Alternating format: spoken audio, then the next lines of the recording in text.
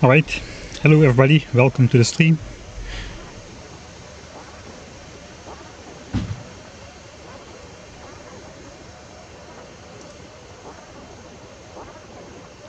Just setting up the rest of the stuff.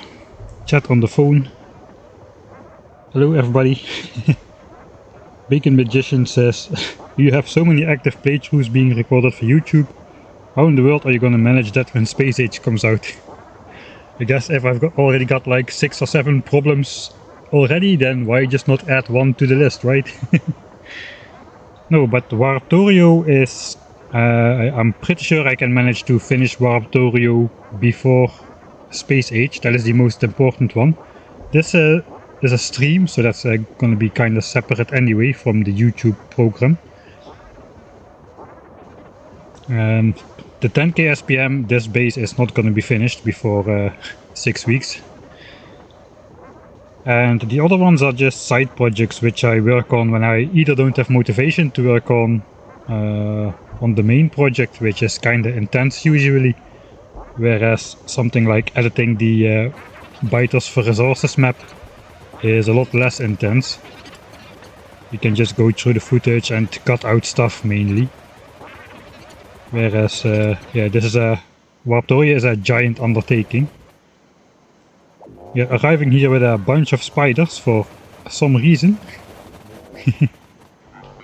And the reason is this giant lake over here. This lake is... my lakes are generally too large to be covered by raiders, so we have to do it some different way. So I have 10 artillery turrets in my inventory, and all of these spiders, they are just there to carry the shells. So that is 800 artillery shells, which we can utilize.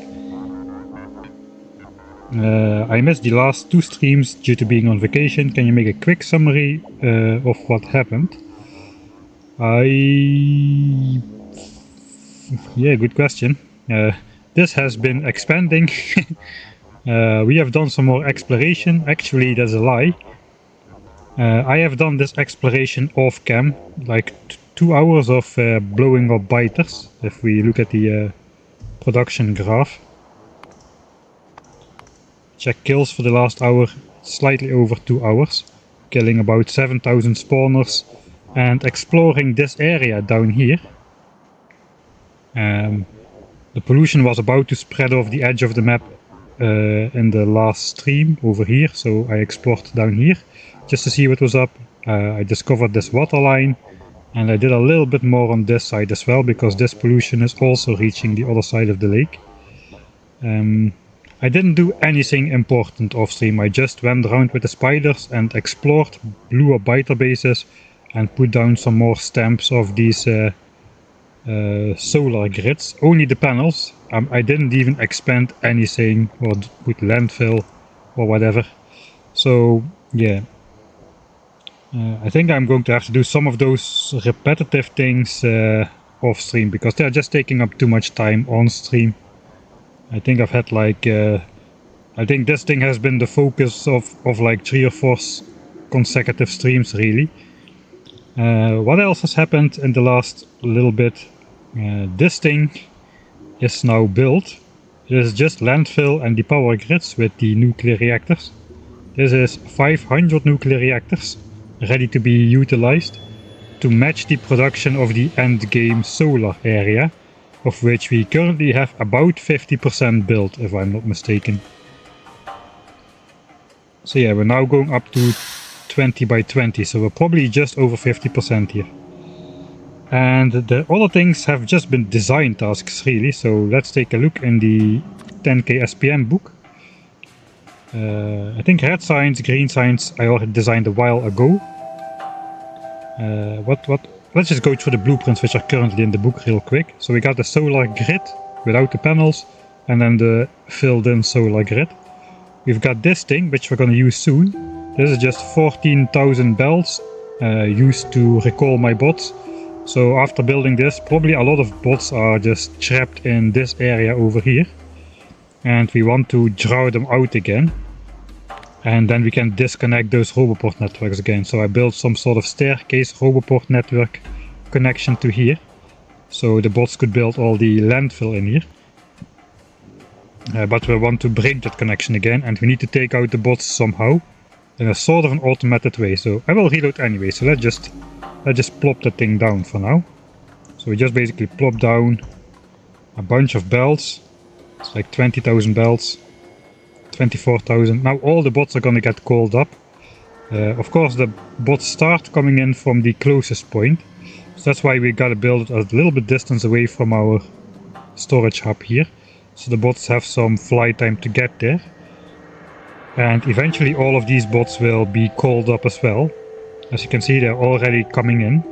And as soon as all bots are airborne, currently we have 6,000 out of the 10,000 bots airborne, so all of these bots are now being called.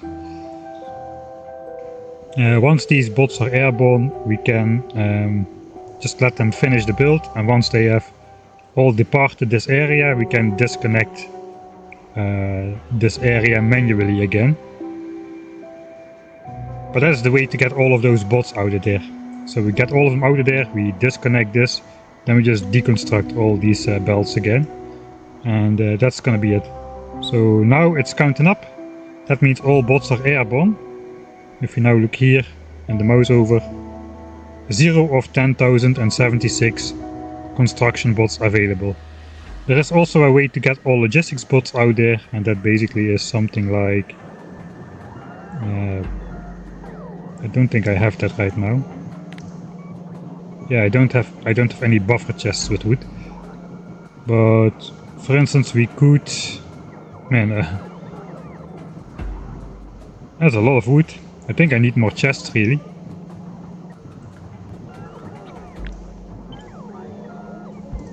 Just putting some chests down, and then...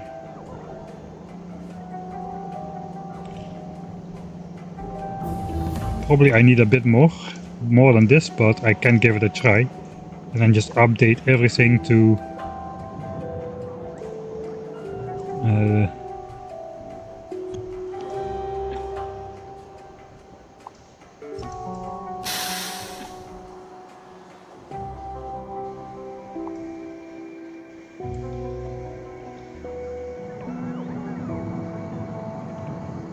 Alright, now this should get updated to active provider chest, and then all the logistics bots are gonna be transferring all that wood here between these chests.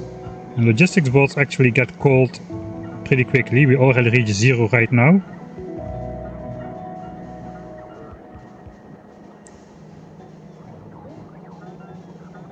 Alright, we did reach 0, so these should be... Yeah, these are on the way now as well. Alright.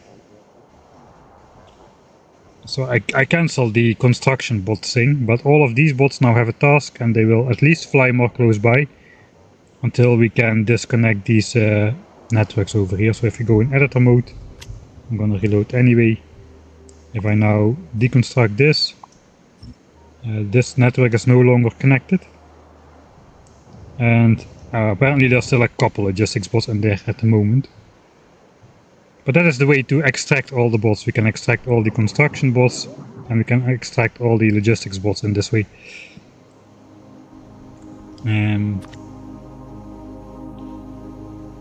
This is the Roboport highway, which we use to build those these Roboport highways. It's kind of self-descriptive.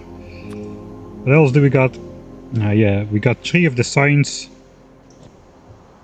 3 of those signs things, sign spec types set up for 10,000 signs a minute. This is 10,000 blue signs a minute.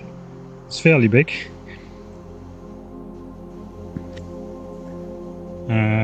This thing I didn't talk about just yet. That is my old rocket silo blueprint, similar to the for the 1000 signs per minute base. We're gonna use that one because it's epic, and I spent way too much time designing it back in the day. Let's just have a quick mouse over. It's gonna look something like this, but we'll see it later in more detail. And then we've got a whole bunch of blueprints about mining.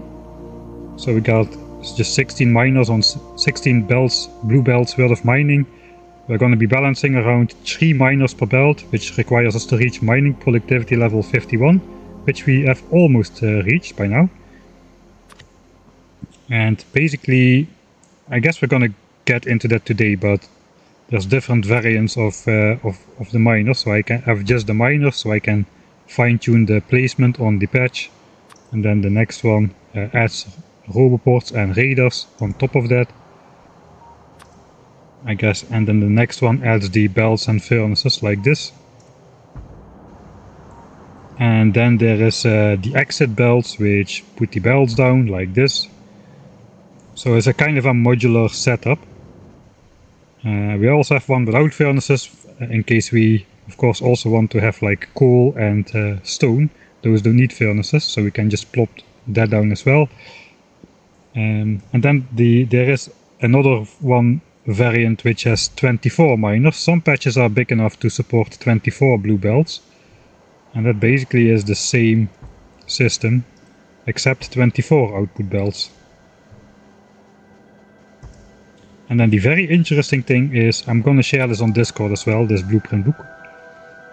You can also build these entire things with basic building blocks. So let's say we go to, can we go somewhere over here maybe?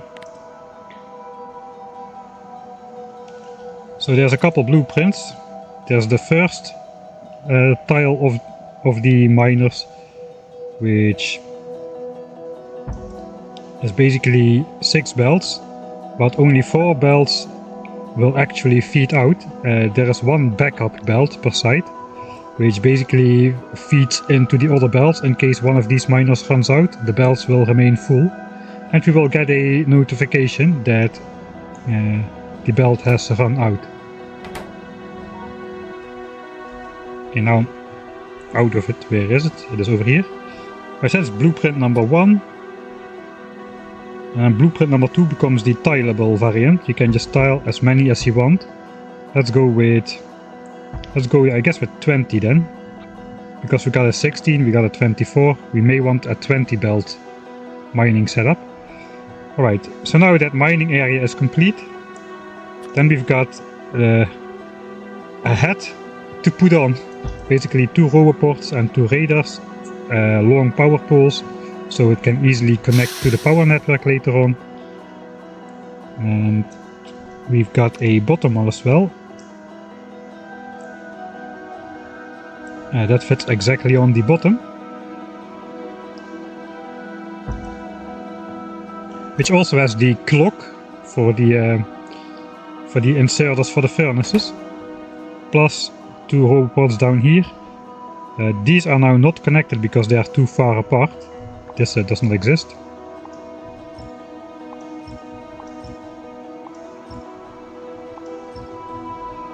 These are now not connected because it's too far apart. But we've got the next building block, which is designed around these 16 miners. That adds belts on the sides. I should remember I'm already in map view. Keep going out every time.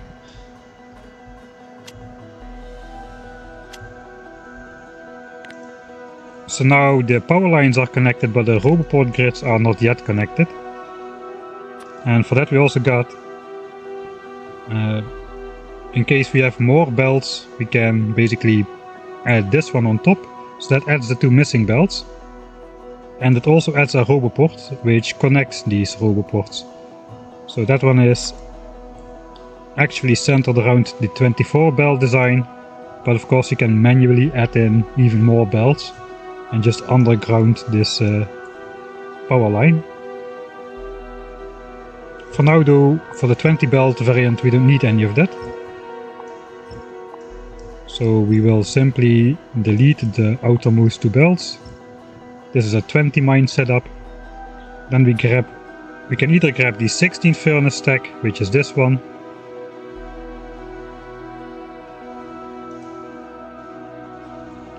And then we have 2 more belts on each side, and then we have this an add-on which lets us add 2 belts per of smelting, like this. And I guess like this on this side as well. And then we gotta connect these belts ourselves, but yeah, we can do something ourselves, right? But in general, in general, that is how it's designed to be.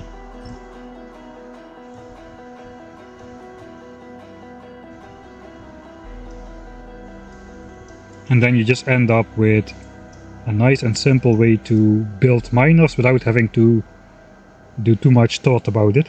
And the funny thing is, if we just build the standard 16 or 24 miner design from that blueprint book, we actually end up with exactly the same setup as we've got the full blueprint. So this is like modular, but the grand design is exactly the same. So this is for the 16. That connects, the furnace area is exactly the same, the clocks are exactly the same. Over...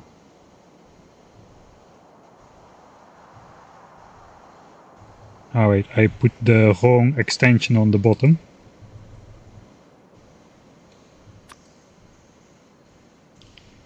Alright, so this is the top, this is the bottom, and then this is the belts.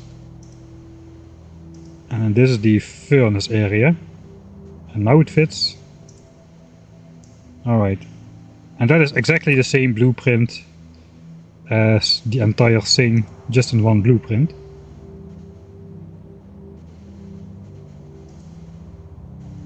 So that's kind of a modular miner setup, which also has the, which also has the nice power grid, but looks like a sneaky power line connected itself in the corner here, where it should not be, but for the rest it is looking nice. Right, since we are in editor mode anyway, we may as well fix that. So this is why I do this kind of design work mostly off stream, because this is really tedious, and every time you make a small alteration, you gotta update all the blueprints, and it is just really not very fun to watch, I imagine. Alright, so that's the entire thing. So now we just select new contents and we can put the entire thing in there. And now if we paste it, let's first delete it, and then if we paste it again, it should not have that power line.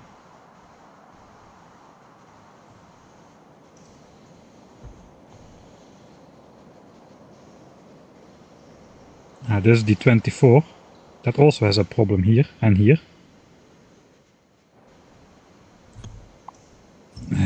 Yeah, this is exactly the reason why I do this blueprint. I design the blueprints on stream, but I refine the blueprints off cam. Do the power network stuff, all the making it modular. I will go through chat soon. I saw some of you subscribe. Thanks already. I'm a little bit distracted now. Okay, this one is good. The 24 variant.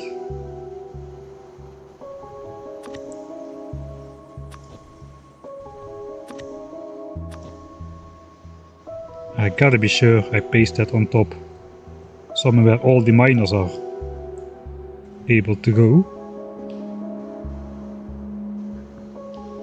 Right, so similar to the 16, this should be disconnected.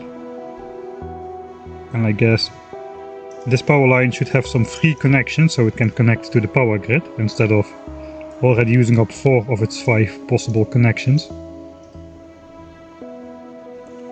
Alright, so this power grid looks nice again as well.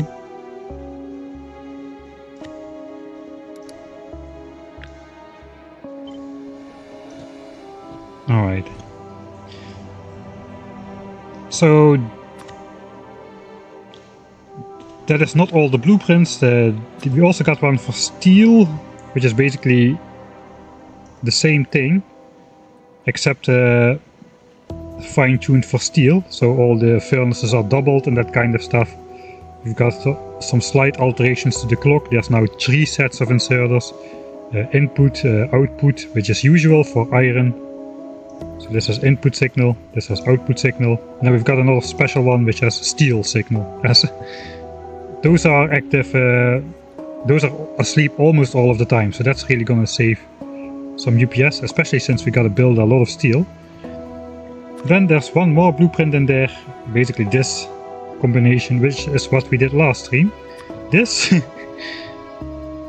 this entire thing.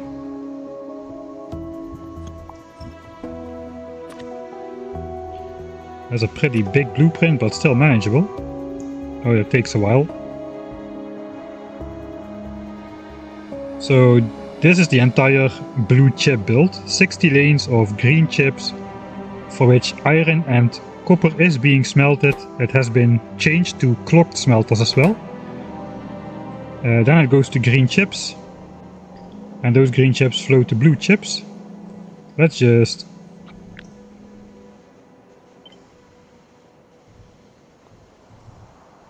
Control Z that. Let's just look at 2 lines instead of all of them. That is mainly what happened last stream. Alright, so here we got the furnaces, we've got Roboport integration now, we've got 10 furnaces instead of 13 because we only need 2/3 of a belt of resources. So we got iron smelting, copper smelting for green chips. The green chips are being made here. Out comes a reliable, fully compressed full belt of green chips, which is important because right here we are consuming a reliably compressed full belt of green chips to make all the blue chips. Then the red chips are coming in from this side, so in total we need 6 blue belts of red chips incoming. And those are just gonna splitter off into these.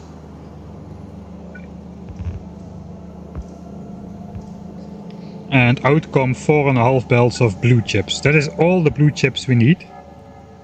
We just gotta copy this line 60 times. And we gotta make red chips somewhere else, and we gotta make sulfuric acid somewhere else, the third ingredient. That is all just connected through a pipe through the entire build like so. So basically that is designed last time. I didn't really plan to design that on Friday, but it happened anyway because we were kinda thinking about if this has enough resources, especially resource density. I mean, 900 million is good, but there's also plenty of patches which are like questionable. We kinda figured out with the not through exploring in this map, but by reloading the seed of this map and starting a new game with it and just scaling down the water. We found out there is a large area here as well, which should have rich resources as well.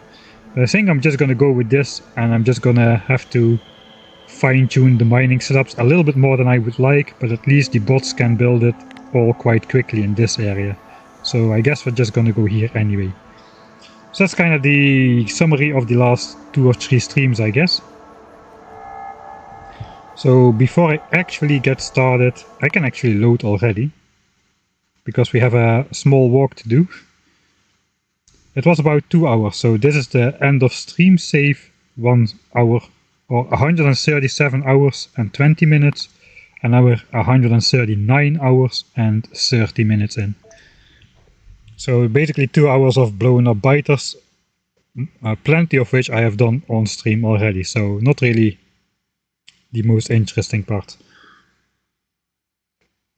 Alright, let me get a nice overview and then I'll just go through chat a little bit. So yeah, we're walking down to that lake where I explored around with the spiders, followed by our artillery spider crew. The bots are doing their thing, placing the solar grid. I guess I should keep placing the solar grid, so let's just rotationally stamp down like 8 more blueprints, and the bots will keep busy as well.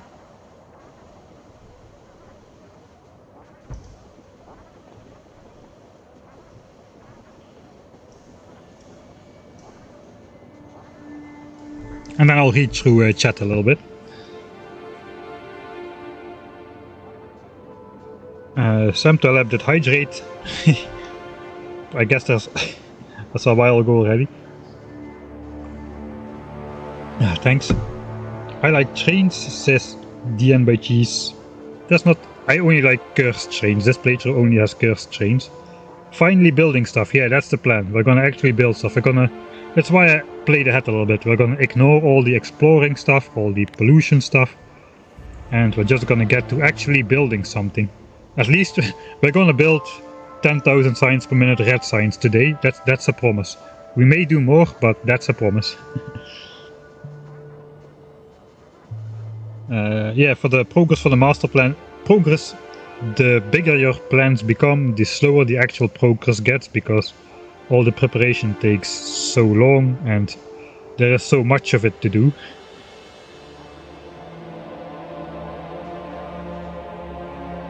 Yeah, Power Island is getting to 20 by 20 blueprint stamps, which means it's 120 by 120 chunks filled with solar grid. Okay, now they're gonna start having not enough bots in there, which is good. That's intended. Thanks TVZR for the subscription, the 7-month Prime subscription. Thanks a lot for choosing me 7 months in a row to redirect Jeff Bezos' money. Thanks a bunch. Thanks as well, Fatman Slim. Are you the legendary musician who was formerly known as Fat Boy Slim? That would be epic, but I guess that's not going to be the case. Thanks for your Prime subscription as well as Exigi for the 5th month subscription. Thanks a bunch.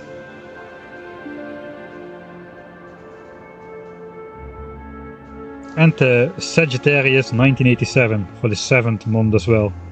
That's almost from the start, right? So did you get to the bottom of clocking? It actually works. Yes. We're going to be building furnaces today, so I'll guess we can show it live in action, but the summary was basically in my first attempt where it didn't work, I had groups of 2 inserters next to each other to outsert iron plates from the furnaces, and then a small gap, and then another 2 furnaces with 2 inserters next to each other. The trick was to put all the inserters equidistant from each other, which is 3 belts. And that also happens to coincide with the inserter stack size, which is 12.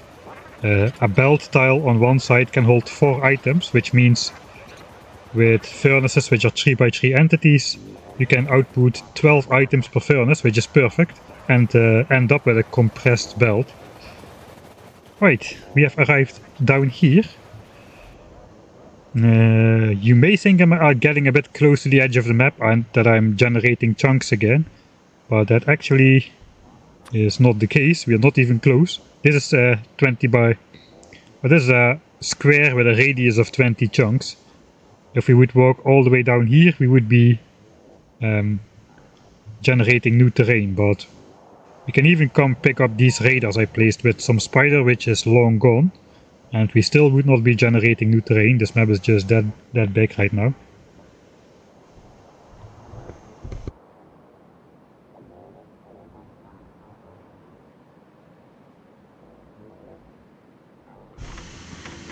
Alright, so let's get to it. I got my artillery turrets on me.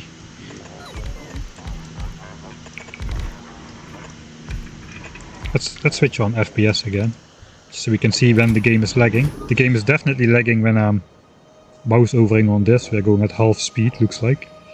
Especially with the pollution on as well. But yeah, let's grab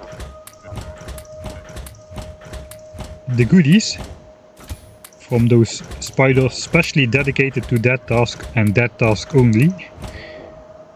And now we can basically artillery explore this lake. Let's switch on third range. Are you kidding me? Looks like I set up shop wrong.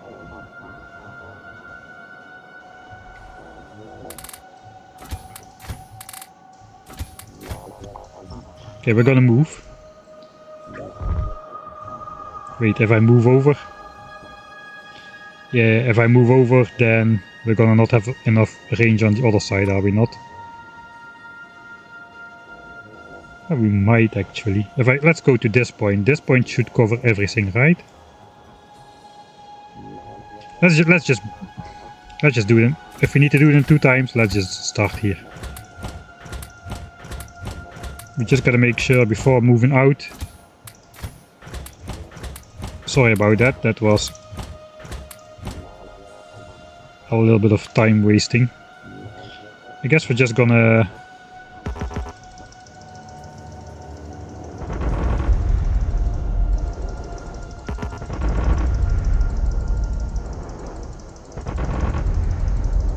go like this, see what happens.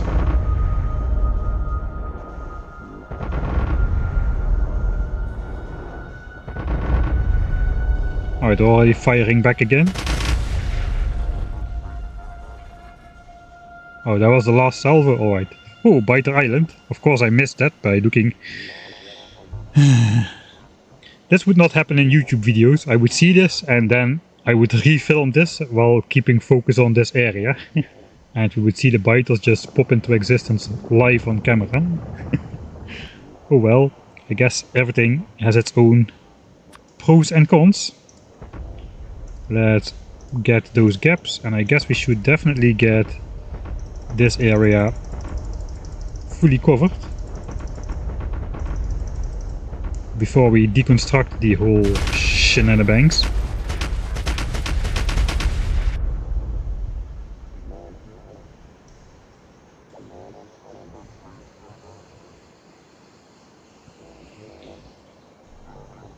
Yeah, basically the inserters didn't go to sleep long enough. That was the main... I imagine that's the main cause.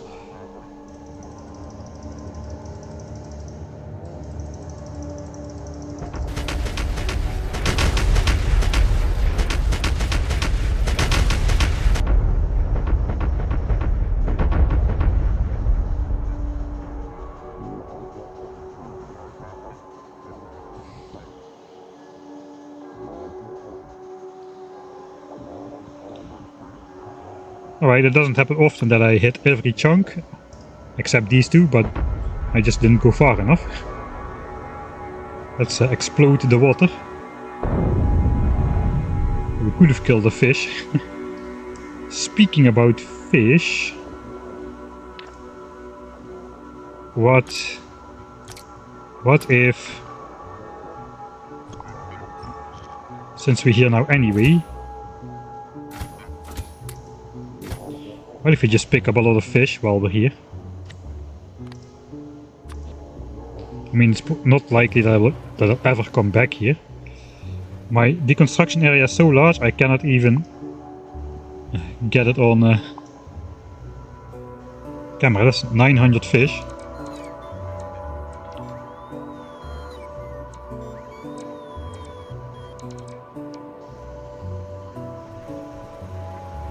Yeah, we're only doing the important stuff again.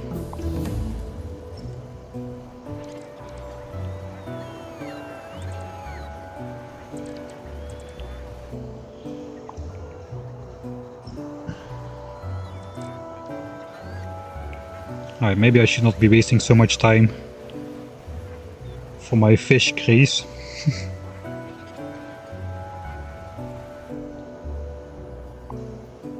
My deconstruction area is larger than the area I can see.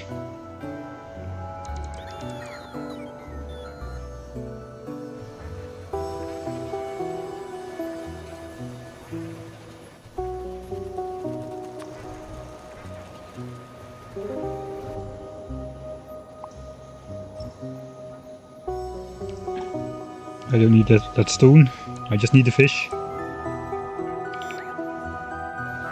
I'm draining my battery like a madman here, because the bots need to fly out so far.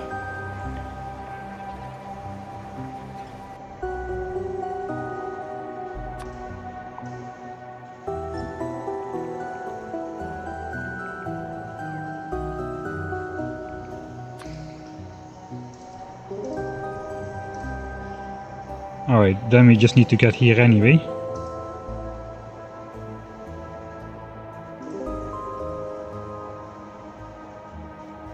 Train of spiders.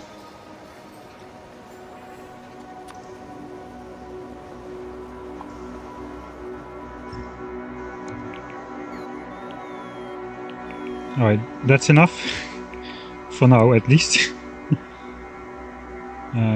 Let's put down the artillery turrets again. 4,000 fish. I guess just a single row will do.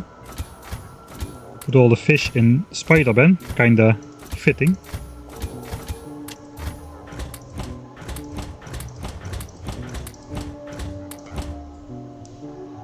And this should be just a little bit.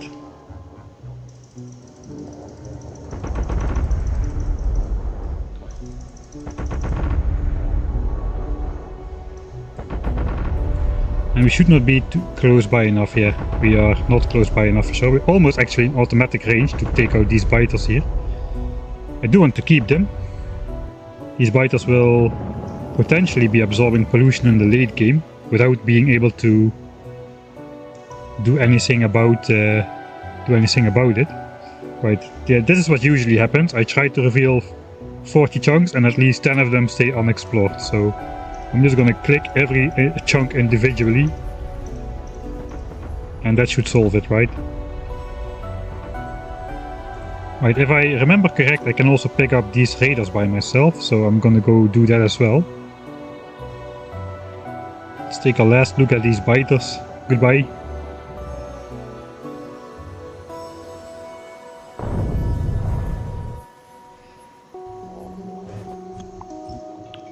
Okay, no more artillery shells needed, so that can be gone. I should probably do this again. Actually, that was a mistake because I wanted to take fish from this lake as well. But I guess let's just take the entire gang with us while we walk here. And I'll just select this for deconstruction already. I'm a little bit close, but you know, 20 chunks is 20 chunks. I could be right on the edge and nothing would happen, but if I was standing here, stuff will happen. Alright, how is these bots doing? Those guys are already done again, so yeah, I should have been focusing more on this as well.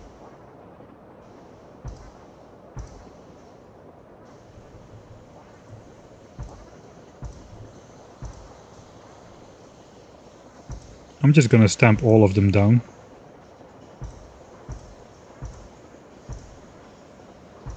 So we keep alternating.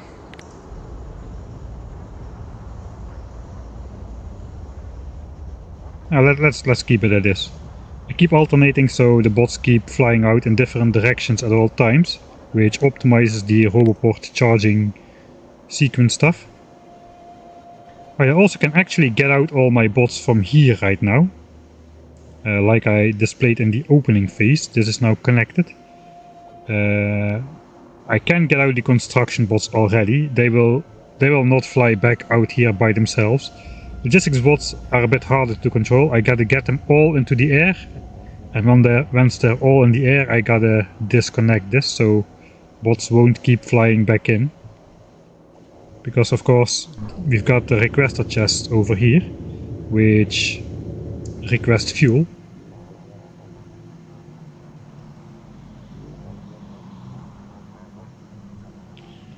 Right.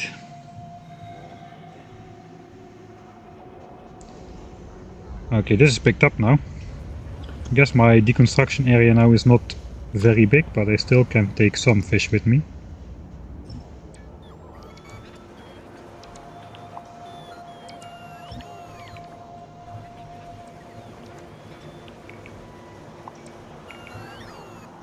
Alright, that will have to do.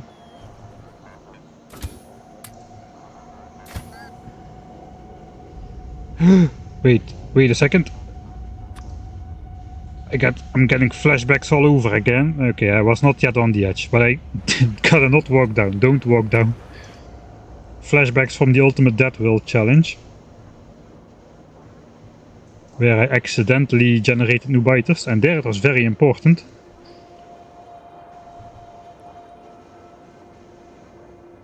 I guess we'll end up over here. So yeah, we got a big walk back to do again. Bots are busy, that's good. I guess it won't work actually if I now try to recall my bots. It does not work because all of these bots are flying out. So I gotta do it in a moment where these bots are sleeping for a little bit.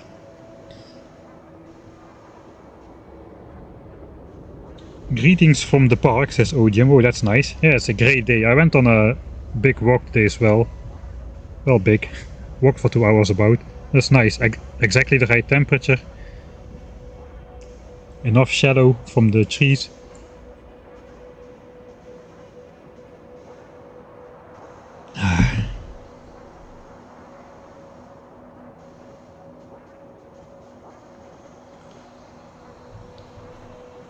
Alright, so let me actually take a look how far we are now.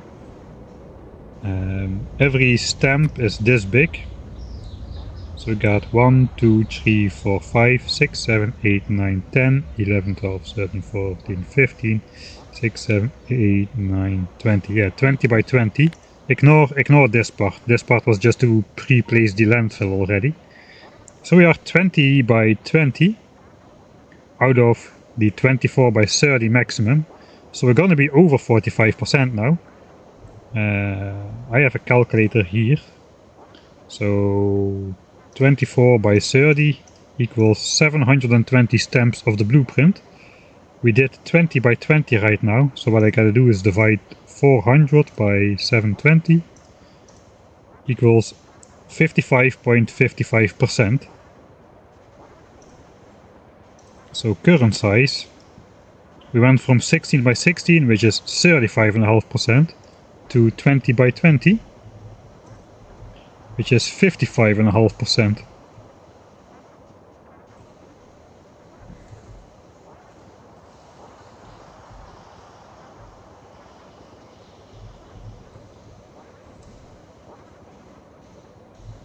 So that means it's so hard to imagine that this is only like slightly more than half of the solar field, and the entire thing should end up being like this big.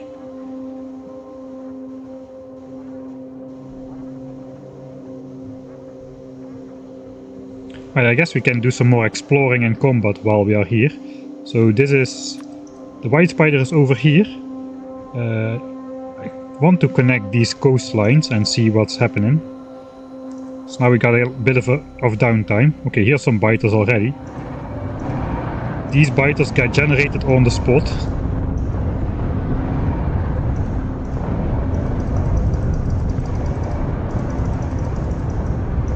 Whenever we meet biters, I can just zigzag them through the base like this, and all should be fine. They should not get annihilated.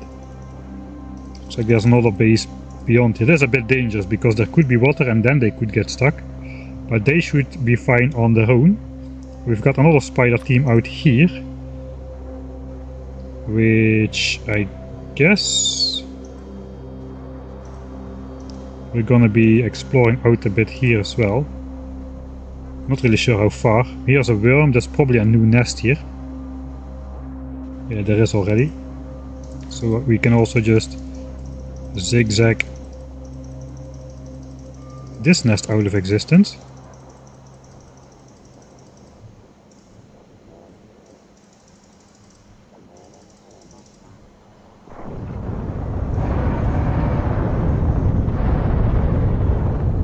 My UPS is suffering with all these tasks. Can I just switch off some? Maybe this helps. This helps.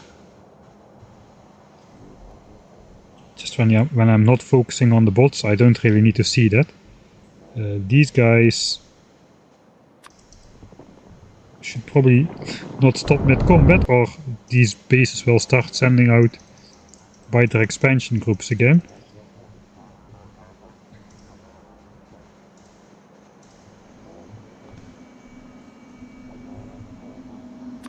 Okay, there was nothing, but looks like here is something again.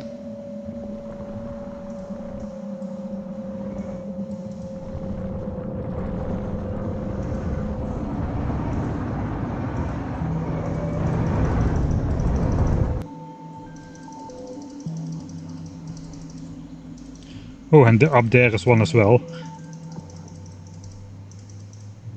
I'm so glad the biter bases do not have 3500 hit points yet. That would make this task a whole lot more annoying. I'm back at the base now, so we could take a look there. I kind of want to explore this peninsula here before biters expand on that again as well, because looks like we keep on finding many biter bases here. Alright, I did not want to focus on this stuff, but this is basically what I've been doing for 2.5 hours. Placing the blueprints, discovering some new areas, and blowing up biters.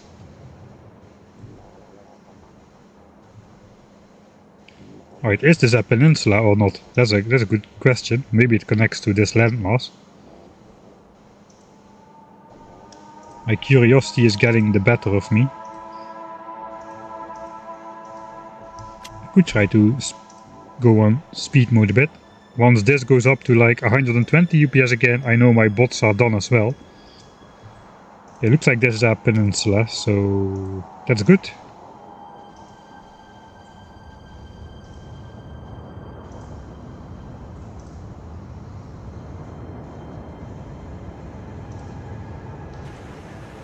Okay, there goes the rockets.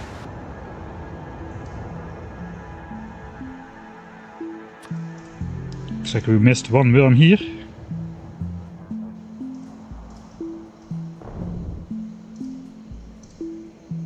I guess we will at least explore this horizontal then. I'm not really sure how far I should go.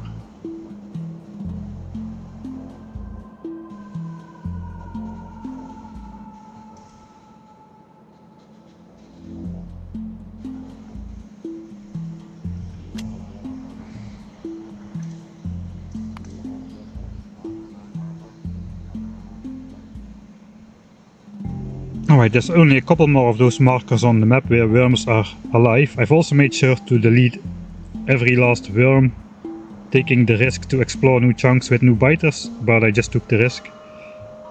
Sometimes I found a new biter base which had to be taken out as well, but usually that was not the case. More water here.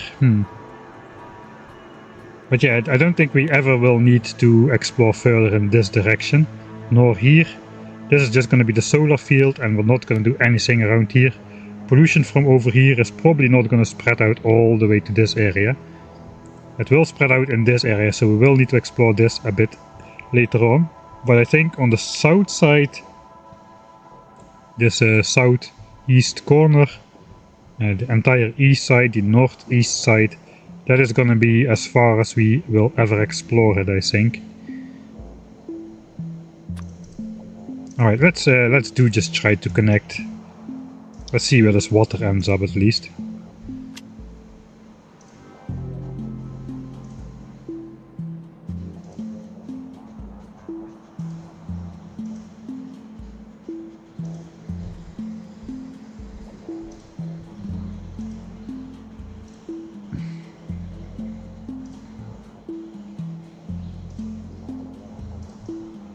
Alright, here's some biters.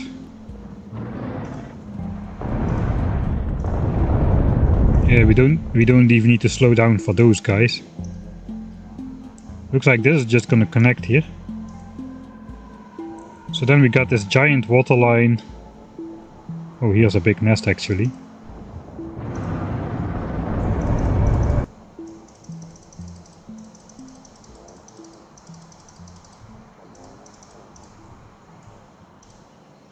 Was to be expected because we marked it. We found one worm, which was an outpost for that nest.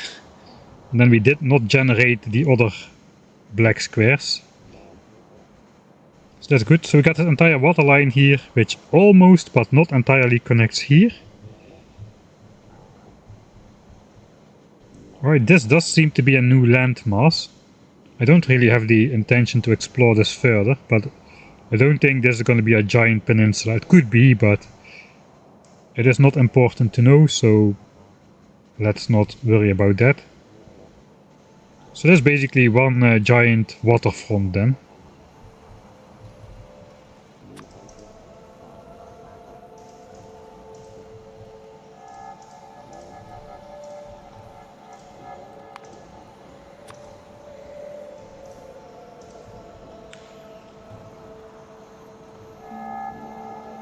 Looks like I'm one chunk too high, so let's just go like this.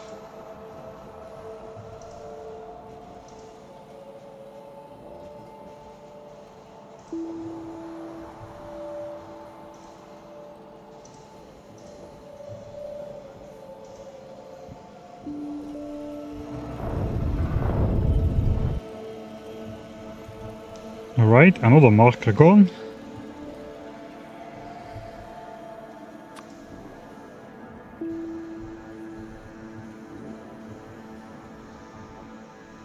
Yeah, I'm not really sure what I should do here yet. Let's keep that guy just off the edge for now. I'm just quickly gonna fill this in. I can do it in a somewhat safe way.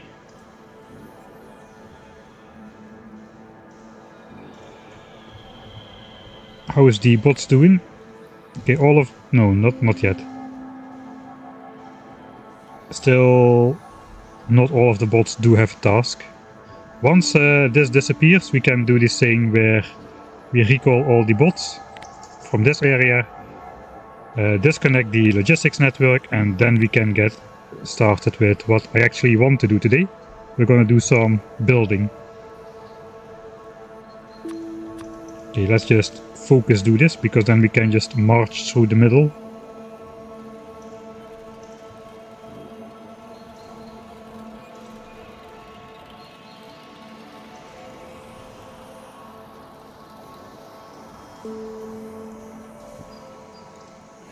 I mean, there's probably gonna be some biter base in here still, I would imagine.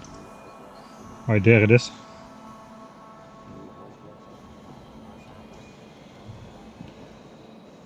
So every time this happens, expansion chunks pop up on the map as well. This land does not exist yet. It is not just background land, it physically does not exist. These biters just were given the right to live. Ever so briefly. But the minute they pop into existence, it is possible they send out an expansion already. There doesn't need to be a minimum time for these guys to exist before they can expand outwards. It just happens on a timer. When the timer reaches the next expansion time, a random nest is selected, or a random chunk is selected from a and then from a nearby nest, biters are sent. So that could just be the chunk which just got generated. Alright, so for now, this white spider just gonna be here. I think nothing has been left on the map. Kinda should have explored this here as well. It's a little bit annoying, but I guess I can live with that for now at least.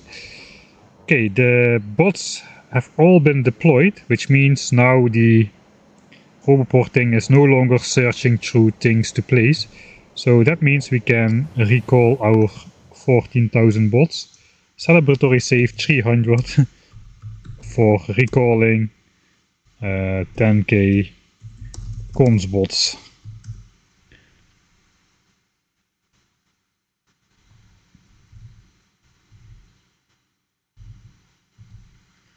Alright, I'm alt-tabbing my way.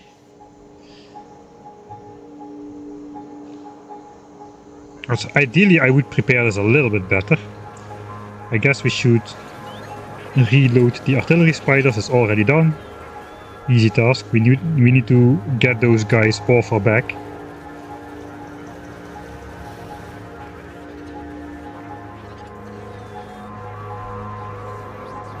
So I got this nice blueprint for 14,400 bots. This thing is so large that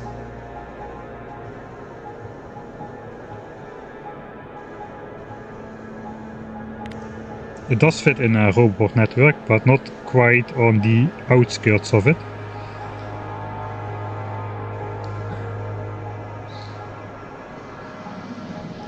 So I guess what I could do is, it should be a little distance away. Maybe we'll go out here. Let's take a couple of hoverboards, so my fish. We'll add the fish to the lake in the end. For now, we'll just grab all my stuff. Can I? No. Alright, we're still on 2 times game speed.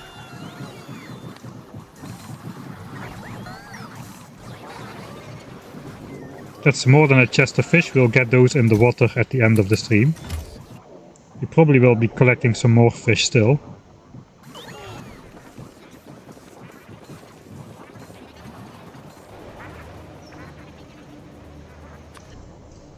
Alright, so we want to get out here.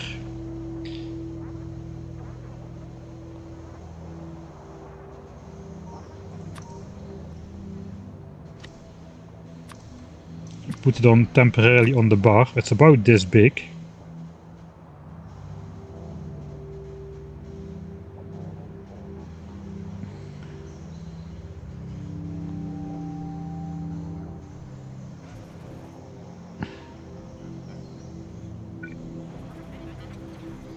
I guess I could do it from the map view. Except the map view is not large enough.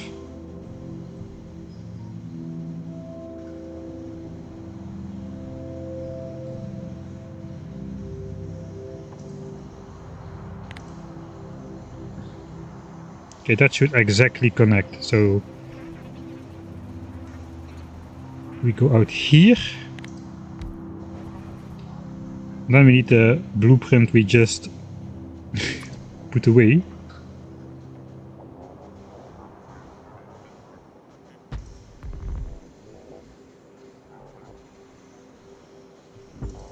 So this is not really meant to be a hoverboard highway. I guess I should do it the other way actually. On the other side.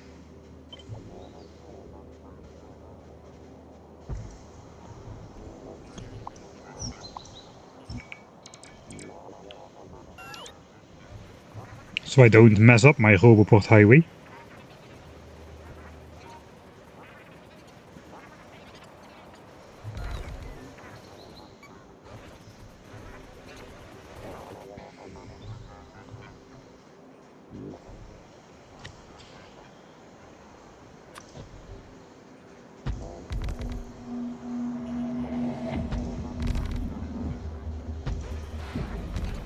I guess we just connect this.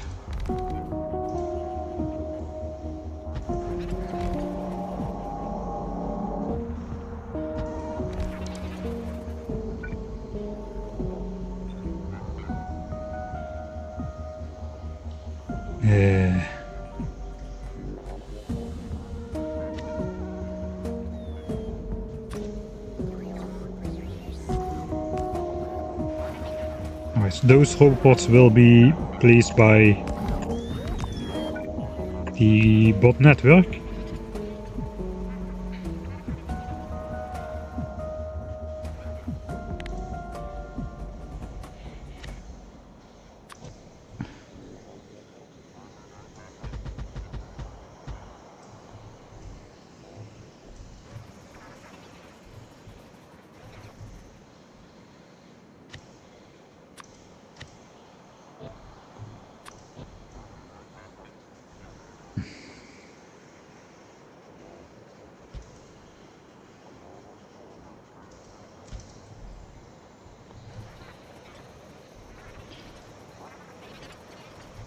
Alright, just give me a sec, that will be finished soon. I'm used to pressing B for blueprints, but I gotta go into my specific book, so I'm kinda keep searching for my blueprints all the time. Alright, that is far enough, I guess. The base bots are gonna place all of those. I guess this distance is large enough for them to be able to cross without getting stuck. Right? Okay, they fly here. Okay, now they charge here. But the next flight path should easily get them over halfway, which is good.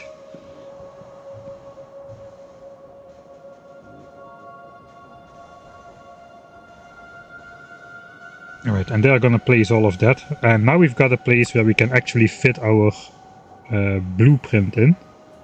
Easily, even.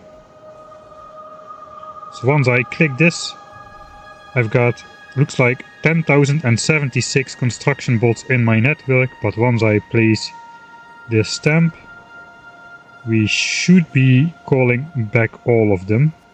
So let's just shift click this thing into existence. Then we watch the map go crazy. And yeah, already bots. Most of the bots were no longer nearby. Most of the bots were stuck. Almost all 10,000 of them were stuck up here. And now they are slowly going to fly back. So now we wait for this number to pop up again, that not all tasks have been assigned a bot, and then we know all construction bots are airborne. Meanwhile, I'm gonna walk to this area so I can manually disconnect the roboport once all the construction bots are out.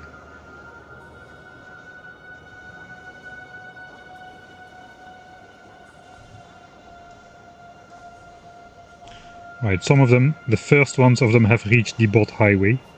Fortunately, there's plenty of roboports in the nuclear power grid as well. Right, this is gonna be a feature. It's a feature, not a bug. The bots are gonna be like a staircasing. So fly, fly back, fly, run out of power, fly back. So they are not taking the most optimal path all of the time. But at least they are following the general path of the bot highways we put into place once they get there. Right, all of the bots are airborne. That is good news. That means 0 construction bots are available at the moment. So now we're just waiting for all of these guys to get out of this network space. I think if I deconstruct it now, all of these are just gonna very slowly float to this network, but I'm not entirely sure of that. So we'll just wait a little bit more.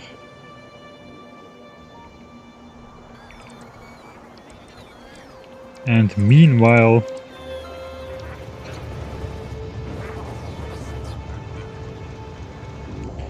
I can probably get all of the logistics bots out of this network by making one active provider chest here. Alright, here come some logistics bots as well.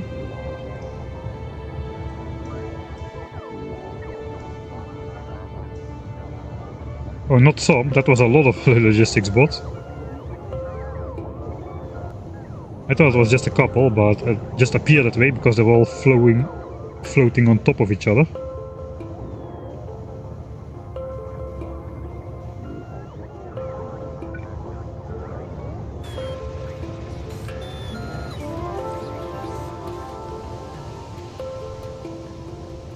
Alright, the last step of the staircasing takes a while, looks like.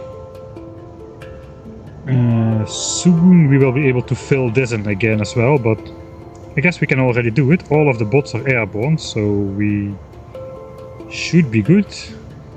I think I just prefer to finish this first though. So all that this does is require a lot of power basically. Power is free anyway. I think normally we're using like 6.7 gigawatts, but suddenly now we are using more, 1 gigawatt more just for the roboports. 200 megawatts, and now we're using like a gigawatt. So yeah, all of these bots are now trying to place those belts. It's important that all of these are gone. I think I'm gonna do another one. See if the logistics bots are still coming out of here. Yeah, they are. So logistic bots are a lot more compact than construction bots.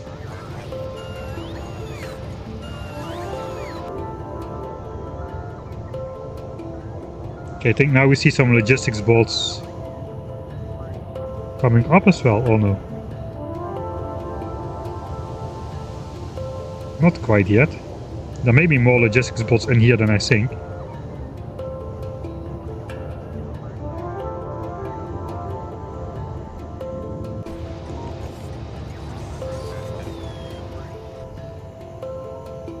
Alright, I think that is gonna do. So now I am going to break this.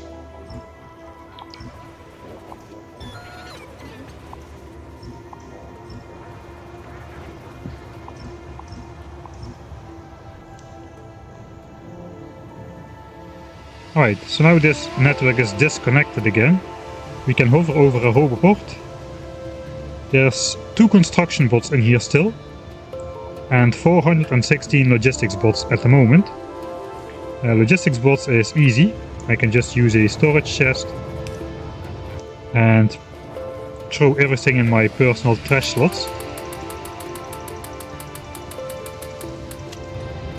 That should bring out the remaining logistics bots here.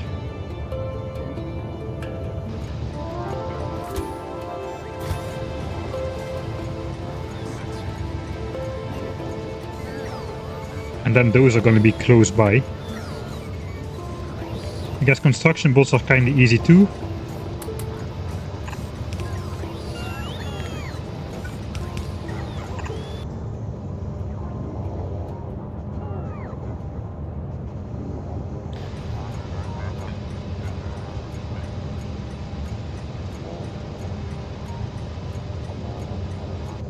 I wonder where the 2 construction bots are then in our network. Ah yeah, this happened. Alright, so I disconnected the logistics network while bots were flying, parting to here with like fuel cells and stuff. And now all of these guys are just slowly going from here to here, including those 2 construction bots.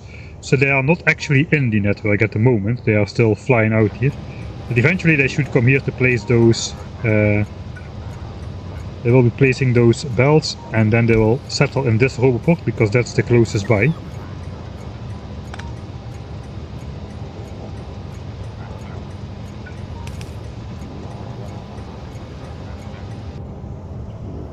Alright, meanwhile I'm gonna be reinstating these chests. These were provider chests and these were buffer chests.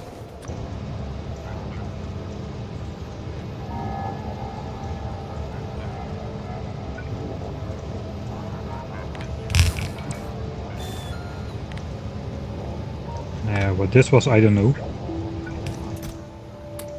Let's just leave it there. Okay, now my bots place those belts. So I guess...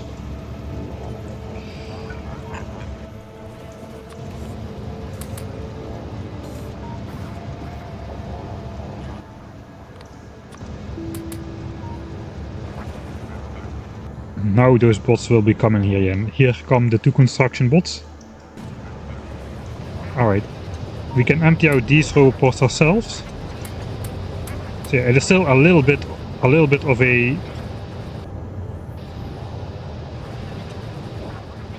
annoying, but not as annoying as trying to pick up 10,000 bots out of there. Oh, this is actually no.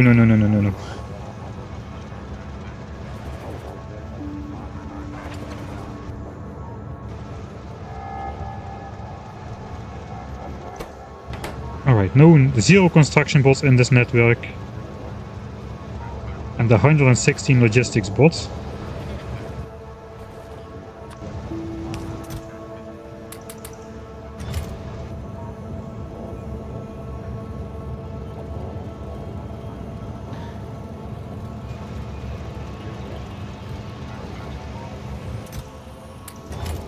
Ah, oops.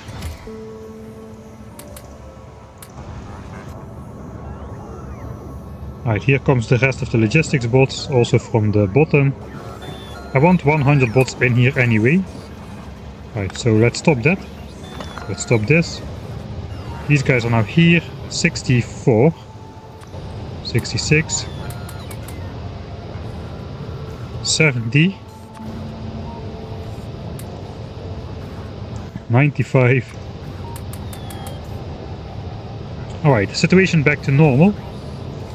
We've got 100 logistics bots and 0 construction bots in the nuclear power plant network. Only when we actually will build it, we're going to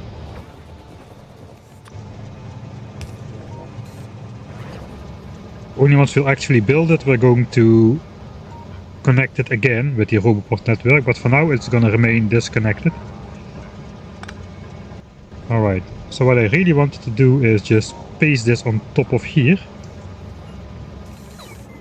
which triggers this again. This wagon will be emptied again, and this train will go pick up more fuel cells. It has been inactive for a while. It is good it didn't go at right that moment, because we would have had a crash again. So it looks like they're missing each other again by just a little bit. Alright. One other thing I needed to do was to make all the steel chests active provider chests again. There goes the train.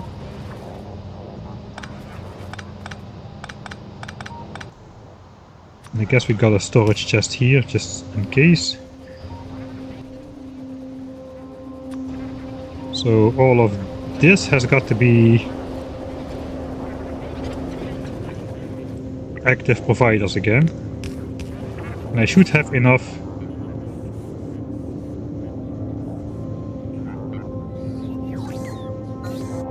wait. Yeah, all of these are active providers.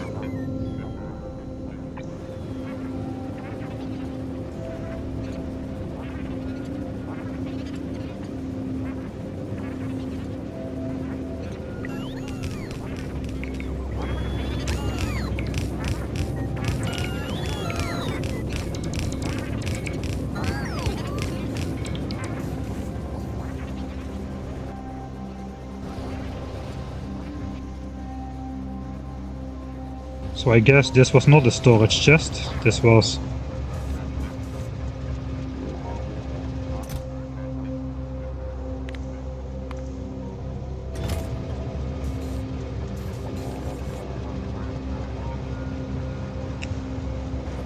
There was something else, but it's okay. Don't really care about that. Will this get emptied again? This will get emptied again. Where's the other train?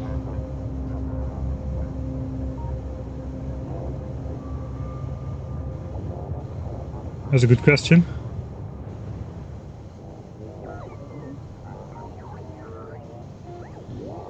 It's getting loaded again, I guess, with solar panels. And now it's gonna go to the solar outpost again. Alright, so that's good. Alright, now this entire thing is built. So now we gotta deconstruct this again.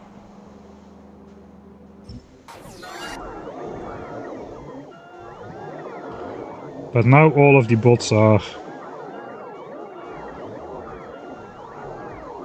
kinda nearby, since they settled close by. So this should not take too long at all.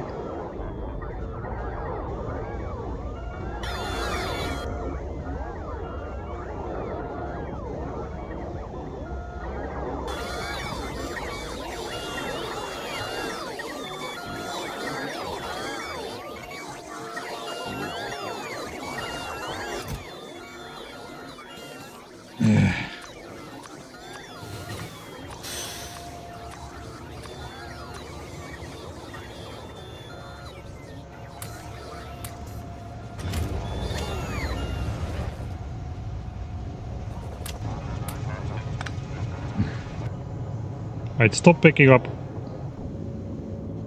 fuel cells.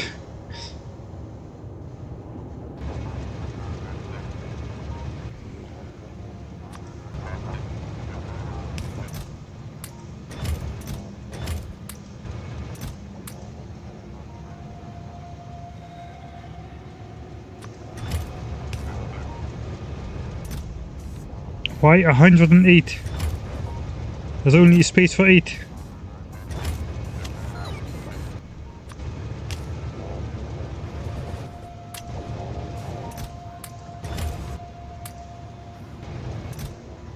And now we got the problem that all of these guys were expecting to be able to put that somewhere.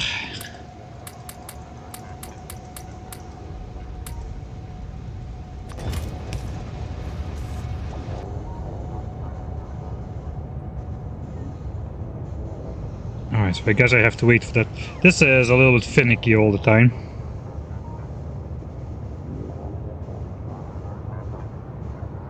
Yeah, it looks like a yellow chest. Maybe I don't know exactly what happened. I guess we're gonna get overfilled again. The bots are gonna wait. That's okay, let's just wait for those bots to come back. Okay, those are sleeping. But now I have a little bit of time.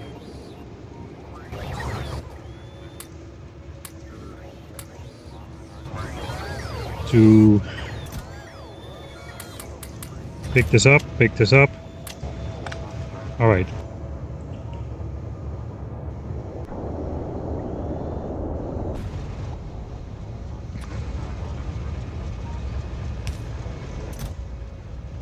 I don't know what's going on.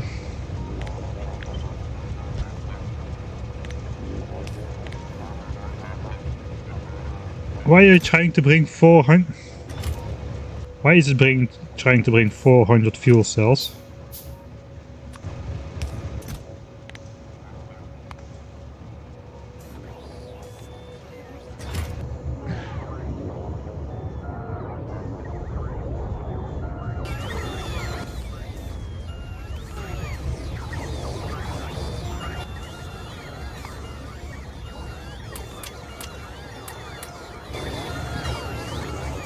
Alright. Can I be a priority maybe?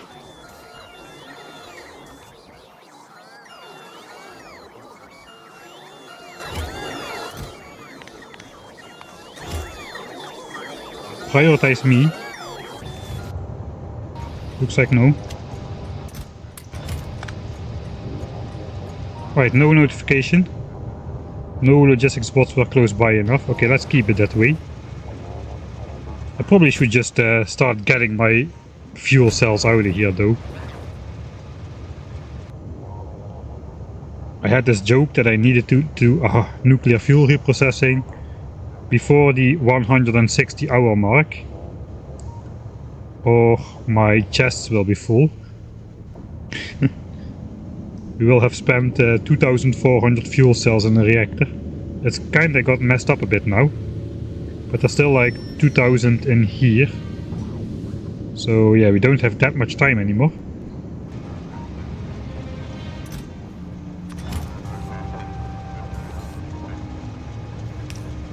I am just gonna put this back here for as far as I can.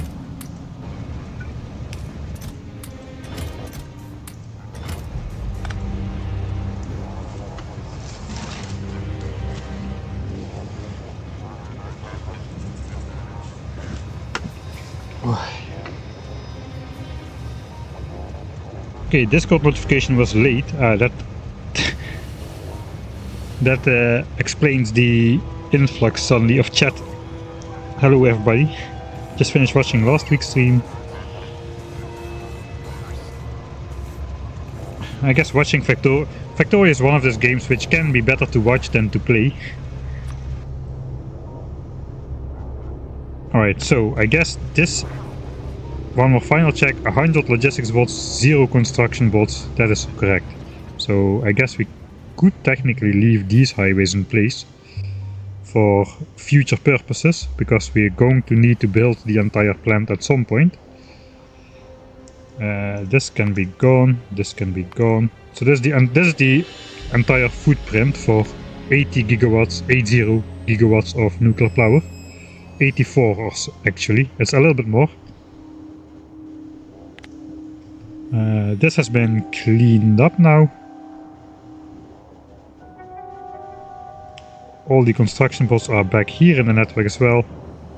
So I guess let's march back. We'll manage the bot network a bit. I've got a bunch of stuff in my inventory which I do not need anymore.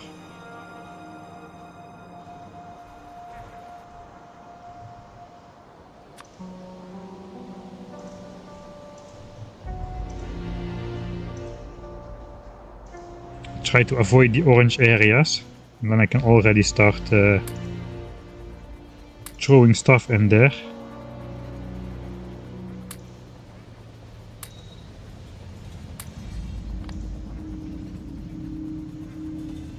I think I'm not that messed up actually.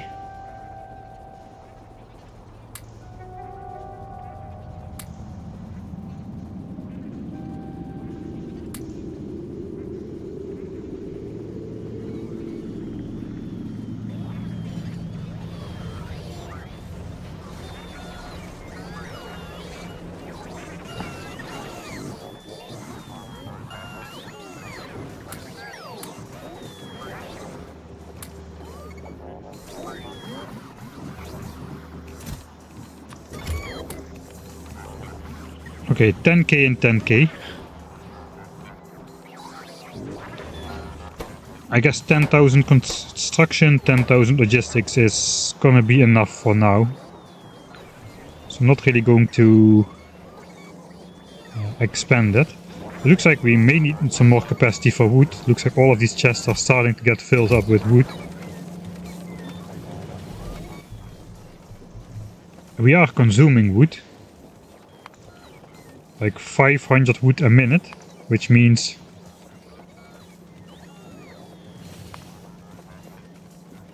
I guess we're not using as many resources anymore. Okay, this was when we were building or generating the nuclear plant. A lot of copper smelting. And that went down. I guess we just had a burst for iron smelting for making belts. Since we placed all the belts, those got extracted.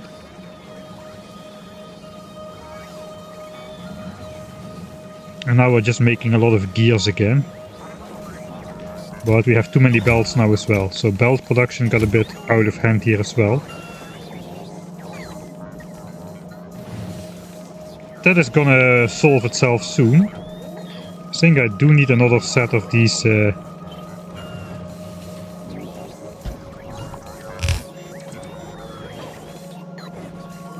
those wood chests.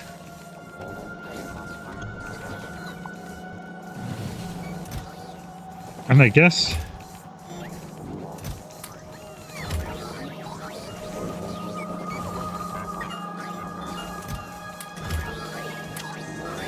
okay, they're bringing it back in this chest for some reason. These have the filter wood, but these don't. Alright, then we'll just have to deconstruct them.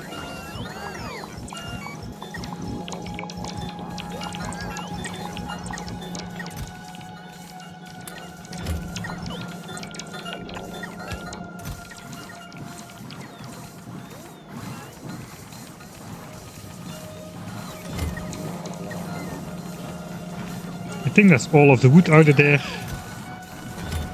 What about stone? I guess the stone chests here are full as well. Coal chests are being used, so let's paste stone on there.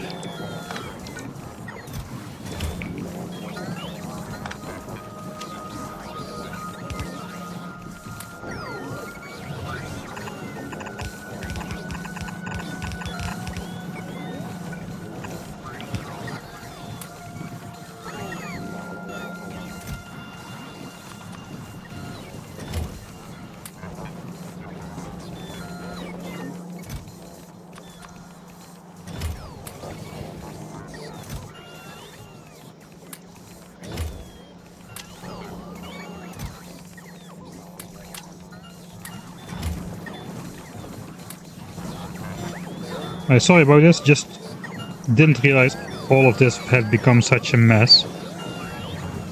So I kinda gotta wait a little bit before I send out all these spiders again with more landfill. There's another 80,000 wood in these spiders over here.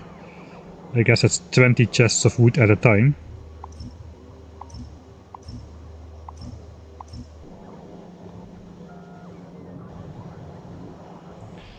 Alright.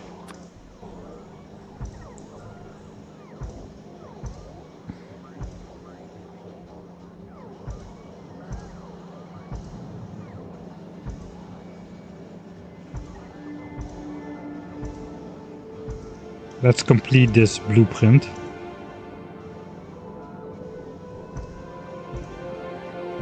That should be the full 20 by 20 square once that is done.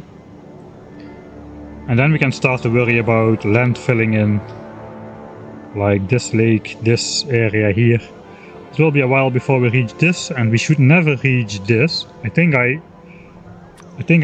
tried to do it that we exactly did not hit this water in case we needed to put like a rail line next to here or something. Of course landfill exists, but I try to, unless I purposely build something on the water, I try to avoid using landfill too much.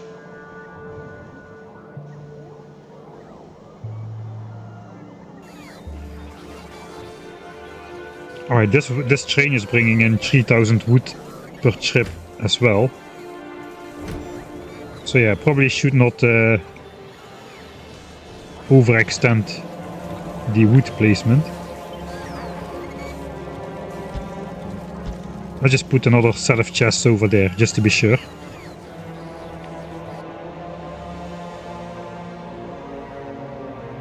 Okay, those are not getting placed now, because we just placed like, I don't know,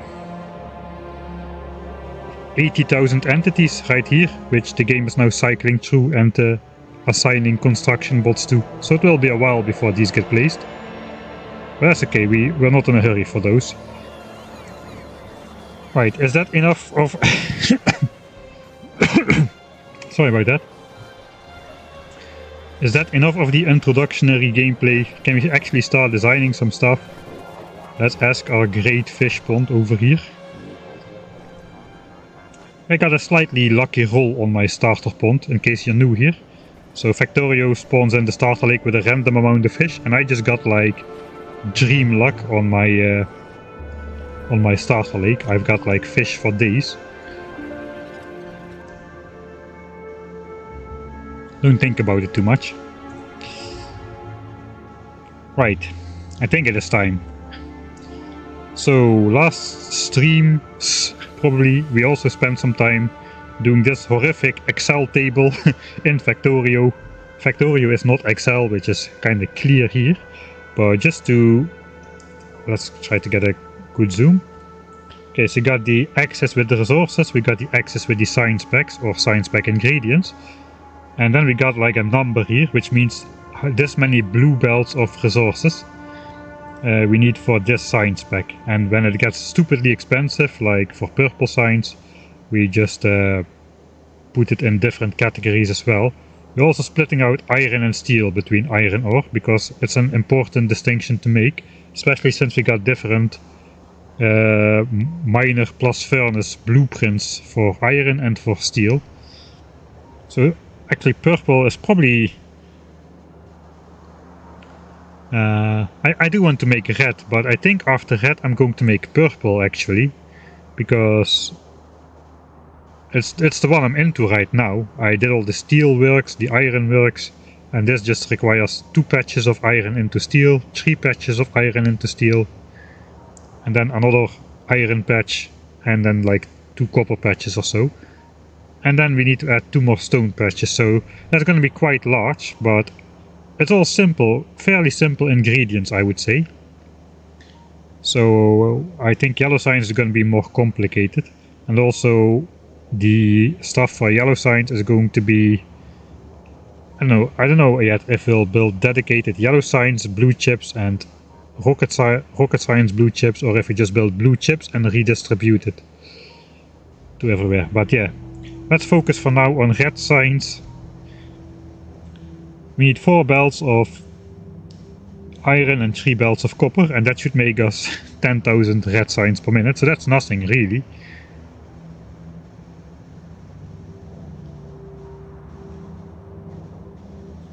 Alright, so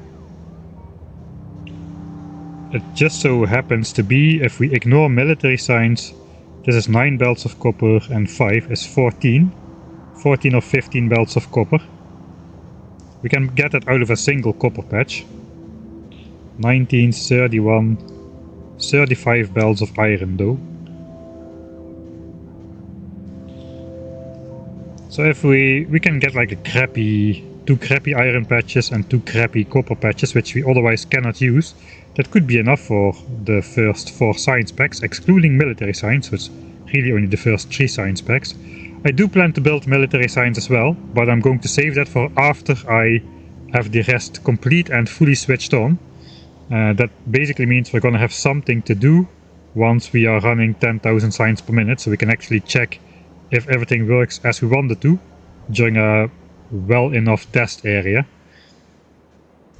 So just like now for 1k SPM, we have a perfect flat line since we started. Basically we're going to try to get like 10 hours of 10,000 science per minute, but to be able to do that we need something to do during those 10 hours, and that's going to be designing military science, I think. Alright. So, yeah, it is kinda hard to figure this out, but Last time I said here's a decent purple science area. We need like 6 or 7 iron patches, which is over here. This has 2 copper patches, which is good, and 2 or 3 stone patches, which is good, as well as some coal and oil. I guess I'm just gonna say this is gonna be purple science, instead of just trying to figure out where exactly everything is gonna go.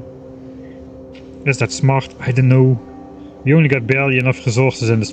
That's the real problem, really. This area just contains barely enough resources to do the 10k SPM. If it was comfortably enough, I could just say, okay, this will be purple science and we'll figure the rest out as we go. But since we got almost exactly enough, maybe I gotta just take a slightly better look at what we actually need. It looks like yellow science needs about 4-ish copper patches and 3 iron. So yellow is 4 and 3, and then space is 7 and 5 again. We should have that right, 4 and 3. Right, so purple science, here's a bunch of dense copper. Which one had a lot of copper? Okay, 4 belts of copper, 3 iron, and this is 7 and 5. So it is more copper, but not that much more copper. So we still gotta have some good iron around as well, which kind of sucks. I mean, there's a lot of. I guess we could maybe draw copper from here, draw iron from here, and then just build yellow science over here and space science perhaps as well. Maybe we can all build that close together. Here we got like 7 copper patches for sure, usable. I did not designate those for purple science yet. So maybe this could be the space science area. It's gonna be quite big as well. We don't have that much oil nearby though. We do have coal. We could do rocket fuel with coal liquefaction instead of oil. That would be something new as well. Here's some more iron as well. Yeah, I think we're gonna have enough. Yeah, we can get our stuff out of here, man. So there's purple, space, yellow, and then I've got everything. Okay, maybe we do have plenty of resources. Maybe I'm just being overly dramatic here.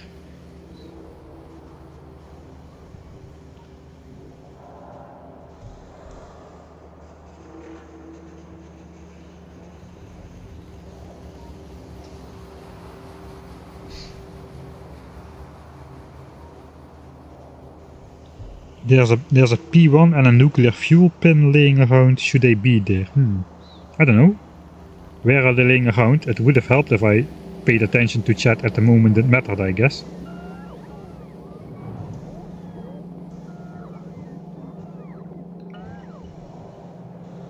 Yeah, I'm not entirely sure everything is exactly where it should be, but most things are, so I think I'm just gonna ignore.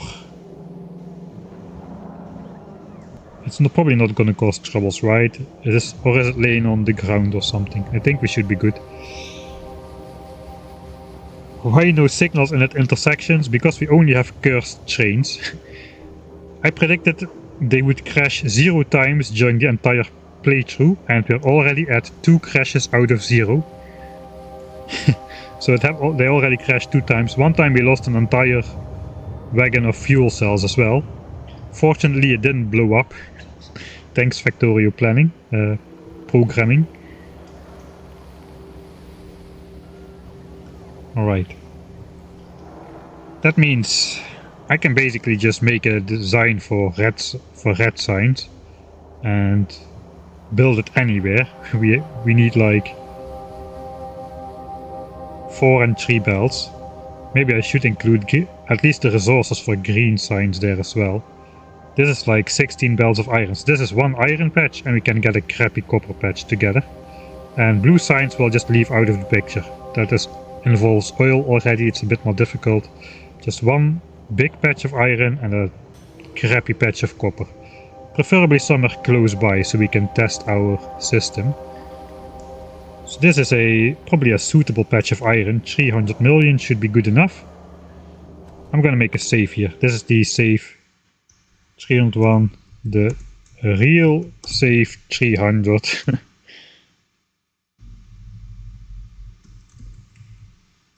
Start this. I'm actually going to save this as 300. Have that. Starting the first 10k SPM build. That should be saved 300. Who cares that we recalled those robots?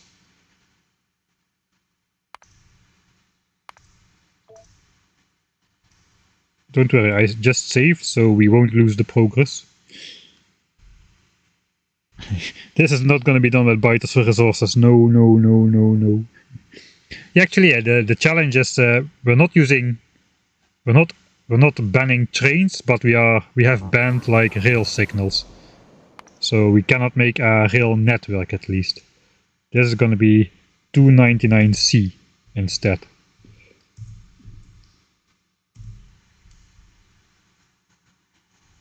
Where we recalled all the bots. This is going to be deleted. And then we can load this one again. Right, 140 hours in the game. 140 hours. And we are finally starting to build the 10,000 signs per minute base. That's crazy, man. 140 hours. That is a lot of hours. That's like six full days, day and night, of game time before to get to this point, basically. We do have a 1000 signs per minute base, which has been running excellently. Alright. Then the question is, I should probably design this in editor mode again. It is so much easier to design in editor mode than on the actual map. I guess we made the save, so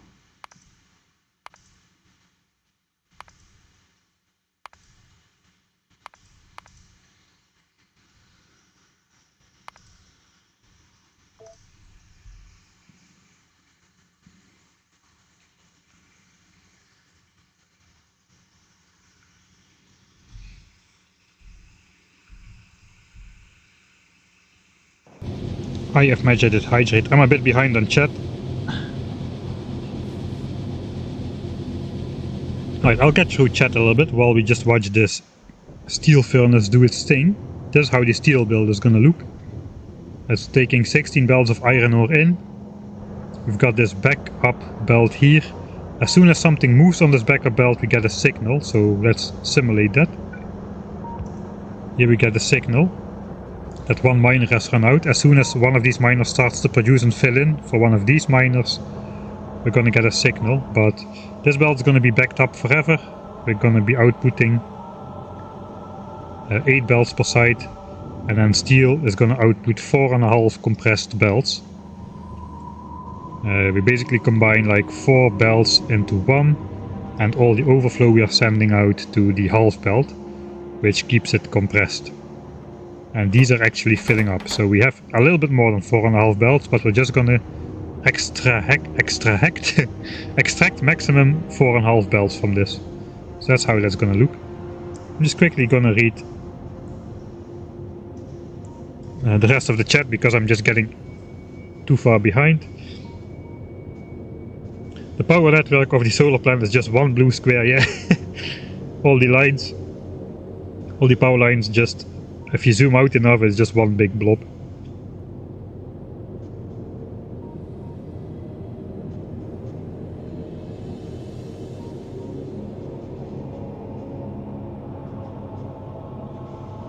Yeah, looks like we're gonna be running on wood for quite a while. 500 wood. That's 500 to 1000 wood a minute.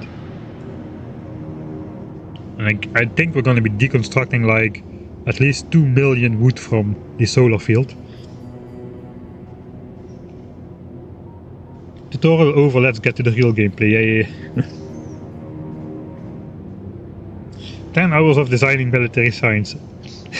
Oh, I'm not gonna design military science in the editor, we're just gonna do it in the game, because the point of that is just letting the 10,000 science per minute base run while we do stuff.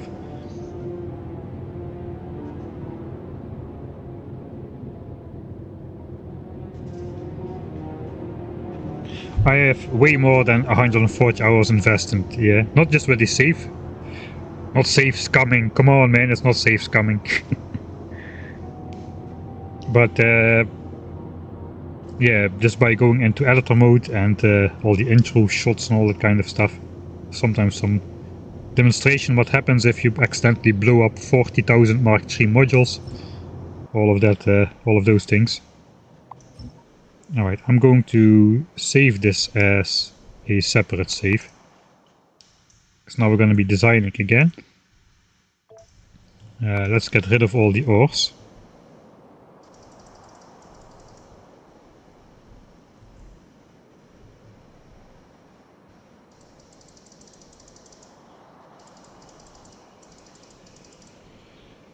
Alright, get back to the center.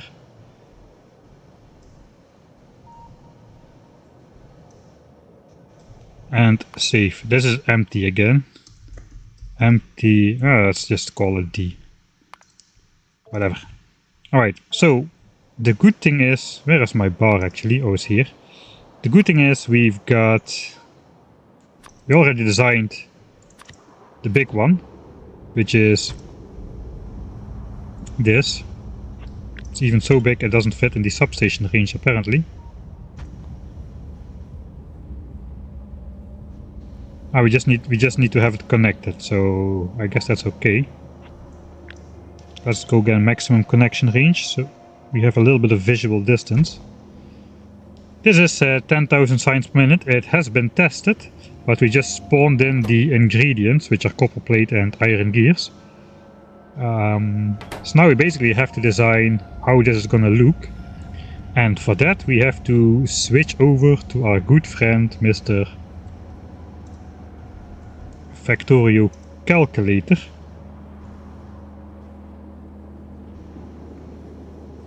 And we don't care about the other science packs right now, we're just gonna open red science in a new tab. Should be very easy. Alright, we need 4 blue belts of science pack output, which is why we have 4 rows in our design. And we need 3 belts of copper input, 3 belts of iron gears input, 4 belts of iron. I guess we're just gonna divide it by 4. Can I do this? I can. So every individual belt is going to have this. So that's almost 1 belt of science. This is just 2/3 of a belt of copper, 2/3 of a belt of gear. Actually, we need only 1 belt of iron to make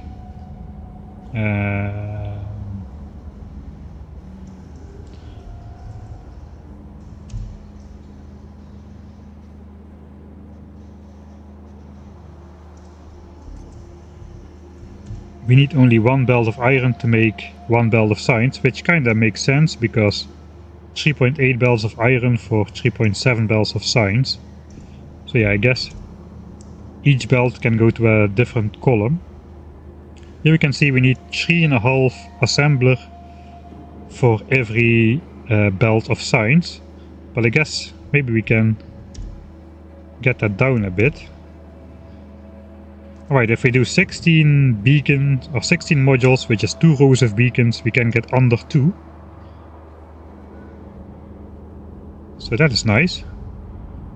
So basically eat up 1 belt of iron with 2 assemblers.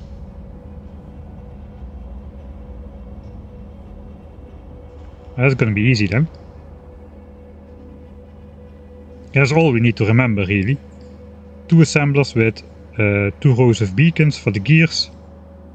And then for the rest we need to basically just divide 3 belts of copper over 4 belts of science. So a 3 to 4 splitter or something. That will do the job. Alright, back to the game. That's gonna be easy. It is red science after all. It should be easy. Alright. So, with a little bit of luck,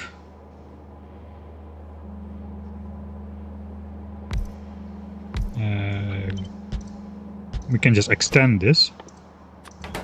and just make the gears in line, because why not? I was thinking we will have to build them separately down here, but since we only need 2 assemblers per line, we may get away with this. We do somehow need to get consume a full belt of iron though with 2 assemblers, reliably so as well.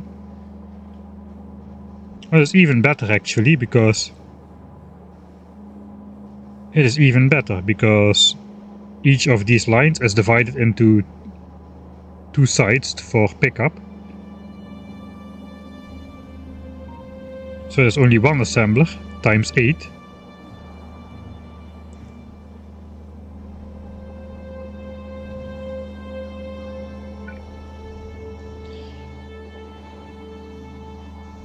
Alright, so we got 4 belts of iron incoming and 3 belts of copper.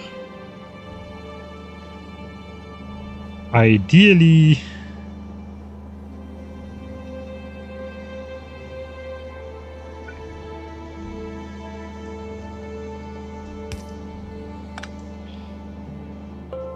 I would not do something like this. This would work, but it's kind of random which assembler takes how much, for at least for a while. So I would rather do something like this.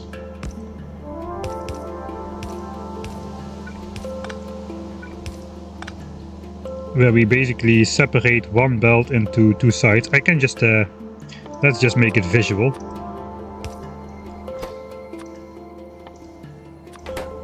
So basically this divides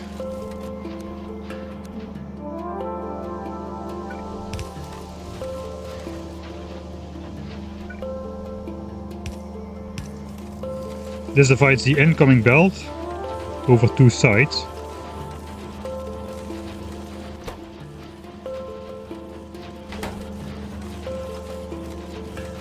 Ah wait, no, this is not working.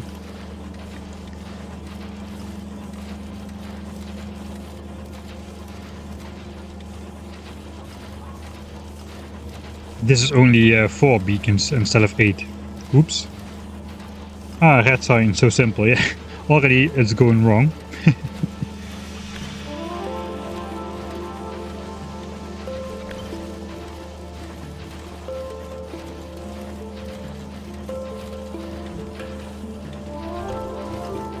Right, let's remove this for now. Can I just add some beacons to the front so that it is going to be 8 beacons? Looks like no.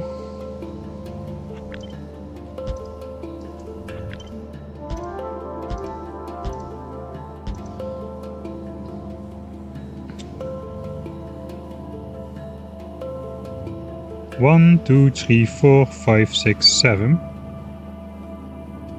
8, 9, 10, 11. Ah wait, this one too, 12. Okay, this actually works. It looks very ugly though. I do not want to speed up this more.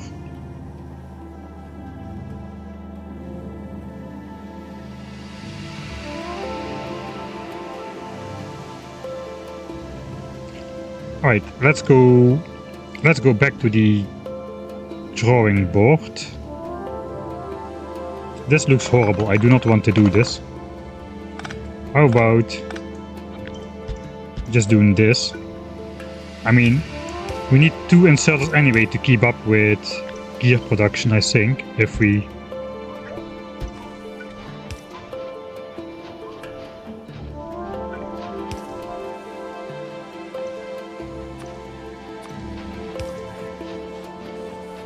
If we just get rid of it.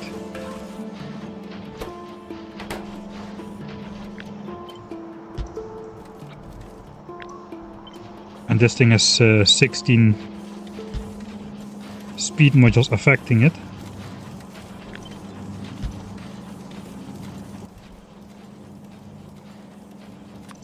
It's not even going to be fast enough, is it?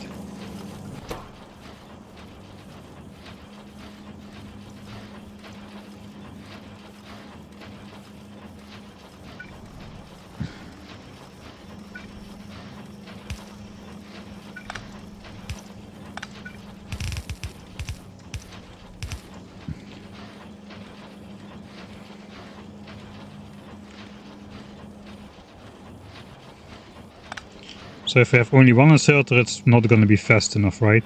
Yeah, this is not keeping up for sure. So we need two inserters anyway to be fast enough, so we may as well just use 2 assemblers. On the other side, we probably only need one output inserter even if we output on a belt, I guess. Maybe not.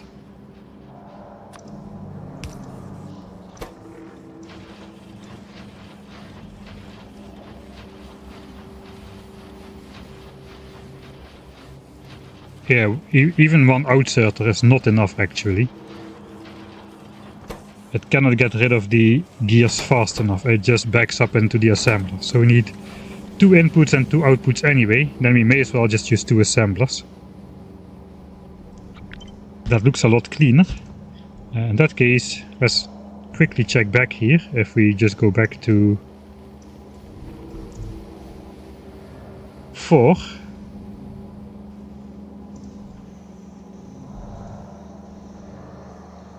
Yeah, that's 3.5. Alright. And with 3 beacons it's 4.5, but the 3.5 beacons is just barely under 4.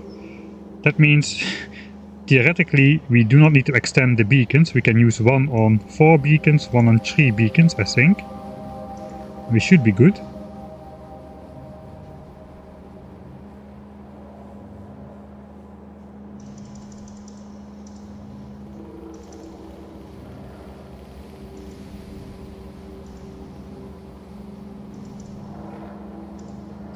Because what we need is enough crafting speed, right? Let me just quickly check this. So this guy has a crafting speed of 3 with 4 beacons, and with 3 beacons it has a crafting speed of 2.375. Alright.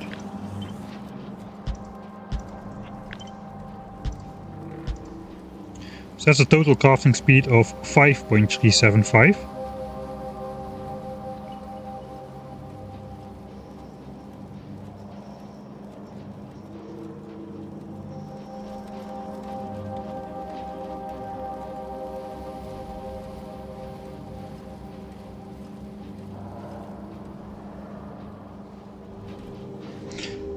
I cannot work this out.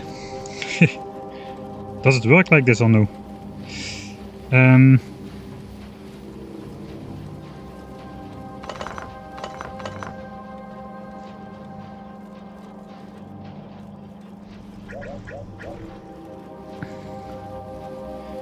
Basically every beacon adds a little bit of crafting speed. 3.625. Every beacon adds 0.625 crafting speed flat. Every beacon adds 0.625 crafting speed flat without altering the productivity bonus. So yeah, it should work. So the average between this assembler and this assembler is going to be 3.5 beacon, despite these having a negative impact on speed.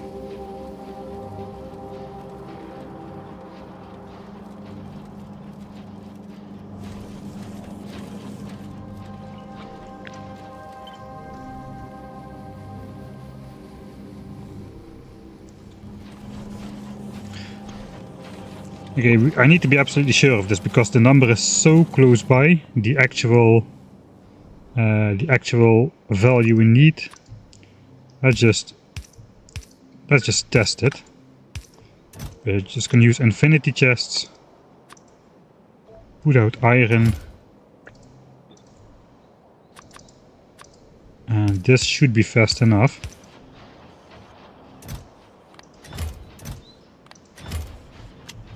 Now we're just going to speed up game time by a lot. We're producing 906 gears a minute. I guess you are sorry about it. You are still here. I was just going to go back here. Let's just go back here. Sorry about that. That sometimes happens with my one screen setup. So this thing has crafting speed 3, this thing has crafting speed 2.375. Every beacon we add adds a flat 0.625 crafting speed. So the theory is that I can use like the average of 3.5 beacons, despite these things having a negative input on crafting speed. That's what we're checking now.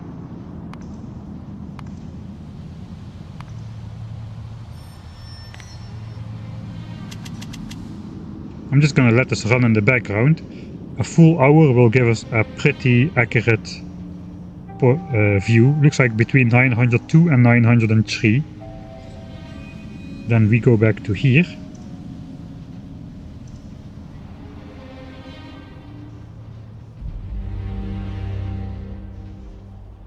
Yeah, that should be good then. We need 1800 gears a minute, but we only built half of that. So we need 900 gears a minute, and we are producing 903. So that it is fast enough. It is only a little bit fast enough, like 0.1% overproduction. But then again, I guess that's what we are expecting.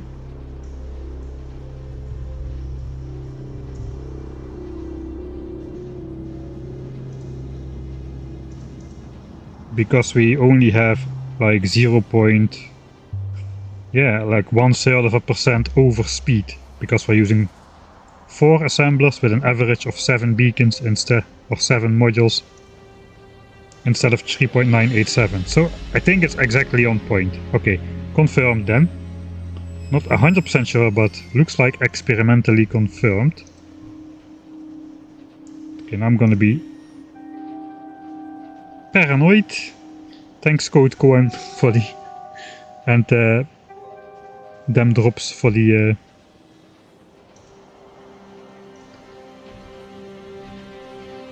reminder. Alright, so this is working. So basically that is all of this is to say we don't need this beacon, we don't need this beacon. This guy affected by 3 beacons and this guy affected by 4 beacons should be fast enough.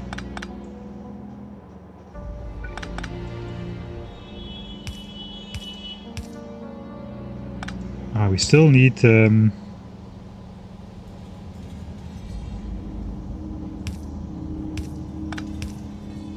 will need only 1 inserter.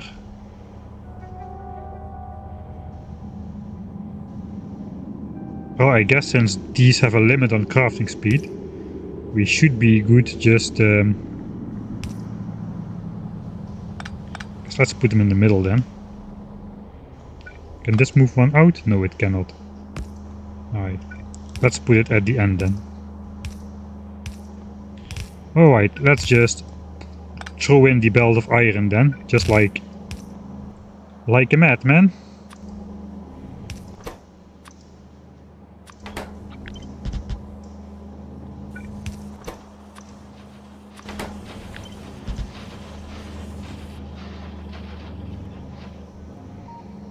And I guess we'll just add some of these in the end as well for now, so it flows away. A quick construct and deconstruct and Control Z gets you to a reset position. Alright, so we're not quite entirely consuming this belt, but that's okay. We should not be entirely consuming this belt. This should give us enough gears, really. And all we need to do then is just add the copper.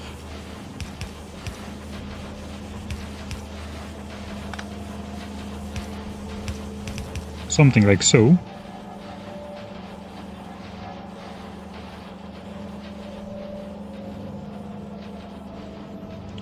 I guess then we just want to have the copper come in close by and the iron come in a bit further out.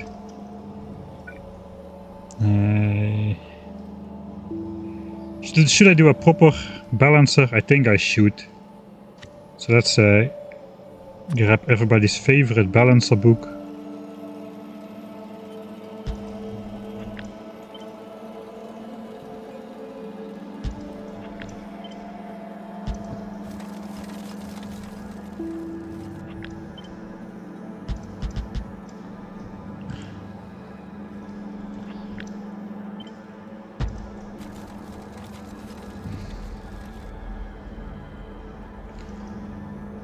Alright, so technically I can do this to make sure only a half belt goes that way. I just output priority to the right.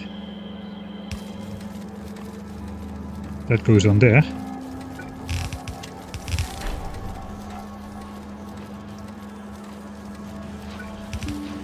And then only this part goes on that way.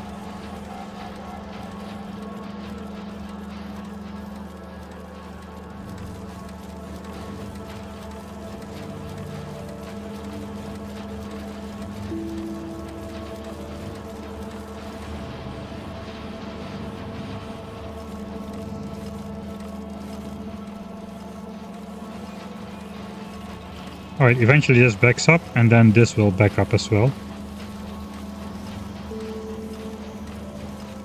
Again, maybe it's cleaner if I just do this.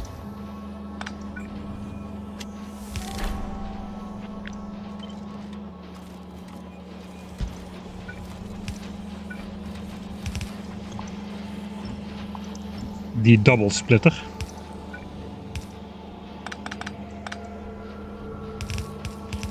Then we don't need input priority because it can only flow one way anyway. I guess now we don't need this anymore since we're producing actual signs, so we'll delete this again.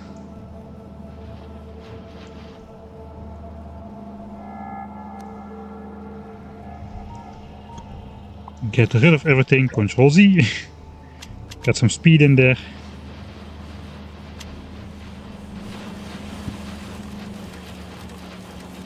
Alright, so now only the top side flows to the bottom, only the bottom side flows to the top. And we've got our balancer here. So all of these belts will stay backed up. No side of the belt is prioritized. Thanks Rolfund for the 7th month as well, Prime subscription. Hello.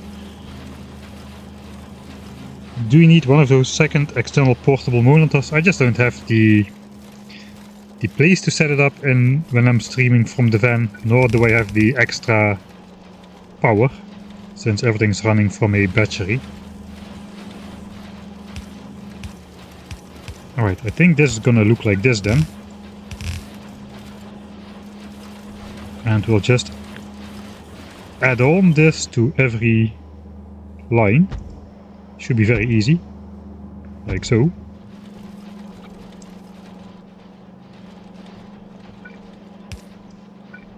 And now we just connect copper and iron, I guess. That should be it for 10,000 signs per minute red signs.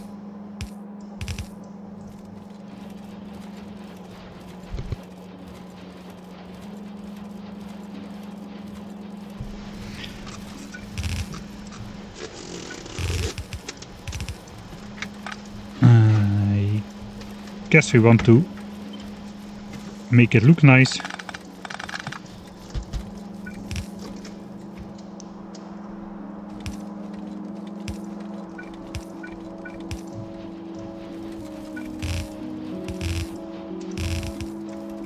Don't even need to do the copy paste corners thing here, there's only 4 belts.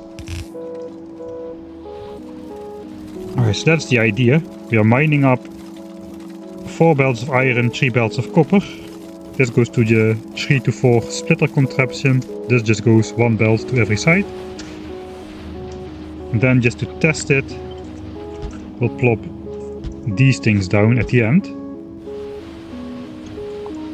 Deconstruct, Ctrl Z, and now we can check if we can actually get to 10,000 signs per minute from this build. Huh. I just built more solar. Unlike in the game, I don't have an infinite production grid. I cannot clear enough biters from the roof of my van to expand solar. And the problem with accumulators for the van is they're quite heavy. Okay, that's 10,000, that's a good sign. 10,000 signs has been created. Not right now, but during the entire testing of this. So yeah, I got like 100 mega ampere hour, or mega, not mega ampere hour, too much factorial.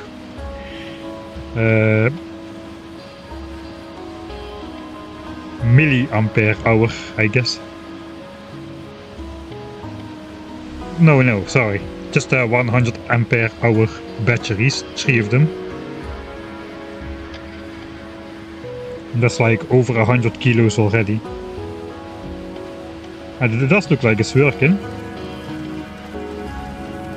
We do have too much copper, so eventually copper should fully back up. Copper is backing up here already. Okay, so let's just speed up and see if these belts eventually back up, even though production is being constant. Oh yeah, I think so. This one is already backed up. This one's starting to back up. This starting to back up. Yeah, everything is backing up. And that means these gaps will be gone.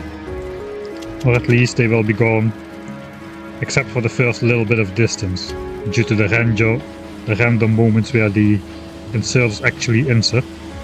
I tried clocking these, but to no avail, because unlike furnaces, the inserters don't insert whenever there is 3 or more automation signs in here, and it is just impossible to reliably put it on a simple clock where this doesn't deadlock in some point. And by deadlocking I mean there are 6 sign specs in here and 3 more gears, so it builds up to 9 sign specs, but then the clock is not yet ready to take out those things. The clock for these things activate, but they don't insert because there is 9 sign specs in here. It is just a big mess, and then you should make sure there is stuff available for the inserters to take as well, which is pretty hard to do from a belt like this, even with the equidistant inserters. You could do stack filter inserters, 1 per resource, but it still didn't work. Plus it introduces like 50% more inserters, which kinda defeats the purpose of trying to clock them in the first place, because that's just gonna use even more UPS. Alright, it's time for the moment of truth. Looks like we've got 10k signs a minute.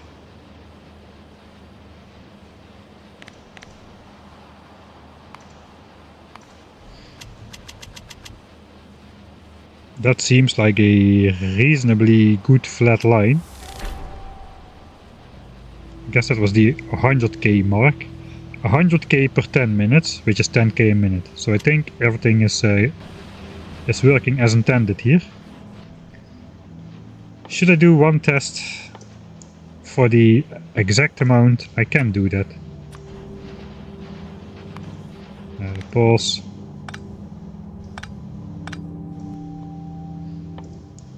We need to get some actual loaders involved, instead of just deleting it out of existence.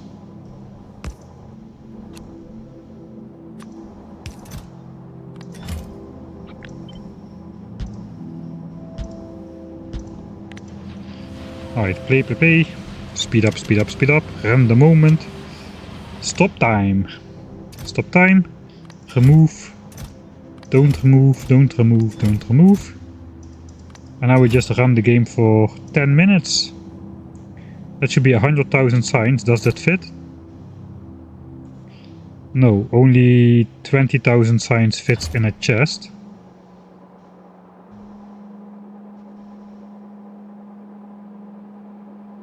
So let's do 5 minutes. 18,000 ticks. That should be 50,000 sign specs in total. 12,500 per chest. And it should be, I think it should be fairly exact, like we should not be more than 1 or 2 sign specs off at most, I hope. So let's try. Take custom. And I will just speed up time. I'll delete my inventory. This is accumulating 10k, 12k. How much is this? 12,600. 12,6. 12,6. 12,6. Ah, that is because we are producing 10,080 signs per minute, right? Let me just quickly type in 12,600 times 4. is 50,400.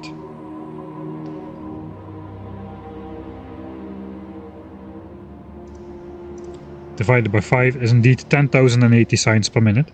Right, so yeah, that's exactly what we were expecting. Only one of these chests is 1 sign short.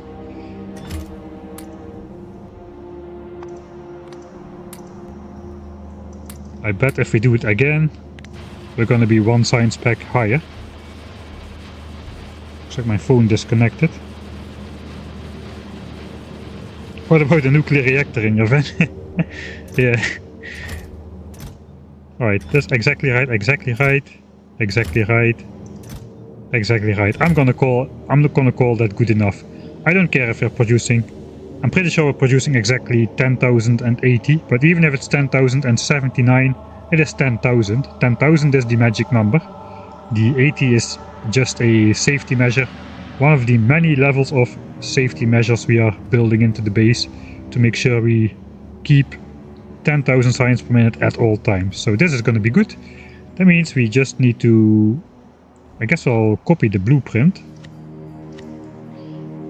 Create a copy.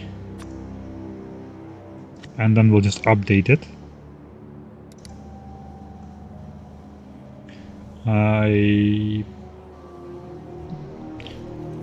Wait a second. We should first refine this really. There is no roboports in my build here. So I probably should keep this like... It should be buildable by bots, so we should integrate some roboports, or at least on a temporary basis. And radars as well. If only I could find stuff, that would help. It's not like I've been playing this... Okay, if only not everything got deleted from my inventory, that would help as well. It's not like I've been playing this game for like, I don't know, 10 years. The good thing is we have substations, we have automatic power outside of the range. I'm pretty sure this is gonna be too far, it is. So that means...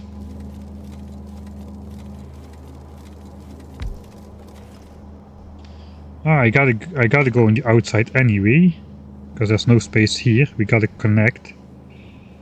We got to connect. I guess we're just connecting. This is where it comes out. Will that look crappy? I mean, if we do this, the construction area overlaps, so we can just connect on this side.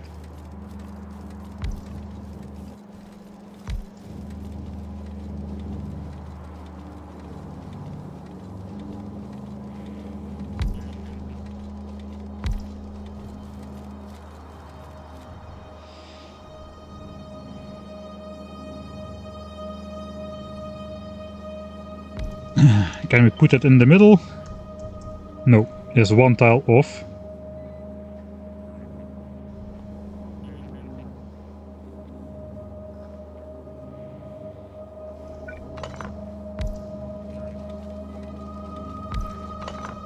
How about so?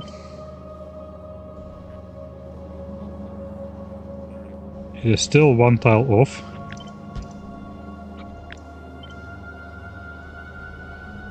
Alright, do I care then? Maybe just put it above like the substations.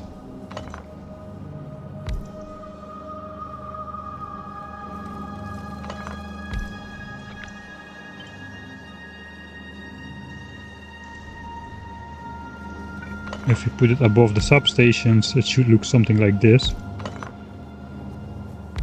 Do I want this many robots around? I'm not sure.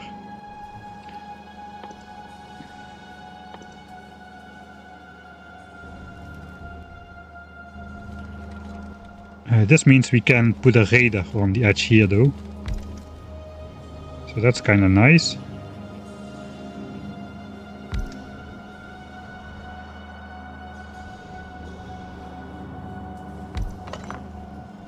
Putting it in line with the assembler maybe.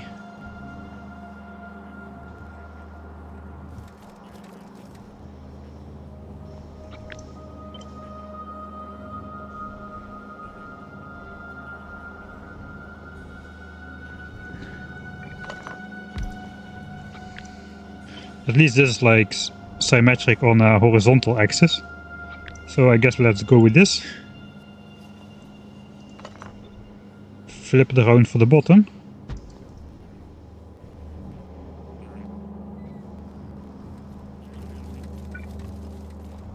Alright. If you then look on the map view, everything is covered in Roboport area. And this is having a clean exit, so that is nice.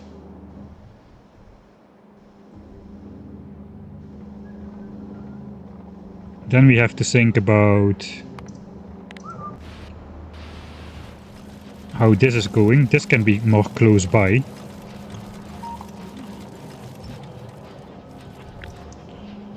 For instance, we could do the entire thing aligned with this beacon or something.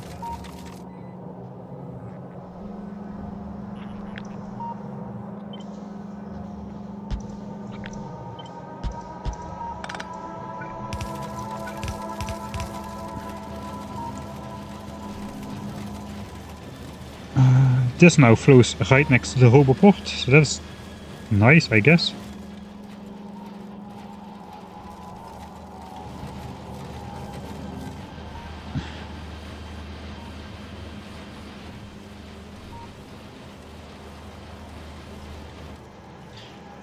I kinda think we need to move this back one tile though, for it to look nice.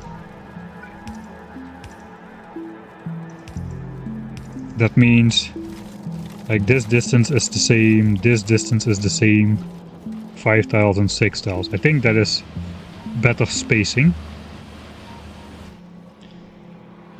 Could consider moving this 2 tiles back. And this one more.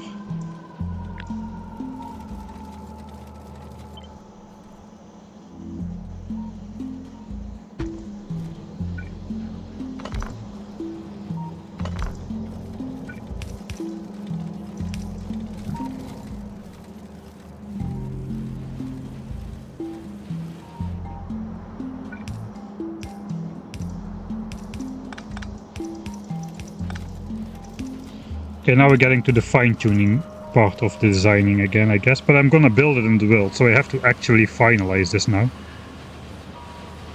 This is actually not centralized, it should be here.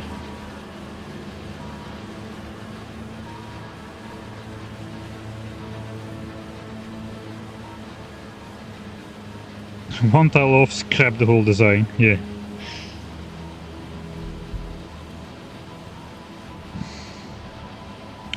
Alright, let's not dwell endlessly in the design antics here. So basically, I'm gonna cut this off here.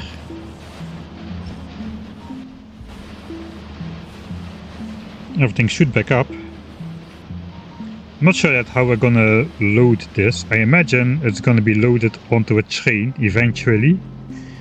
So we'll basically just need a 4x4 splitter. I can build that, but I'm too lazy, so I'll just grab everybody's favorite thing.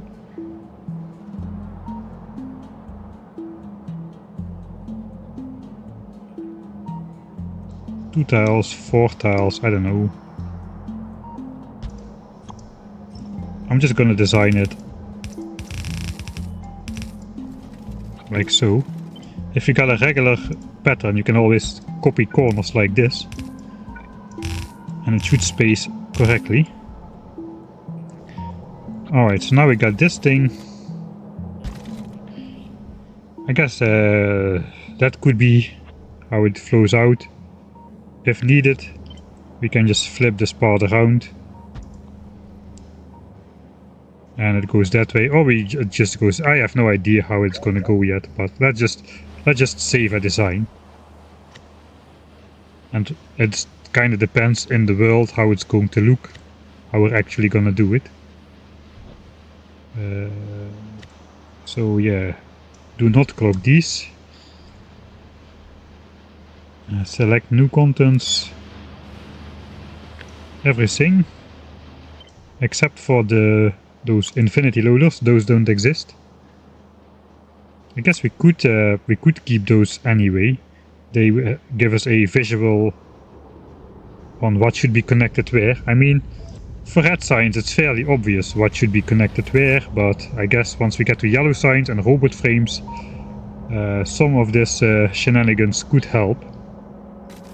Alright, so let's save as the red signs. And it's time to go back into the game. And this is not the game.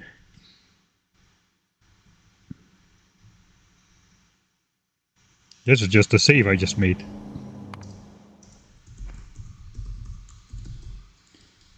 Let's save it in accordance with the other file names. Delete this.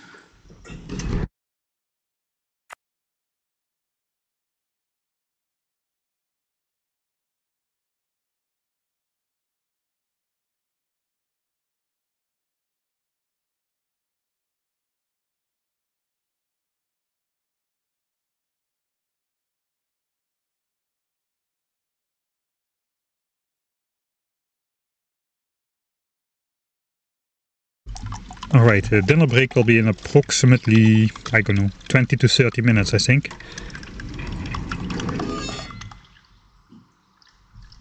So let me pour my last coffee before. Maybe I should load the actual save in the meantime. That's gonna take a couple seconds.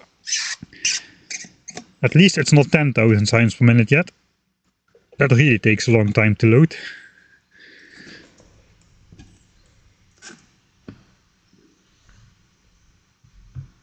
Cannot wait to see how cursed combination of all the components will be. Yeah, it's gonna be pretty bad. I'm not even sure yet where I'm going to build the entire facility thing. Probably gonna have a train. I think I'm only gonna have a train collecting all the science packs and bringing it to wherever we're gonna be launching rockets from. For the rest, I think everything is gonna be done by belts. So just like one giant rail loop, maybe with... Ah, wait a second. Say maybe with multiple trains, but that is not gonna work. It could work. I could run a train loop with multiple trains on the same line if and only if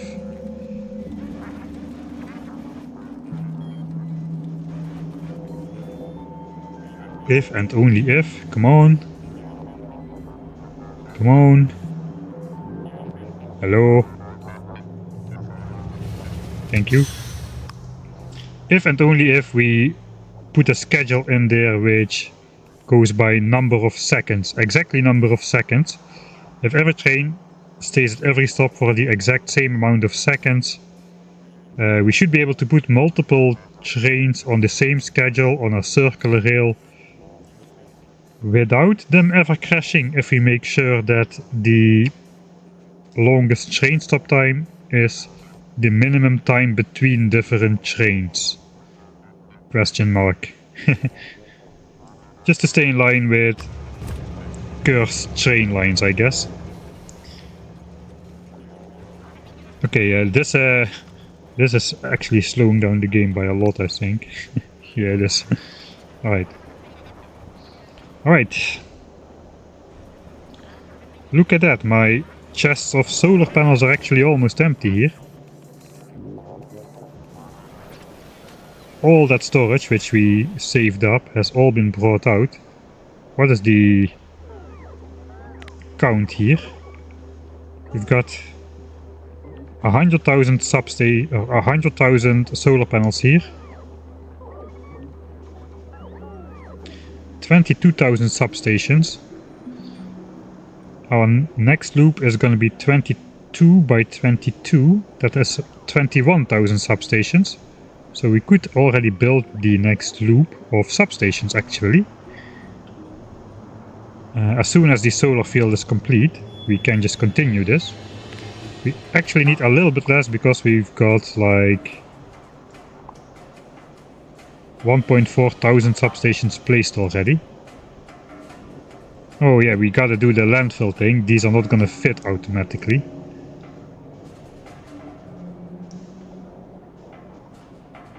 Alright, yeah, so basically we're gonna do the same thing as over here. We're just gonna build out the substation lines to the lake and then just filling that in. Kinda gotta decide on 24 by 30 or 22 by 28. 22 by 28 is not quite 84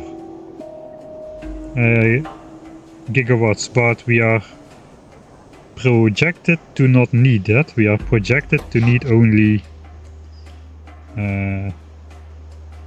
70 or so megawatts.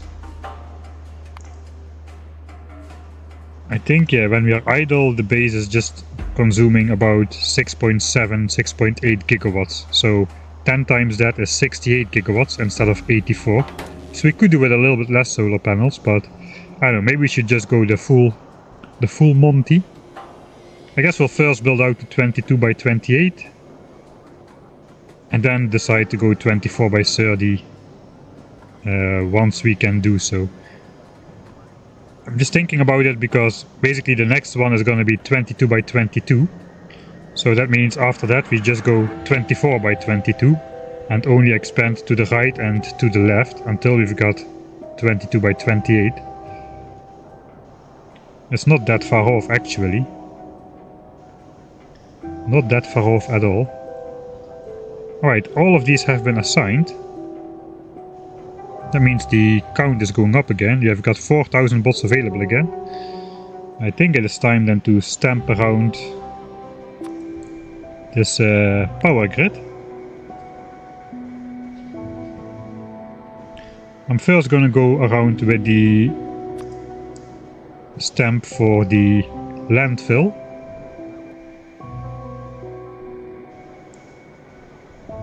Just in case I hear any placement sounds.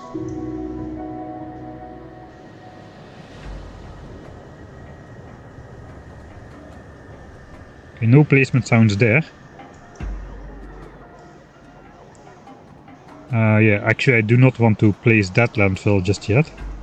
Nor this. Nor this. I just want to check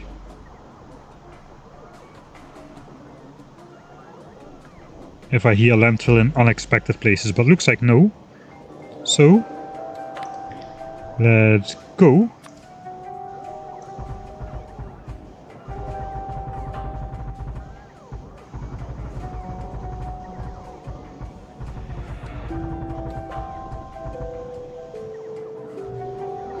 Okay, we should have enough substations to complete that.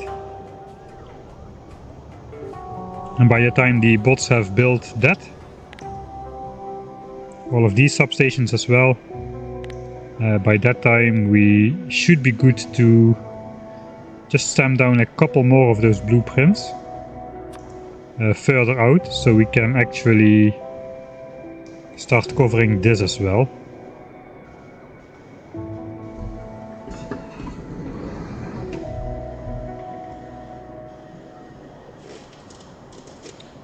Maybe I should just already place that.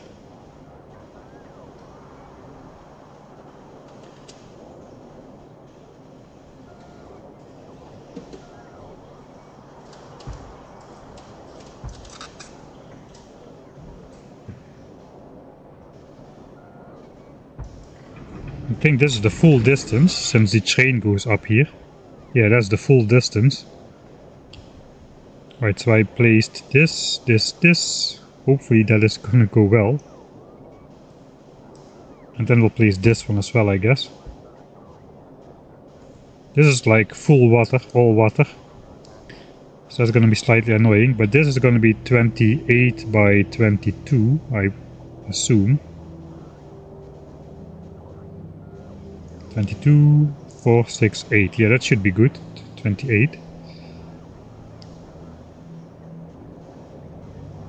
And then here we've got some water as well. I guess we'll worry about this water once we actually get there. But this corner is just placed a bit awkward, so I guess I just want to start landfilling at least this area in. How much landfill is here? 260,000. Here comes another batch.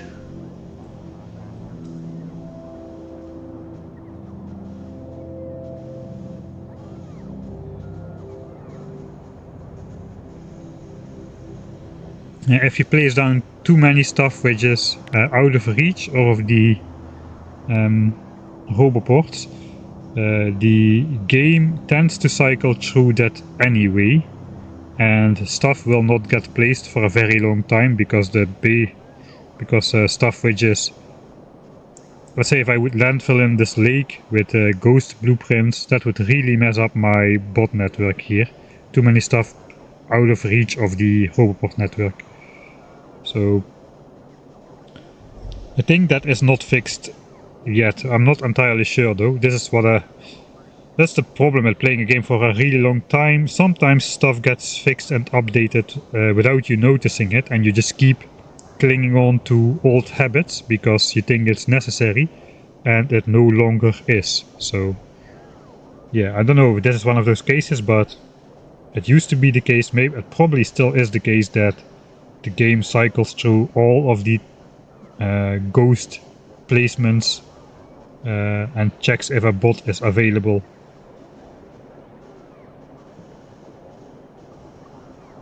Substation top left, not blueprinted. Does seem so. Top right. Bottom. Bottom. Right, if that's still the case, then let me know, but looks like this is blueprinted as well. So this now slowly gonna expand this power network here.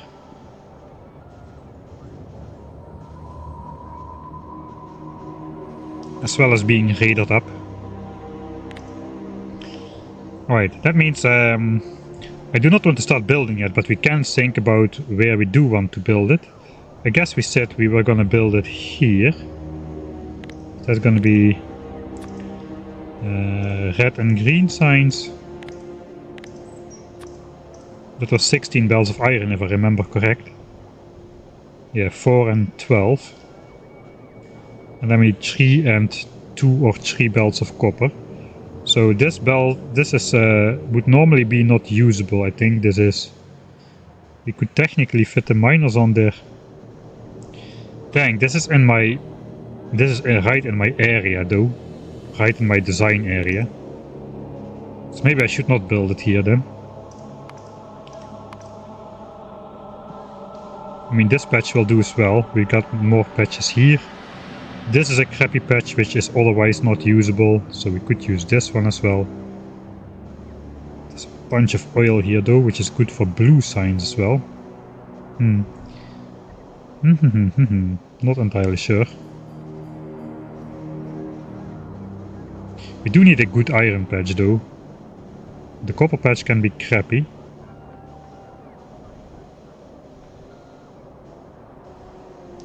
Okay, I originally planned to use this for fuel cells, but that's just not going to be necessary anymore. So let's delete all of that. I can produce enough fuel cells in my base. Landfill looks like I'm also not going to use anymore. I already produced and built all the landfill for the nuclear plant from the single stone patch here. This has been running since the early game. Let's watch one rocket launch.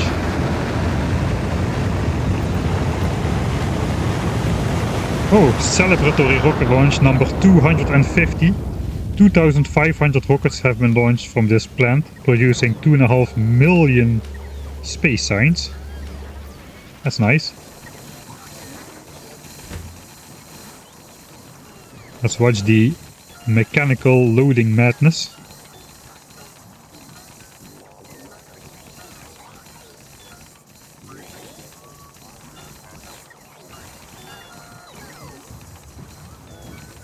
And all stacks completed at exactly the right timing. It looks like a chaos, but this is how it's supposed to be.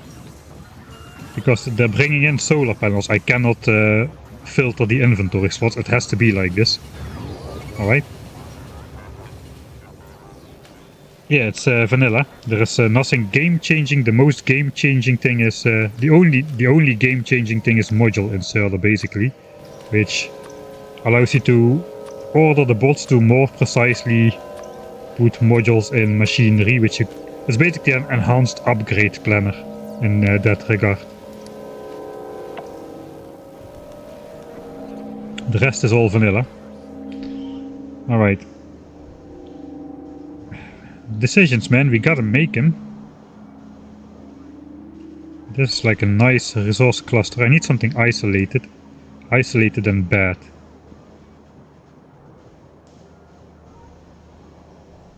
But I do want it to be in north of this line, really. North of this line, not in my square. Not where there's giant resource clusters, which we might use for something else.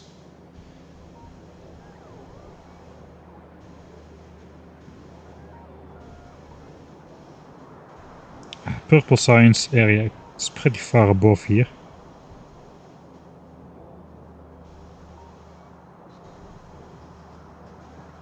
This could be a decent area. This copper patch is otherwise not usable. This patch is very good. We cannot really check that out from the not map view at the moment. I hope the 2.0 will introduce like satellite view once you launch some rockets, that you can just get a view of the entire planet just like you can in space exploration. That's really nice. Let's see, this is 16 miners. Okay, 16 miners easily is gonna fit here. We probably can get more than 16 belts out of here even. We need only 16 for red and green signs, but maybe we'll need 17 or 18. Kinda depends on how the belts for green signs are gonna be distributed. Okay, maybe 24 belts is wishful thinking, but 20 belts we should be able to get out of this patch for sure. We've also got a good copper patch nearby, but also a crappy copper patch. So I'm thinking, let's do red and green signs over here. That will be nicely out of the way.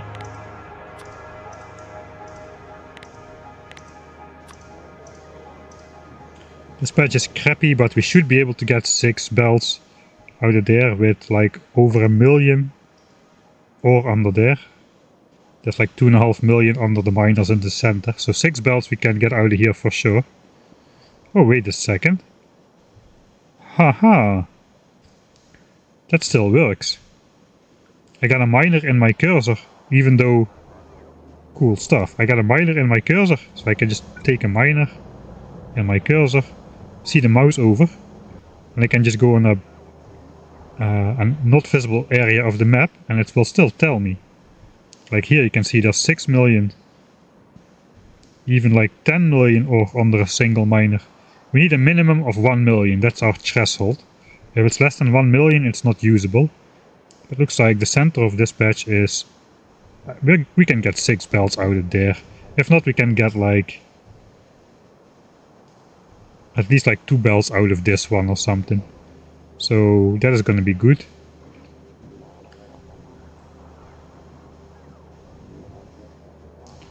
Alright, so this is fairly out of the way for big clusters.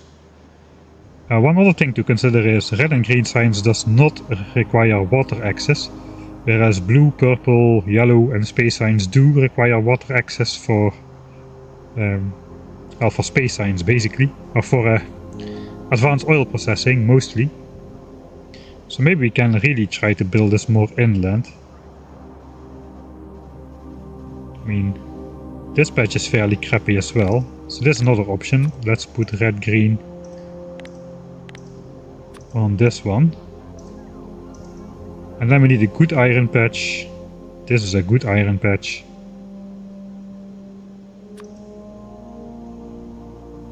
This is the 1k book. We need a 2k book. Yeah, this is definitely gonna fit like 20 belts as well. If we do this orientation, maybe even 24.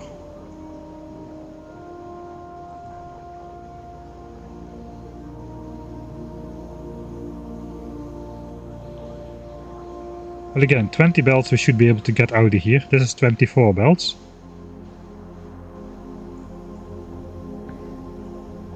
And it's also fairly close to each other. And the builds themselves are not that big, I think. This is the full size of red signs. We did not design green signs just yet, but that is probably going to be not too different. How is it with blue signs? How much iron did we need for that? 19 belts of iron, so a patch of 20 should be beneficial for us.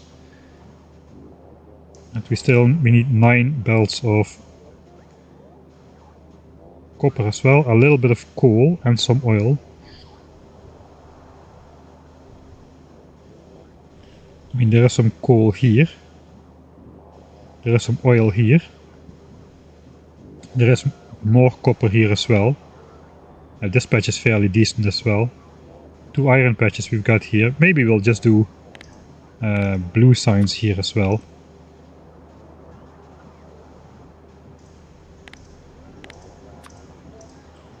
Yeah, I think I'm set now on this. This is fairly close by. It's going to be fairly easy to build with the bots as well. You can test out the building system. Blue signs coal. Blue signs oil. So that means we need a good copper patch. Or 2 crappy ones, I guess. I mean, 9 belts of copper, we can get it out of here. So yeah, what I'm what I'm doing basically now is, okay, I gotta save all my good patches, you know? I gotta save all my good patches for later. So let's build everything on crappy patches.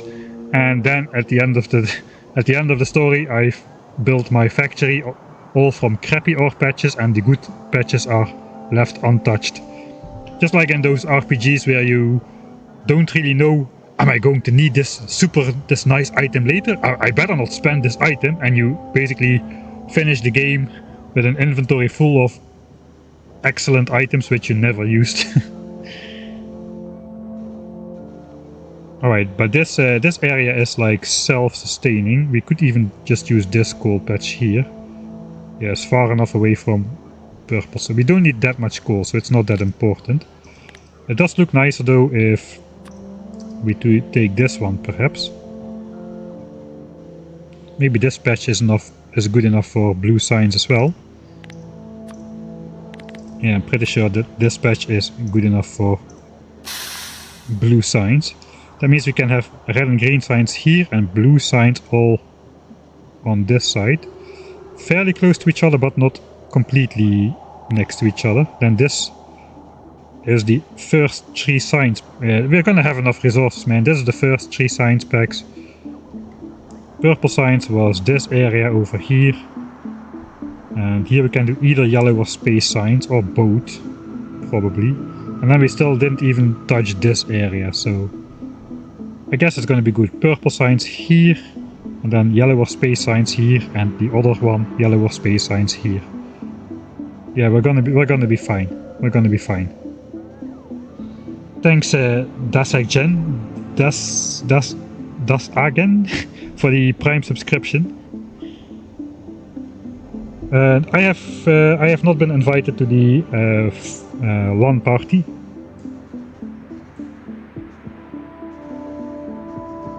I didn't even know it was going to be.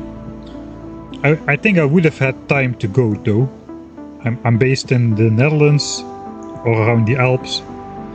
It's just like a day's drive away from Prague, from Prague, from the Czech Republic, where they featured the event. But on the other hand, I want a new player experience, man. I do not want to be spoiled. The Factorio Friday effects are already doing too much, really. I want to be a noob again, man. I've been playing this game for 10 years. I'm looking forward to not knowing how stuff works again and figuring it all out. Of course, like, the base mechanics are not gonna change that much, but yeah, I'm really looking forward to... this did not get stamped, right? I was too focused on the top left corner. You probably said it again in chat and I didn't notice, so sorry about that.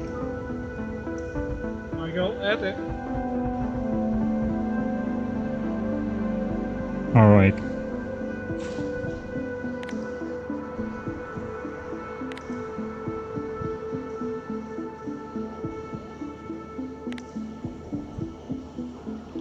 Alright, I gotta go for the dinner break. I'm not really sure what to show in the during the dinner break though. Normally I have a nice base time lapse. I could just watch the rockets and the fish lake. I guess we'll just do that. Let's make a save. Dinner break. Okay, so what we did. After dinner break, it is going to be time for building at least red signs. Probably wishful thinking. Probably maybe we can design and build green signs as well. And we did figure out blue signs. We may figure out which patches exactly we're going to use for the other sign specs, but that's probably going to be a future stream. This is too much. Probably red and green signs is going to be the goal for today. That's 2 out of the 7 science packs. The easiest one, but still 2 out of 7. Cannot really count like that. I'm counting like that anyway. I think this is not going to be really interesting to watch. It's going to be too slow.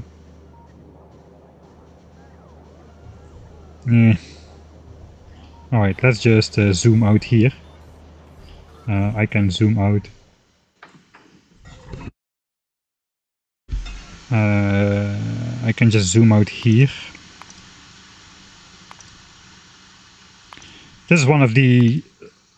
This actually also could be considered a game-changing mod. If I could just find the correct settings.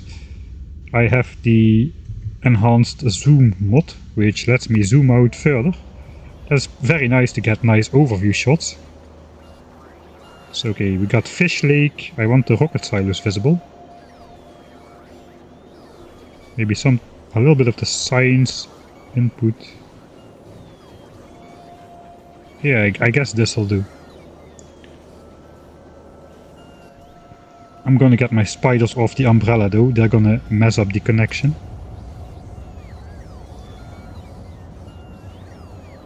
Let's bring them over here as well. 2 groups of spiders.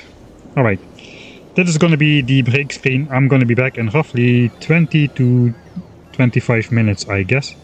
And then we're gonna build 10,000 signs per minute for red signs and hopefully green signs. So, see you soon.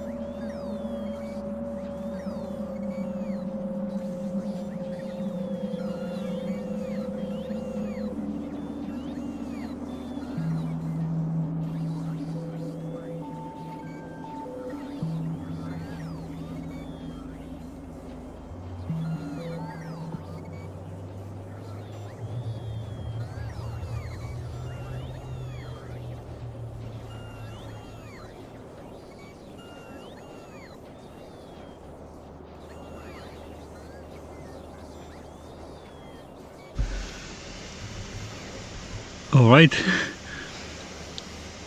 Installing myself again. Let me go through chat a little bit. 10 years? Playing Factorio for 10 years. Yeah, about, I guess. Version 0.11 was the first version I played. Man, time goes fast. Thank you for pronouncing Praha the right way.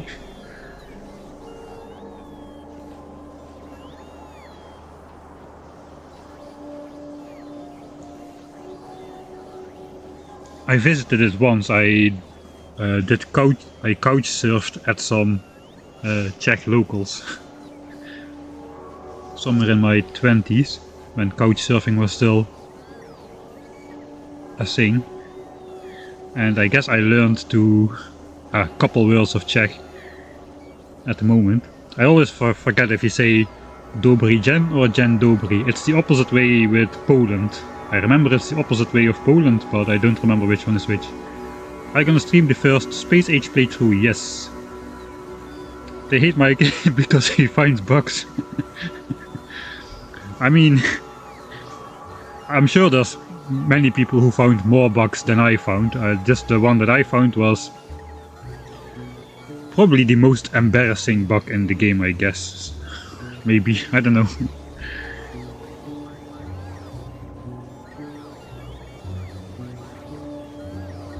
I don't know, I just don't think I'm... I mean, I'm not saying like I'm one of the smaller Factorio channels, because that's just not true, but I'm also not like in the scene as much as some other ones. I mean, players who make like tutorials, and they are... I'm just some guy who makes like challenge videos of like with advanced concepts and all that kind of stuff, but I'm not really as much as a part of the, like, I don't know, I don't feel as much part of the core Factorio content creators, like on the level where like Troepen is, or like Nilaus. He does like tutorials, playthrough, everything. I just do weird playthroughs basically. So I guess I should say I feel like I'm not that valuable for the Factorio dev team to have over there than creators like maybe, I don't know if Nilaus was there, or I know Troepen was there, he posted the video. I don't know actually I don't know anyone who was there really. I didn't really look it up just yet. Yeah, dinner 100% speedrun completed. Dobry Dzień. Dzień? Opposite way is Poland. This right.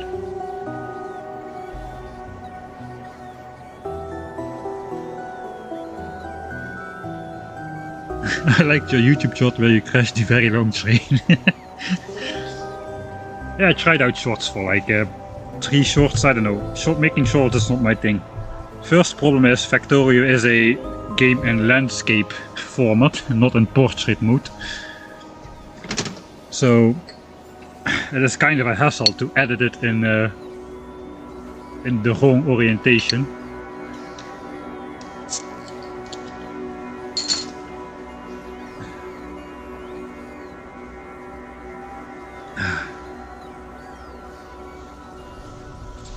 Cheers everybody!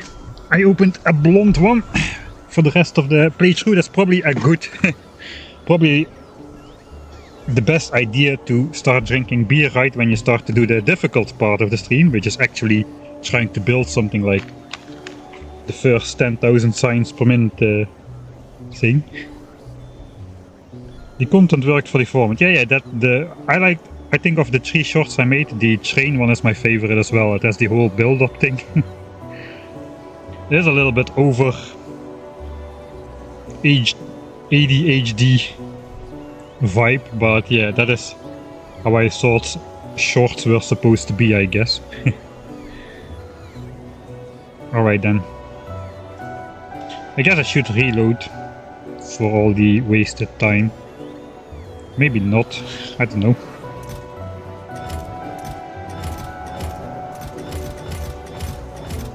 We got a lot of modules. Alright. I think I will reload though, I don't like sitting around AFKing.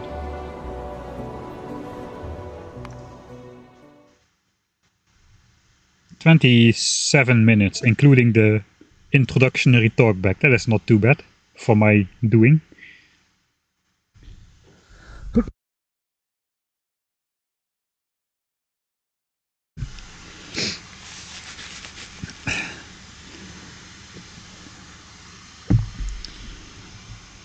Let's get to it.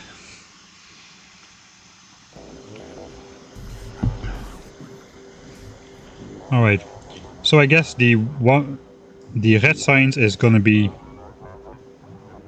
small enough that I can build it for my personal armor, but I'm not going to, because the other science packs are going to be not small enough. I kinda want to plan it out a little bit.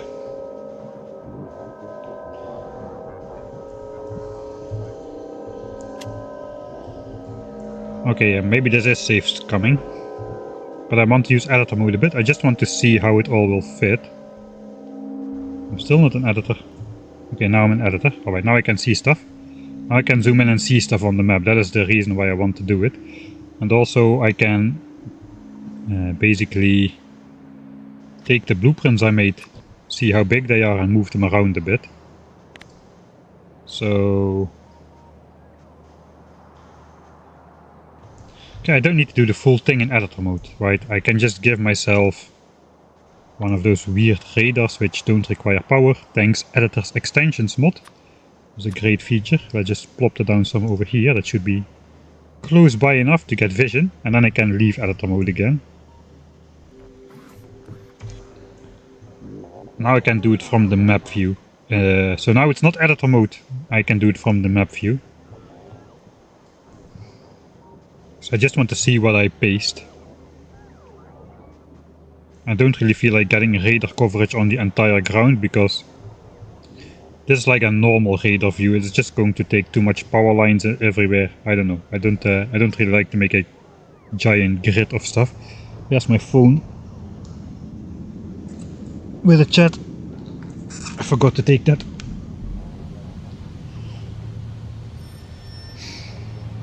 What's the max electricity output with the current solar panel? That's a good question.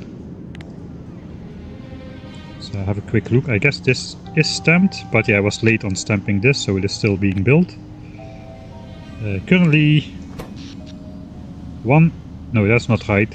Okay, we need to wait a bit, I guess. Because it's getting night. I cannot tell. Right. So first things first, let's just see how the blueprint schedule will look on there. We'll grab the one which makes 16 belts of iron from this thing. Plop it on there. Should it go in that direction? It probably should. Kinda is on top of the oil, but that's okay.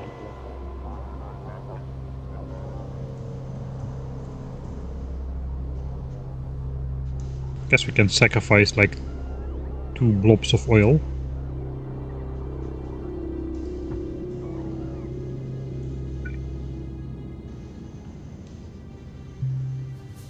If need be, we can always underground weld to free those up again. Alright, that's millions. These edge miners still have millions of ore under them. So that is definitely good. We can get even like 4 belts more out of there, I think. Alright, so that's the furnace area for iron. For copper it's gonna be much smaller. I said we need 6 belts, so let's just... I got a blueprint for that as well. There's the add 2 belts, we can use that independently. Let's put it here. So basically that is 6 lines of copper smelting. Now we can just move that around a bit. I guess we could technically plop down 6 of these in copper just to see if it will fit.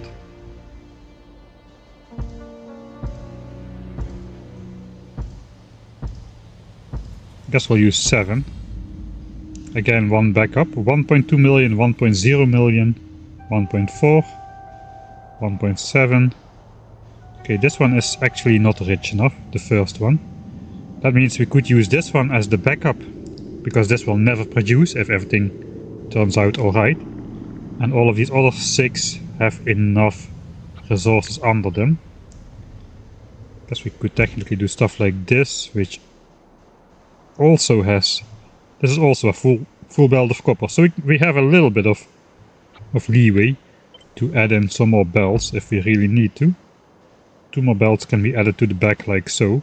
But the entire idea of my blueprint and blueprint system was that we don't need to spend much time putting down the miners. I guess that's gonna matter a lot more for the later science packs where we need like 96 belts of iron instead of like 4 and 12. So I guess at this stage of the game, at this scale, we can still hand connect a bunch of stuff, but I don't want to hand connect like 96 miners like this. So that is that could be smelting for red and green signs.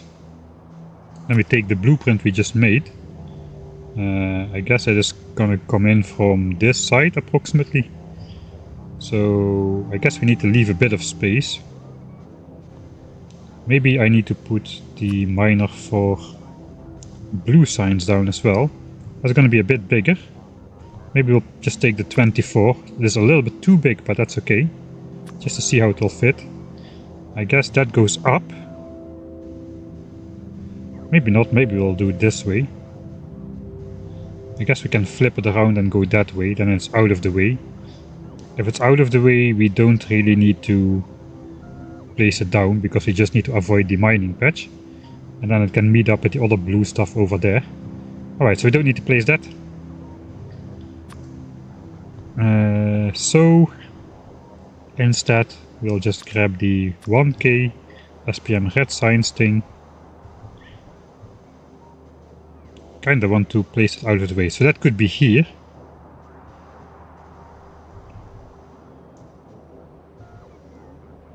Something like so, out of the way. There's red signs. We got one for green signs, but we do not have... That's basically just...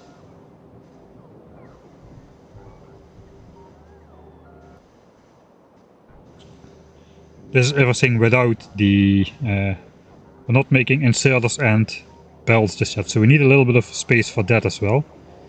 But I guess if we just plop that down here, or perhaps even... Oh, we can just... Probably we can like align that with red signs, really, realistically. And we can just move this around to either output on the bottom or output on the top.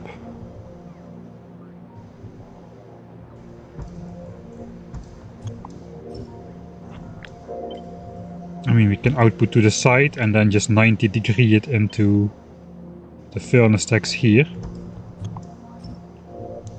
And then just take out the copper this way. This is just 4 belts of iron which need to connect, so we can just take these 4 belts, for instance. Right? And just connect those in there. And then 3 belts of copper can just come from over here somewhere. And then the other iron is supposed to go to green signs. So I probably need some extra belts and stuff. But this is looking kinda nice, I would say. It would be nicer to have this over here though. Or maybe down here actually even. If it's down here we can take it up, make it into stuff. Put it in the green signs. And blue signs perhaps. I'm not just thinking how can we align blue signs as well with this build. Blue signs is twice as big. Blue side is quite big.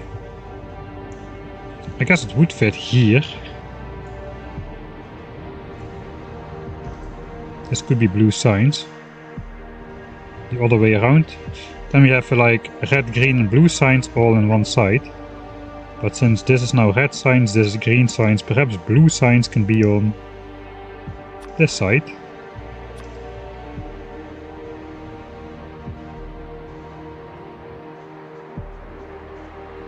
Don't really like to build over this copper patch. It would be nice to have this aligned somehow though. You can maybe just ignore this copper patch. Just take from this copper patch, this one is better.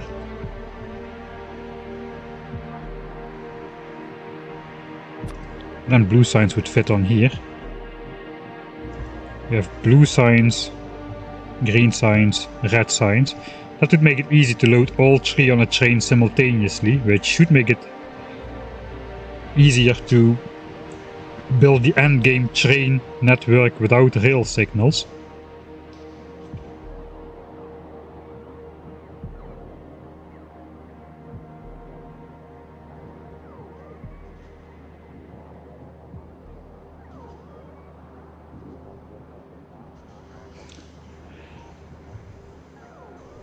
And then we can do the blue signs processing stuff on the back here. We got oil stuff, coal stuff. We need to make red chips basically. And sulfur. Sulfur is not too bad. Water we need to bring in. We're just gonna pipe in water. We're not really gonna build water trains or anything like that. The simple pipes is gonna do. I guess we didn't designate this oil for anything. This is actually the radar. I thought it wasn't misaligned oil spot, but it's the radar. 28k, 26k. Maybe we can just take this oil then, since it's close to the plastic as well.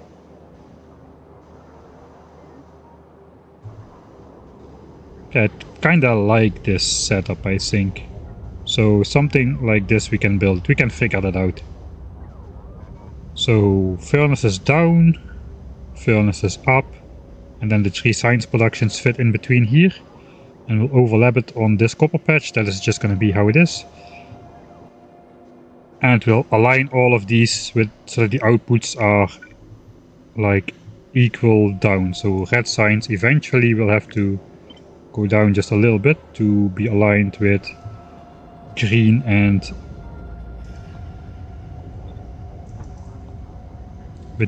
blue signs, so something like that.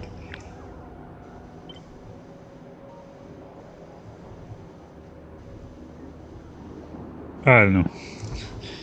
Something like that. I'm just gonna make a screenshot.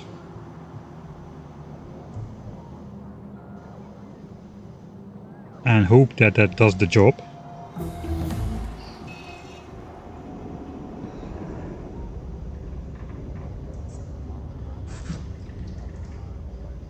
Can you share Megabase blueprints? Yes, I will put the blueprint book on Discord.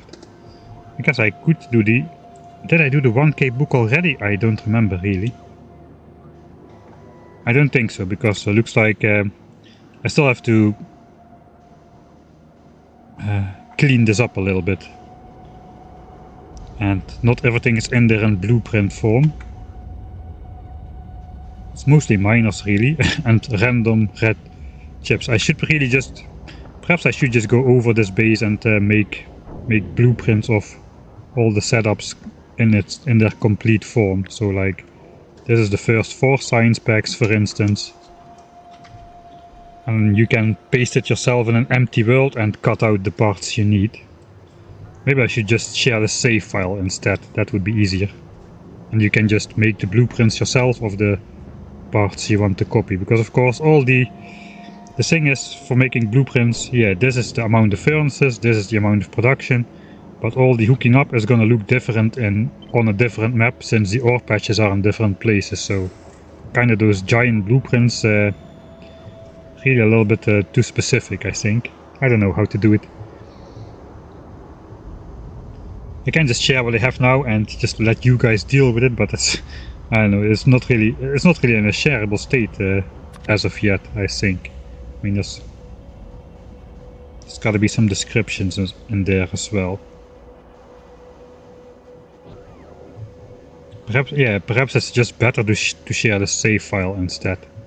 Alright, anyway, I blueprinted, or I put this into my mind. Should I first design green signs then? I says blue signs can just come from wherever, the ingredients. But maybe green signs, it's not too much of... There's not too much going on for green signs, I don't think. So I think I'm going to design that first.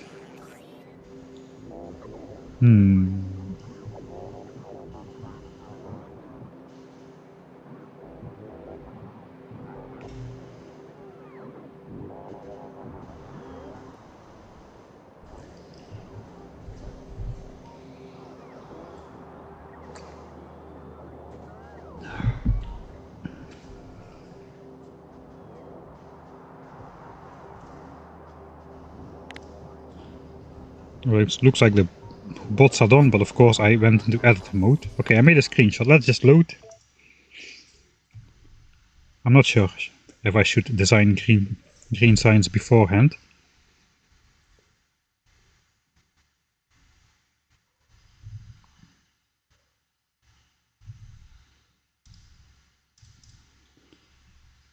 So I'm just secretly already opening green signs in the calculator so we can take a look. It's probably not gonna be that much more difficult.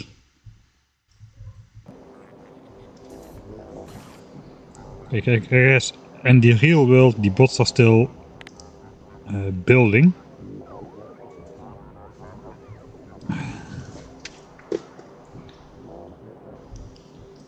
Alright, so I should at least extend the Roboport highway out to this area. We just saw that...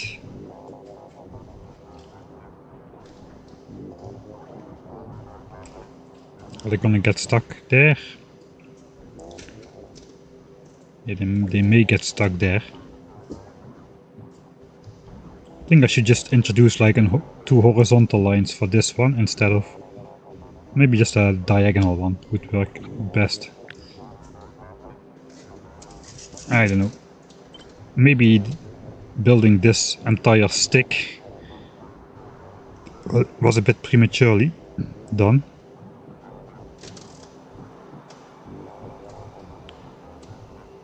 Maybe we can just find a way to paste this so that everything fits.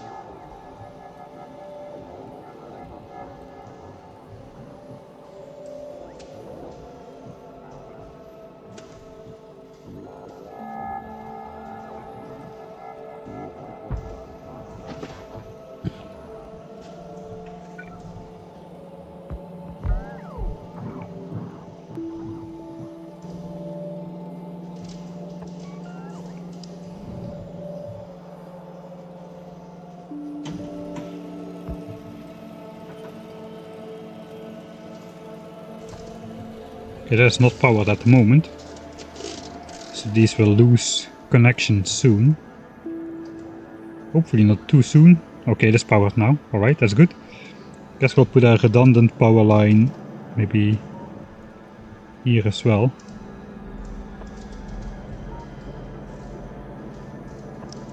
That's another connection. Okay, we're gonna go straight through our design field. Looks like the design field is just doomed to fail. That's just how it is. It seemed like such a good idea, but it is just not happening.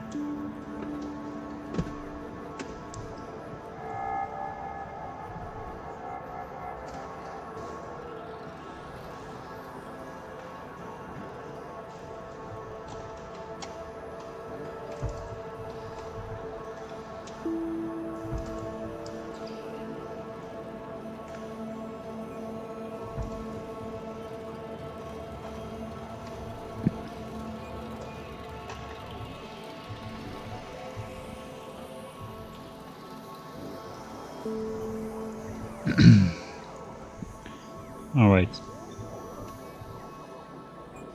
It's roughly the right orientation. Roughly ending up in the right area, I would say.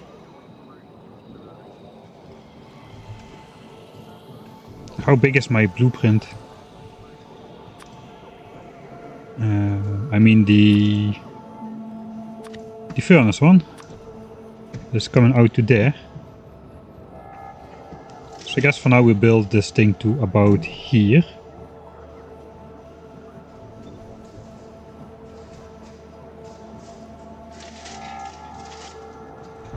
Something like that. So the bots will slowly build out this trapezoid.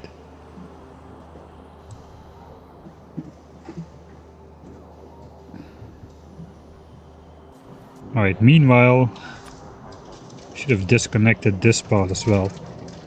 And this part, I guess.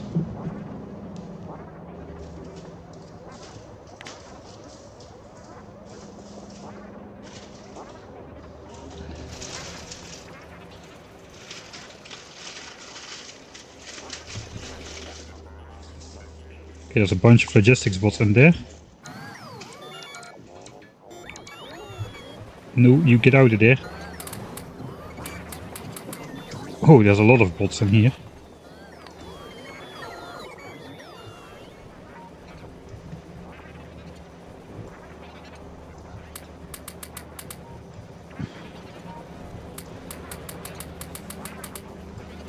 Oh, there's a ton of bots in here. Alright. That means we're gonna...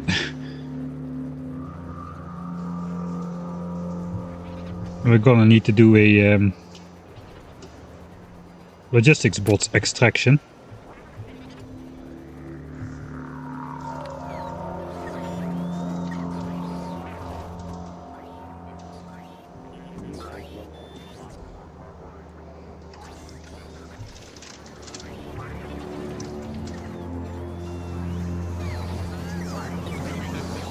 Alright, so here we've got a bunch of wood chests.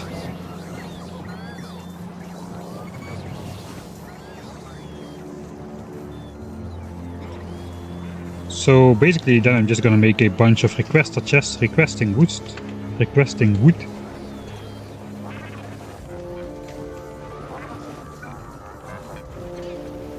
Maybe on this side down here.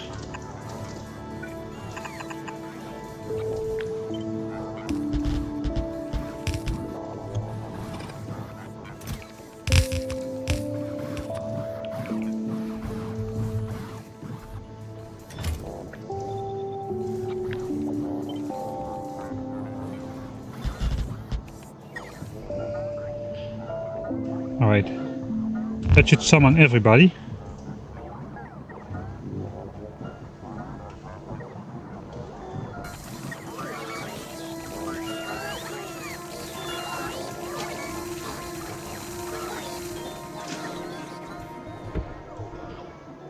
And while everybody is summoned, we're just gonna break the connection here.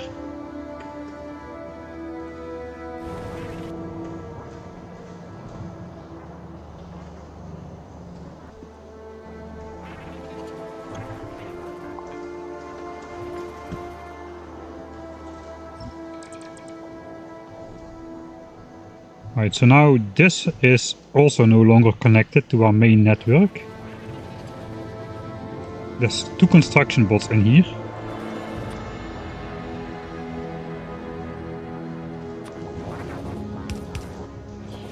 They're gonna be easy to flush out.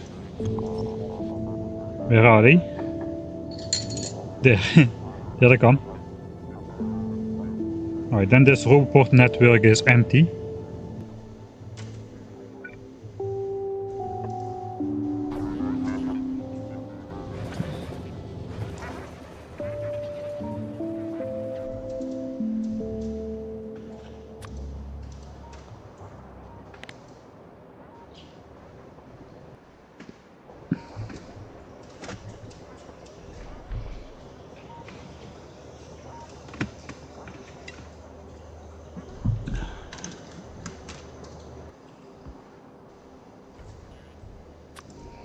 Alright, back to here. This bot should arrive any moment now.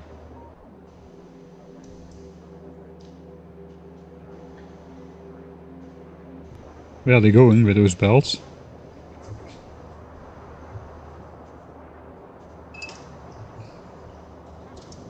I was pretty sure I was just gonna throw it in this chest here.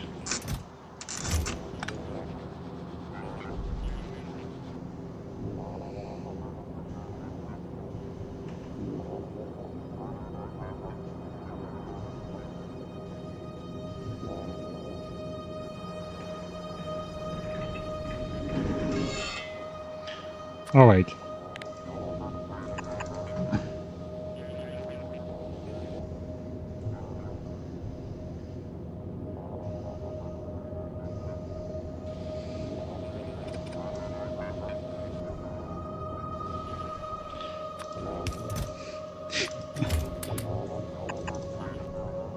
Okay, there they come.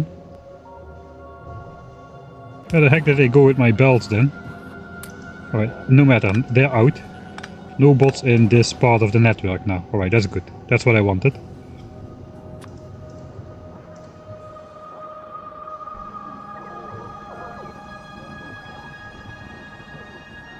Alright.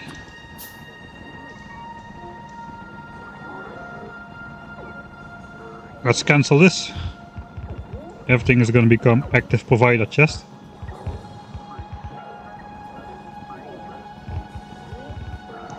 Which means those logistics bots are just gonna bring back all the wood again. But at least we've given them some tasks.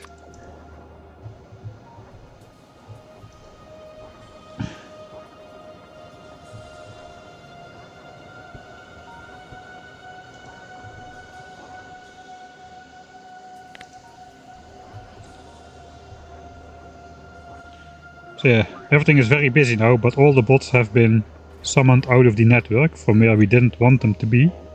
Similarly here, we can just break the connection. Now this is not connected, so now our network just comprises this small shape and this thing, which is almost finished.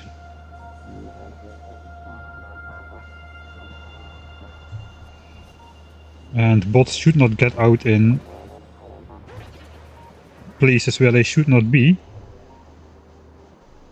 Okay, actually there are some construction bots still in here. I guess I don't really mind that. Alright, this is almost finished. I guess these are still building around here.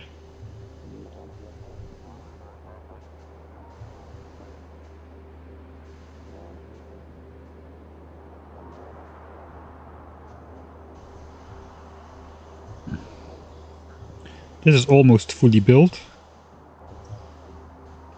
This is a little bit further off.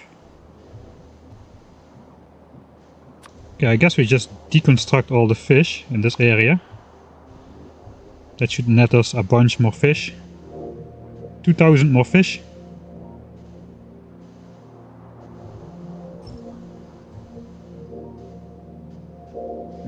And these fish are already selected for deconstruction once the Roboport network extends to there. I guess same for here. Another 400 fish for us later. I guess here we'll have to do it a couple times.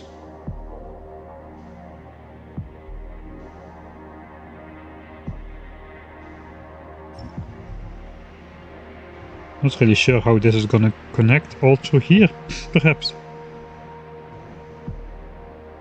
There is no Roboport connection which is gonna be built over here just yet.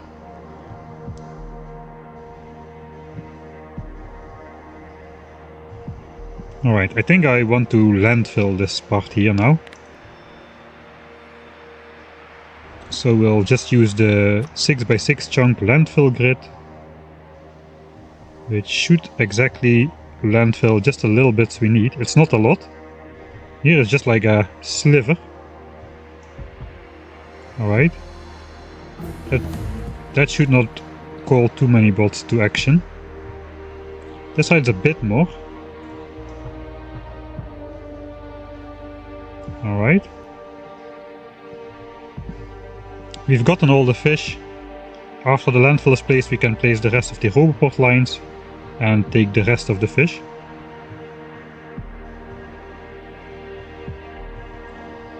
Oh, I'm not sure how much landfill I want to print here. The problem is this is This blueprint contains 40,000 landfill, which is a lot.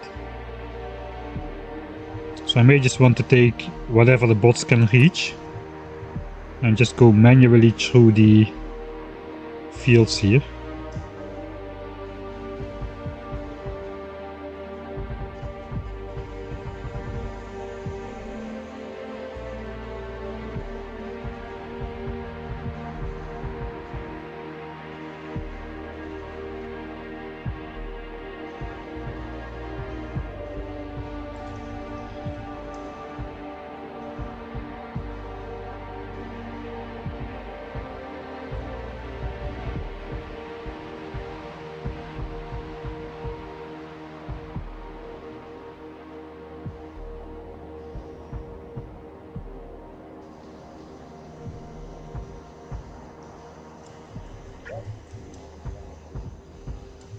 A little bit tedious. Actually, no, that's wrong. We do not need to go south of this line at all.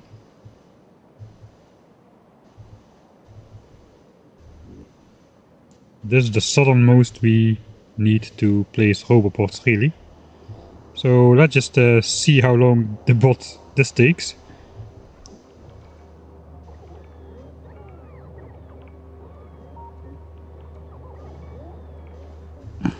Okay, the thing is not fixed, I just saw it happening. So look at the construction bot deployment, it's skipping. It's just going smoothly and now it's skipping a lot because a lot of the entities are outside of roboport range. So that's why I don't build stamp down everything at the same time, because the game would keep cycling through also the landfill which is currently outside of roboport range like this. This cannot be. It is being cycled through, but it cannot be assigned, but it still takes time to process, so that is not great.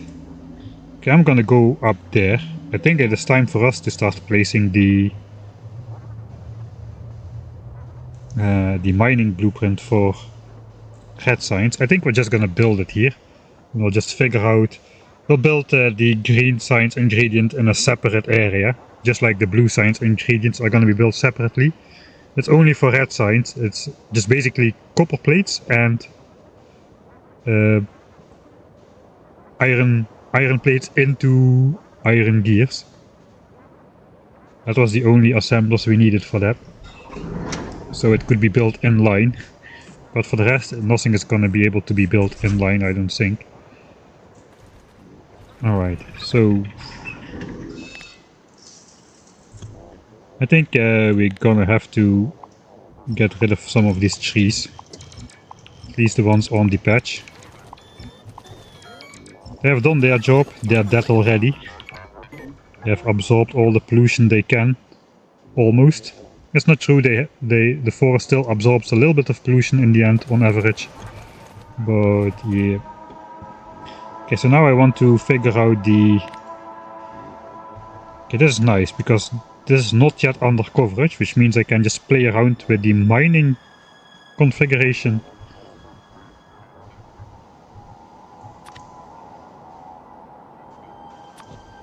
$16 bells.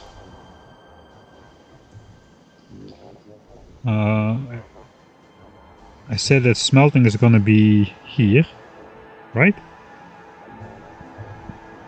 Smelting on the bottom. Yeah, smelting on the bottom, which means we need this orientation. Okay, now just stamp it somewhere. Unfortunately, it's night. 2.5 million, 2.1, 994k. I'm gonna call that 1 million. 1.4 million. Okay, so we don't want to go more south. That is 600k. That is bad. We don't want to go more to the right. But these miners are pretty rich. 2.5 million, 2.1. We could go to the left.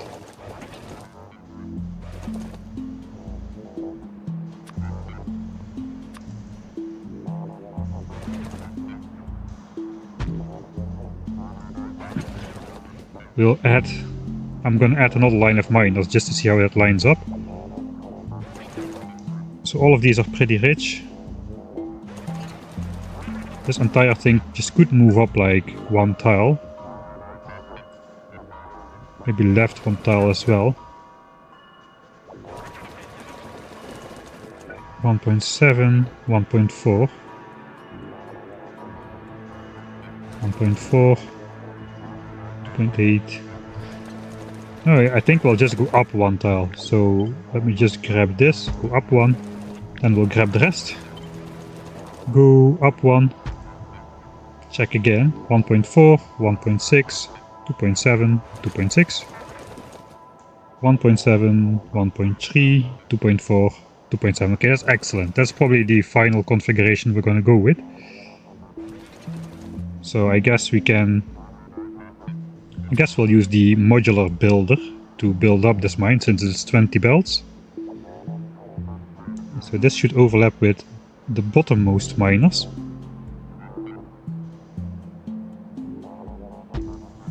And do I have miners on me? I do have miners on me. Okay, let's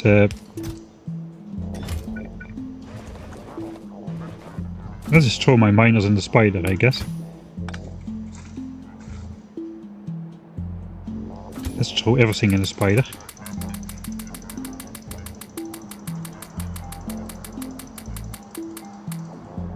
That way I can still deconstruct the trees. But my bots won't actually build anything. Alright. So then we go to the tileable.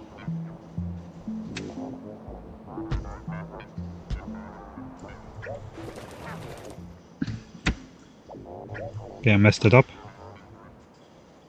Like so. 1, 2, 3, 4. That is all the belts.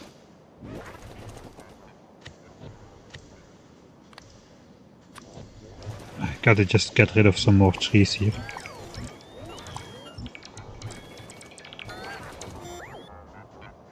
Alright. Then we will put up the top.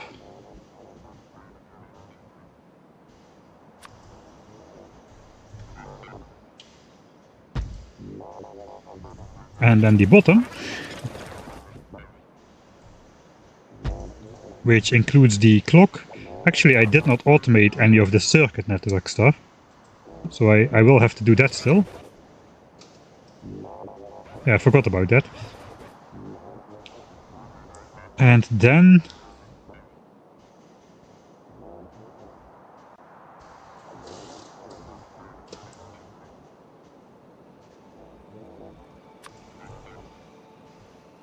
the exit belts.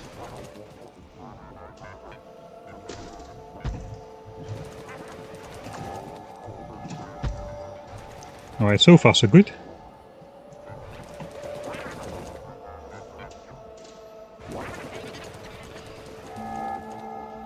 I'm pretty sure I can just use the... I can now add the furnaces like this. That would be fine. But I would rather build just the skeleton first. I do not have a separate skeleton for a 20 miner setup. I think I can just use this one though. So the top part is red, but that's okay. That's just 2 roboports, 2 radars and 2 power lines. And the rest is not connected. Alright, so I can do this. That will cause the base bots to start building, because it will be connected. And then slowly the miners will get built and connected as well. So this is the actual first build. The actual first miner built by the Major of Factorio Town in 1907.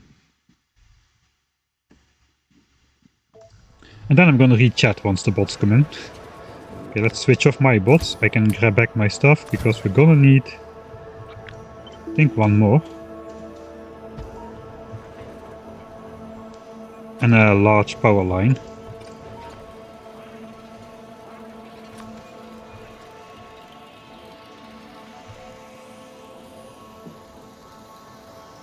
Okay, no, we don't. We just need the power line. So let's deconstruct that before the base bots come around. Alright, here we go then. I'll save again, so I can enact the moment eventually, once it is necessary.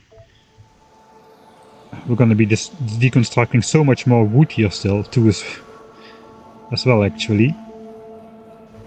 Oh well. Where is it? It is here. Alright. Here we go. First actual build. There's actually some bots in these final areas. And I guess I do want to select everything here for deconstruction. Just the trees, because this area is going to be filled with furnaces. And this area is going to be filled with belts. And perhaps we'll just get rid of the trees around the mine altogether, just for stuff to look nice.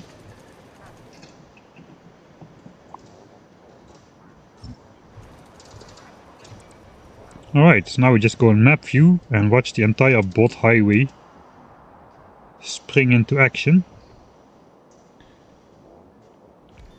Okay, the first builds arrived. That means the robot network is going to be expanded. Now this is in range, so new bots should come with belts, as well as the robots for this area. Oh no, wait. This is not great. Let's just quickly try to temporarily connect that. So these robots connected already to the grid before being powered, which is bad, because then bots are gonna come for all these trees, but these robots are just running out of juice after 10-20 seconds. The roboport coverage will disappear and the bots will just go back to the base. I chose a great moment to do this, because it's night again. What else is new? I have my logistics requests on. What else is new? Alright, that was horrible. Okay, so I do save scum. That was a horrible depiction, but I want to have the first one nice in the image. Okay, I can rechat a little bit. What is the fish used for? The cult. The cult of the band. Yeah. Are bites eradicated? Yes, all biters that matter are eradicated. There are some left on some islands, which do absorb pollution, but cannot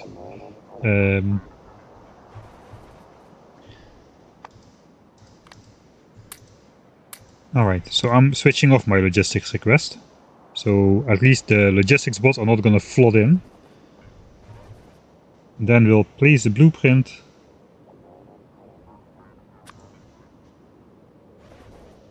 Another time.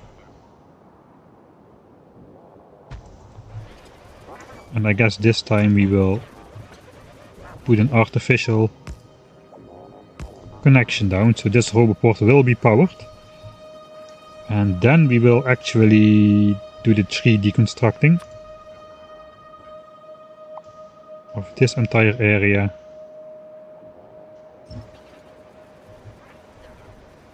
I guess this is going to be a full build area anyway.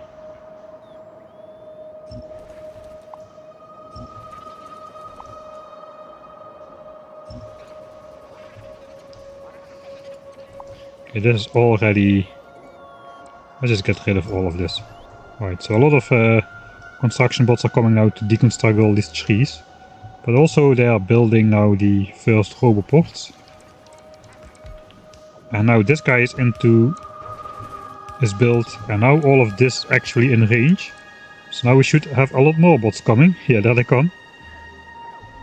All empty. All to pick up trees. It's again night, but I guess that is just how it is.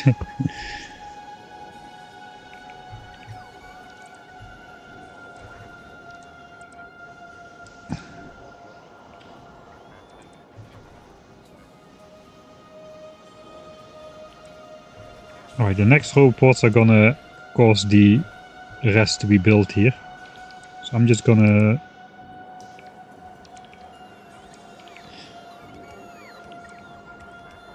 Alright, okay, so this robot got power before it got disconnected again, which is what I wanted.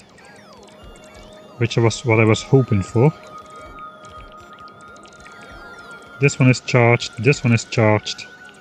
Okay, now this one is gonna get built. These are not gonna get built. Because I forgot one blueprint.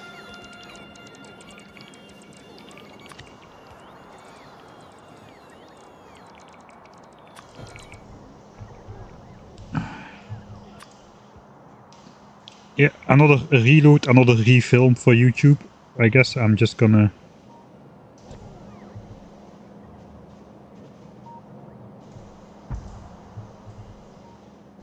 It's because we have 20 miners instead of 16. We need those roboports as well there.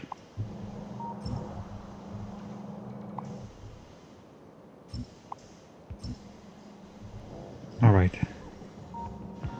Okay, yeah, so we don't have the combinators and stuff. I didn't... oh. The bots have been doing good work while I was in map mode. The entire field of trees is gone. Now this is actually gonna get built.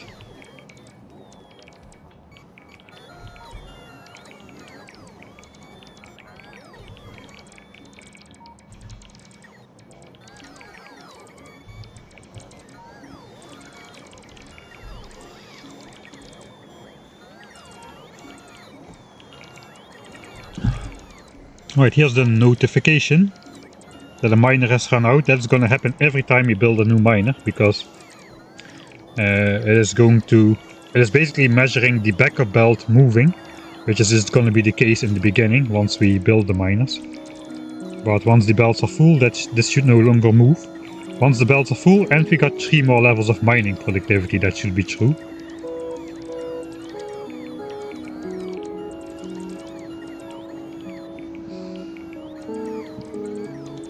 Right, now we can technically deconstruct this because power is connected through here. I think that's almost the entire thing done except for the modules. So if you look at the power grid, it is just connected now. So we have the minimum, this blueprint contains the minimum amount of power lines to connect everything. Ideally I use big power lines to connect everything, but where that is not possible, or where that doesn't look nice, we are using one row of small power poles, which is gonna power the furnaces later on between the beacons. So in general, this entire big power grid is now complete. For now I'm just gonna handcraft those combinators. 2 of those, 1 of those, 1 of those. And I can just throw those in my logistics trash slots. Right? Apparently not. Okay, now let's just do it for my personal armor then. Okay, looks like all bots are calmed down again.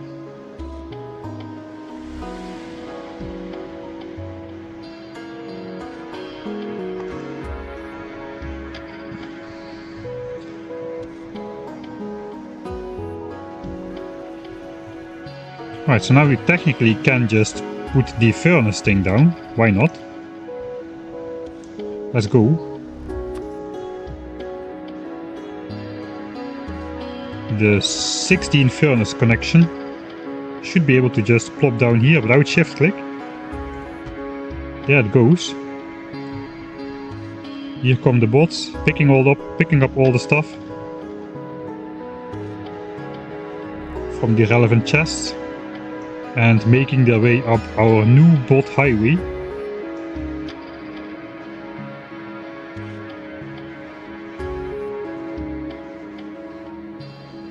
Two belts are not connected because this one is 2 belts larger than the standard build we use.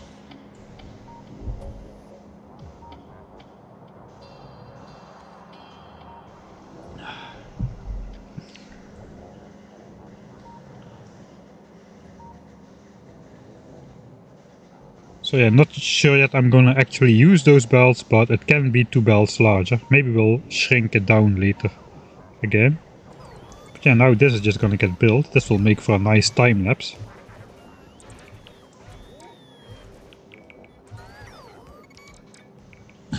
If I stop moving around. It's actually gonna get night, which is not too bad for furnace time lapses, because furnace time lapses give light, especially if switching off alt mode.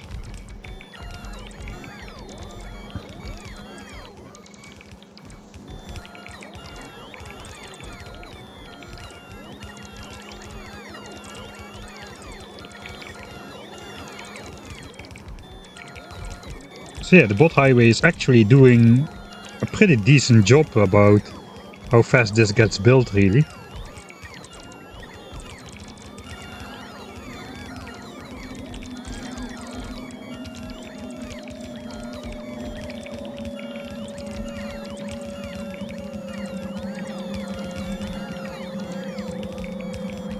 That's gonna be 16 belts of iron, and we have 4 belts as backup. Maybe for blue signs, I don't know. We could lead those into like steel or something.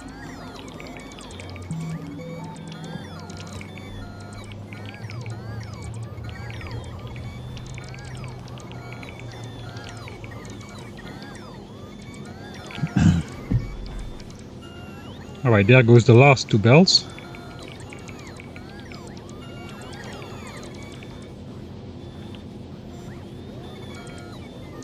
Alright, we're gonna have to ignore this until we have mining productivity level 51. Because now this backup miner is gonna be used. So in normal circumstances this would not move at all. Now it just moves occasionally. Because our mining productivity level is just exactly not high enough yet. Of course this is just gonna back up now. All of these furnaces are already full. See the clocking in action.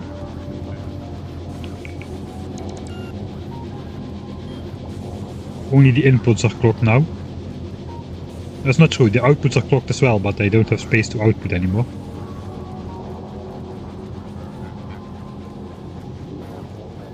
I'm not sure if they actually are active in this state, since they are trying to output stuff on a belt. It says disabled by control behavior, but I know that they will just finish outputting on the belt anyway, even if they get disabled, so maybe as long as this is happening, they are not disabled, so I don't know about that actually.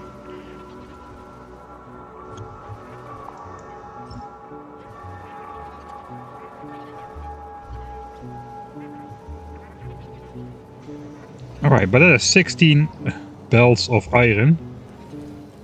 Plus 4 and backup, so that's good. That went smooth. Now all the bots are here, which is fine, I guess. We're gonna need to spend a little bit of attention on this side here. I guess all of this landfill has been placed now. So we simply reapply these blueprints.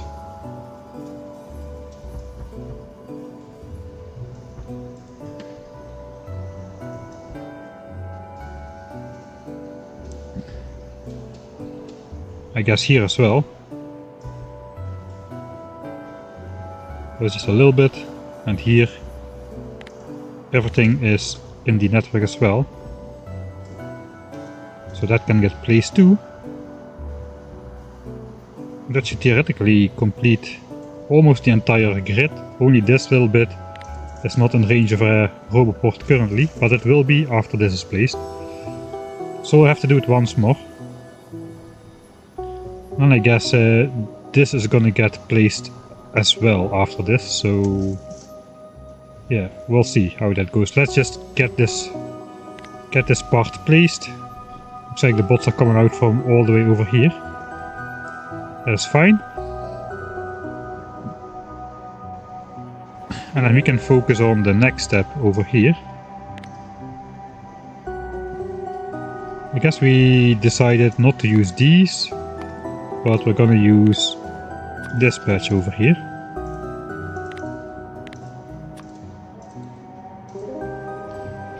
And here was going to be a part of the build.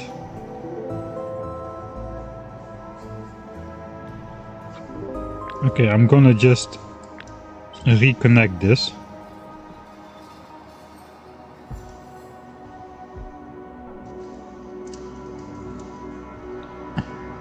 Because now we're going to be building on this side. Some of the bots may travel up this Roboport highway instead.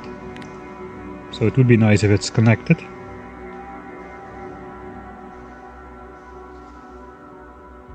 How the heck did this thing get built? We got... Oh, there's a random storage chest down there. Alright, never mind then.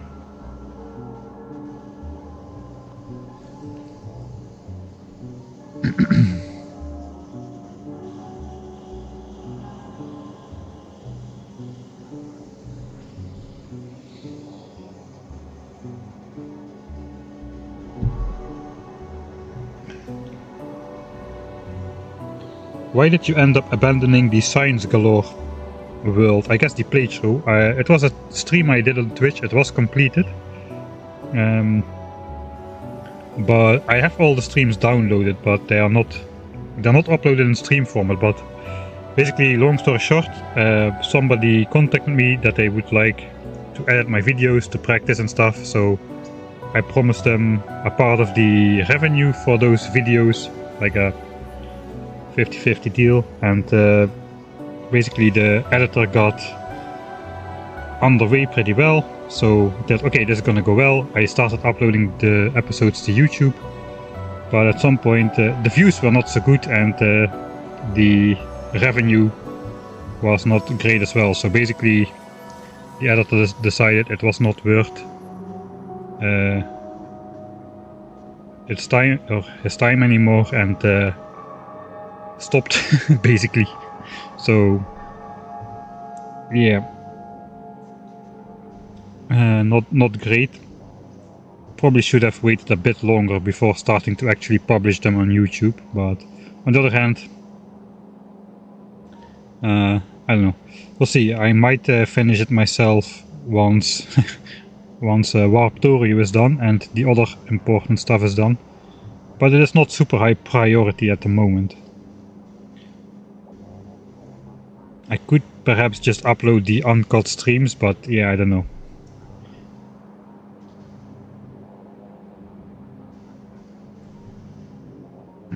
Okay, how to proceed?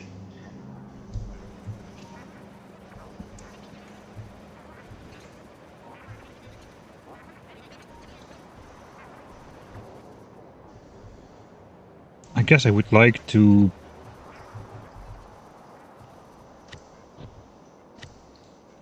put this thing somewhere. Perhaps as close to that ore patch as it will go.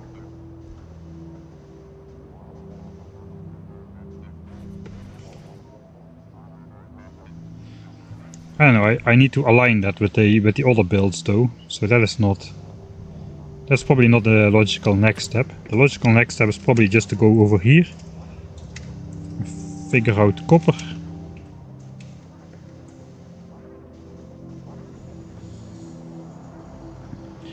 No, that's safe. The logical next step is to actually try to know what we are doing, and to know what we are doing, we need to just design green signs first. Then we know how big it's gonna be and all that stuff.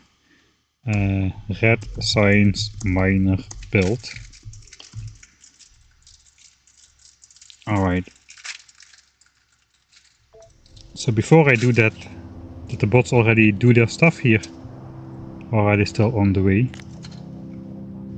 So here they did all the stuff, this is all complete. How about here? It does seem like a larger section has been built now. Let's see if we can get some more bends from the lake while we are at it.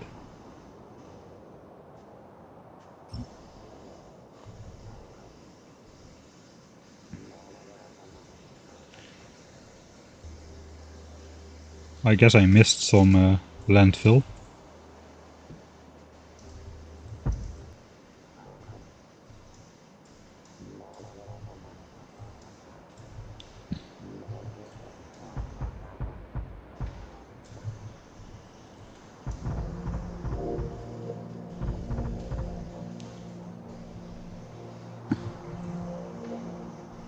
Gonna be placing some more landfill down.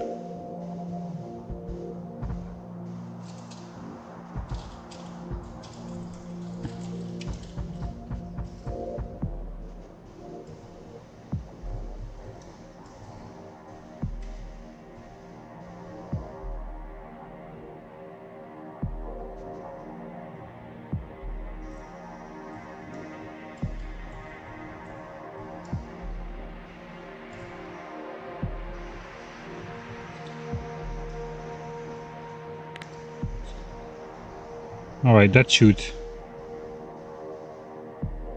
probably do it. Those are coming to pick up landfill, those are already placing stuff. So yeah, then that means now I'll save. And then we'll go back to the design table. Design table, also known as editor lab.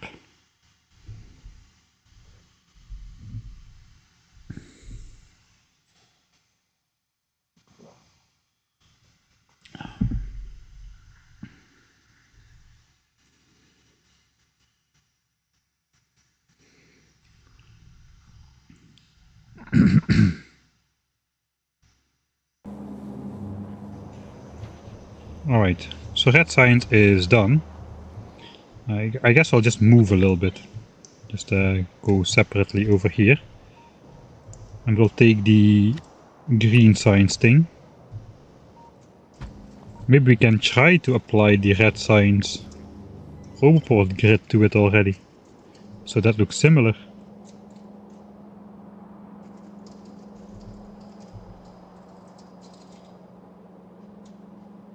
It's not really lining up the same. It's not lining up the same because we've got an extra beacon in front of red science, really. So yeah, I think these are just not gonna be the same in general. Maybe we'll do this instead, I don't know. Or perhaps we'll just place it next to the roboport anyway. It's probably not the first thing we should be worrying about.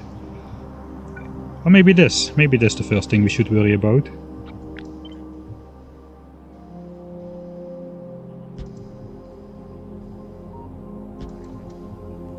So it is now kinda similar at least.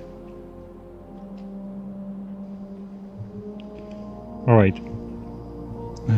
Then we need to connect that properly to this power line system. So it stops blinking at us all the time. Okay, that's good.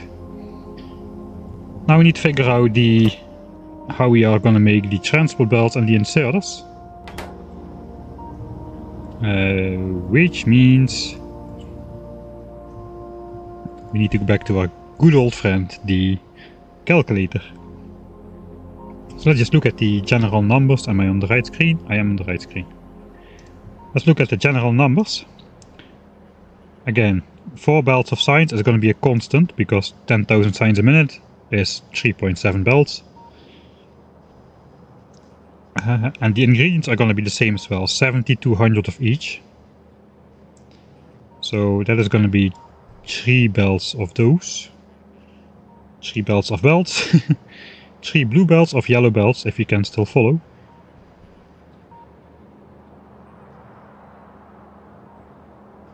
Right, we need 4 belts of gears, but we need part of the gears for belts. I think we need to separate this out into its 2 components. So it's 7,200 inserters and 7,200 belts. So if we count like this, we need 4 belts of iron for belts, and we need 9 belts of iron for inserters. So that is 13 belts instead of 12. Of course this is 8.3 and this is 3.2, so in theory it is still under 12 belts, but in practice it's gonna be hard to pull off. It's easier just to work with full belts at this scale, which is why I did the extra. We have like 4 extra belts to work with, so we can do that. all of the copper is gonna go into copper wire. Basically the full 2.041 belts of copper are gonna go into copper wire.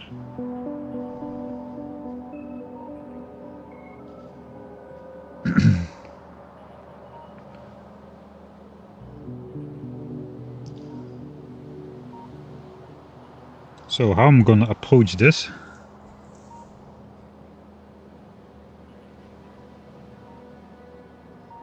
Should I just separate it into 3 separate builds? I think 3 separate builds would make sense. Okay, we can try 3 or 4, so let's just copy this once more. Twice more. If it is separated into 4, it's gonna be 1800. If it's gonna be separated into 3, it's gonna be 2400. Still less than a belt, so that's good. Less than 1 belt. Less than 1 belt of copper. More than 2/3 though. But less than 3/4.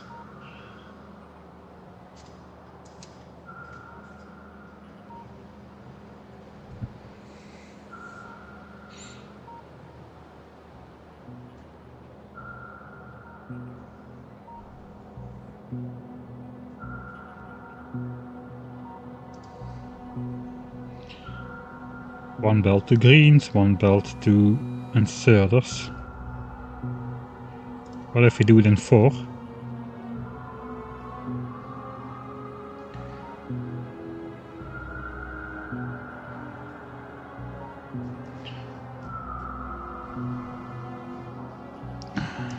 Just let me check something real quick. What if we... Oops. What if we go like half? 1.048 belts of iron. And this is 1.021 belts of copper. That fits into my overclocked system, I think. So, this does not have to do with clocking, this is just like overproducing. So I got my standard build here, which outputs a full belt. That is 2700 items a minute. But I also got one which is kind of the same. Where is it?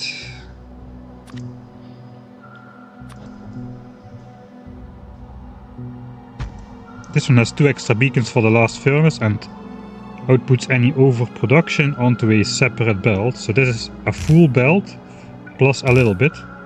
How much a little bit? 93 plates per minute extra.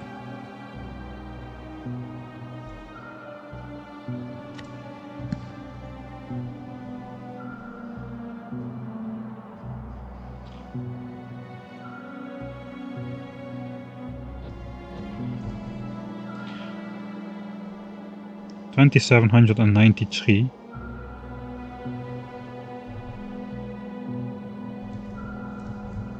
Okay, that is not gonna fit though, because this is 2828.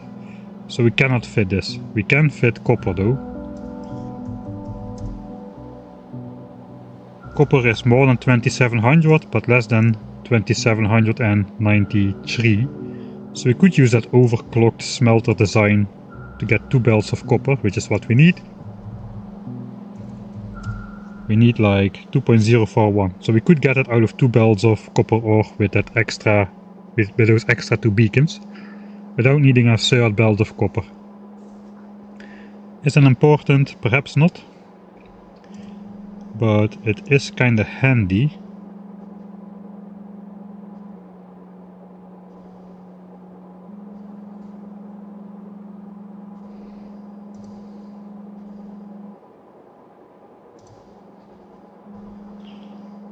I mean, separating this into 4 makes sense again, because we need 1 belt of iron for gears. 4 inserters.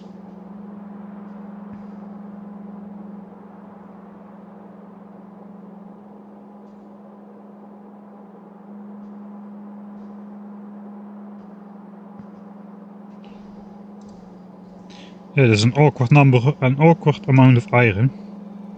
Doesn't look like it at this scale, but It is just a little bit more than a belt, but a little bit too much more than a belt. What if we, instead of doing it per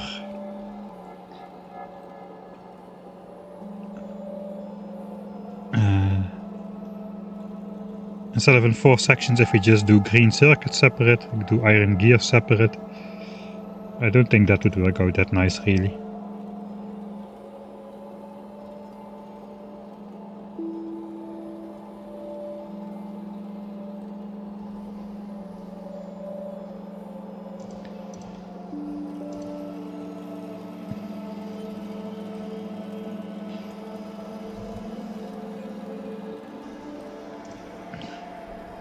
I think I'm just gonna go for the quarter build. What if we just speed this up? 4 assemblers without the beacon.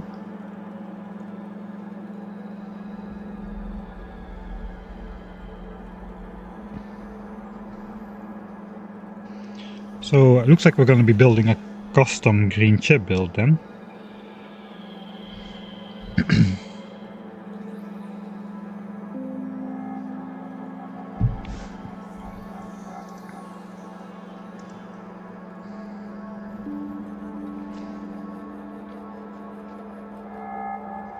Alright, now, what am I doing? I have a perfectly fine thing which can output a full belt of green chips. So let's just ignore green chips. Then we just need to make the gears. And to make the gears, we're just gonna we're just gonna separate it into 3. That's what we're gonna do.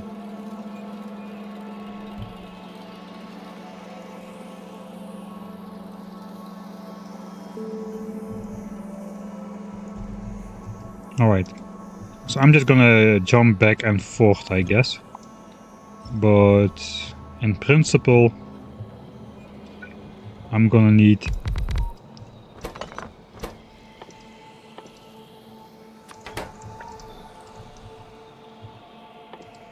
four of these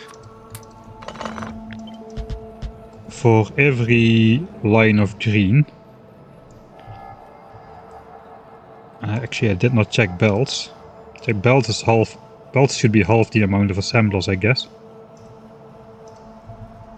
So belts. That is 8. Except, yeah, we need to still divide it by 4. So that's two assemblers worth of belts.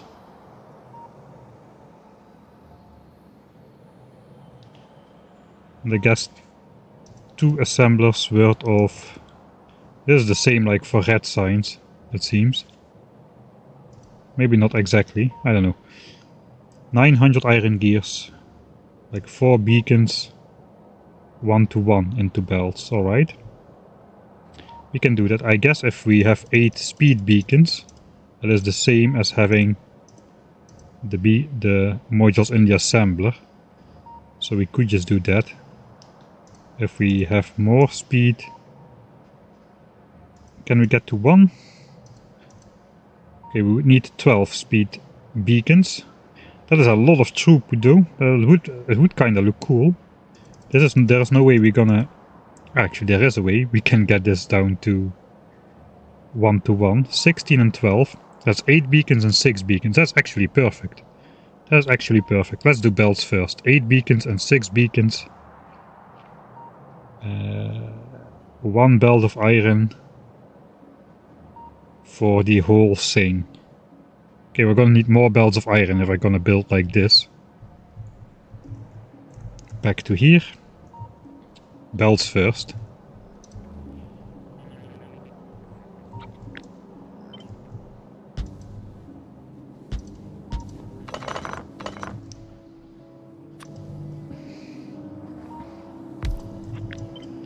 We'll even make it look shiny. The thing is, gears was needing to be in the center here. And then belts was supposed to be on the edge.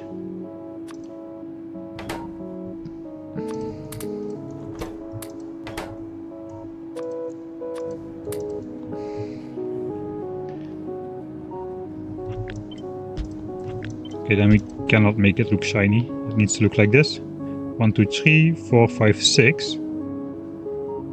Plus speed modules for belts and 16 beacons for gears. 1 gear and 1 iron plate makes 2 transport belts. Alright, so this is the basis, I guess. I mean, we gotta figure out how it comes in, but this is the size, at least.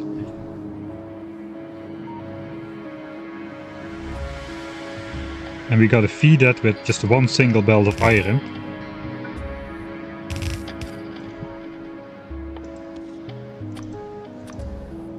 And then we just gotta make sure it can keep up. I've got a feeling this is not gonna keep up. We're definitely gonna need 2 on that one.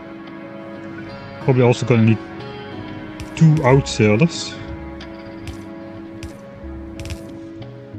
So let's just try this, how it looks. Iron is coming in.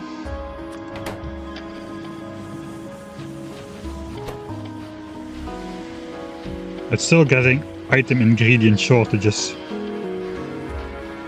Is it? Output full, alright. And then shortage.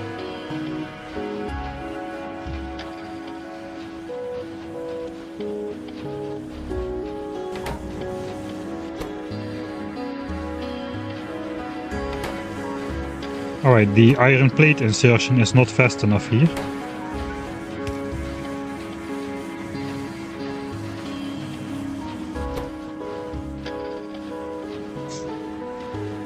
I think now the belt output is not fast enough.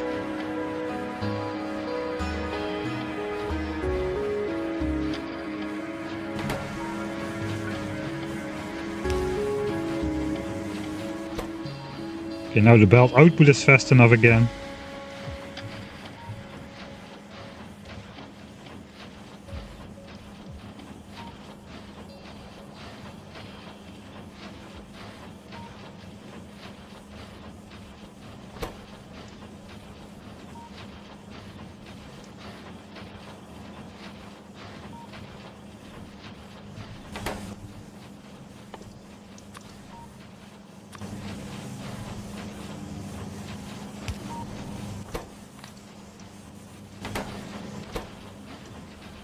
Putting one in there with a lower stack size, maybe the first one. No, let's not do the first one, let's do the center one.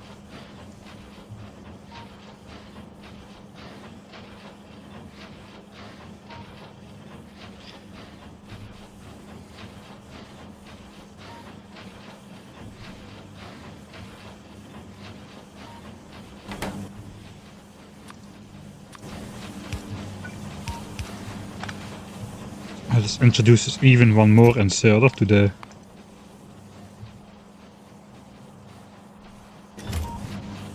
party.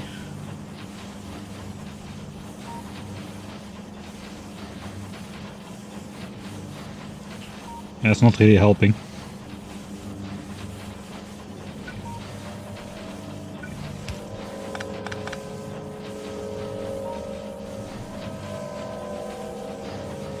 Alright, over this iron, half a belt needs to go to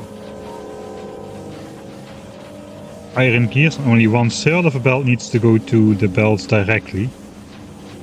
So I probably should do something different here. Basically it's gonna look like this.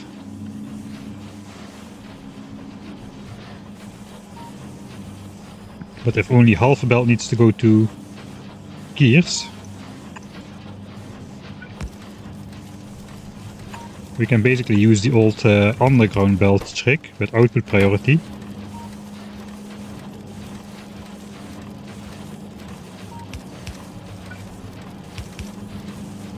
These need to take from the far side of the belt though, so that's not ideal.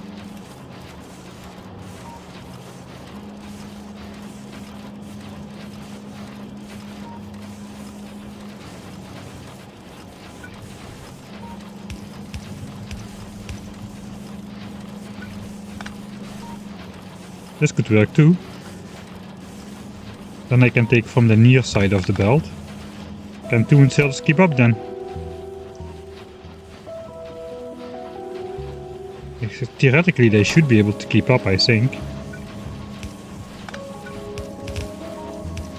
Maybe they need a little bit more space though. Okay, this is not backing up, so they are keeping up.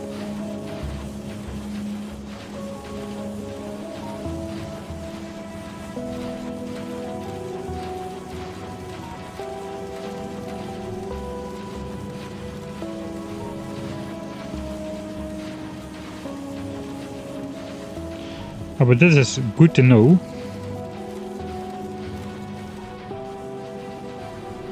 So actually what we can do is have one belt of iron incoming, split it in two again.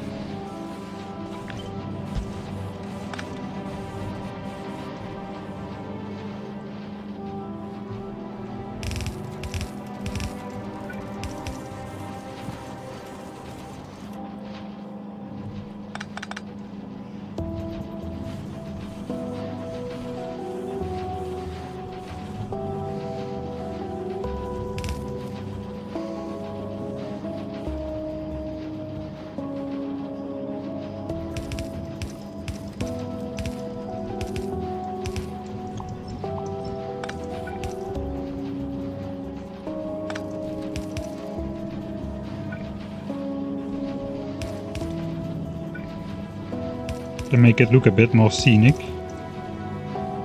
This should work as well. And put everything on the correct side.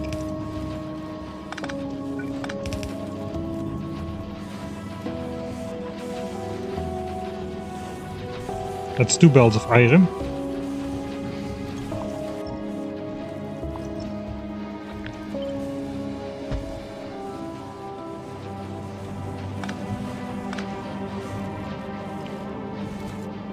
Then we need a 3rd belt of iron for belts. But we can make a 1 to 3 splitter. That is very easy, just 3 splitters and then 1 output back into the input. That is a 1 to 3 splitter. 1 2 3 splitter. English.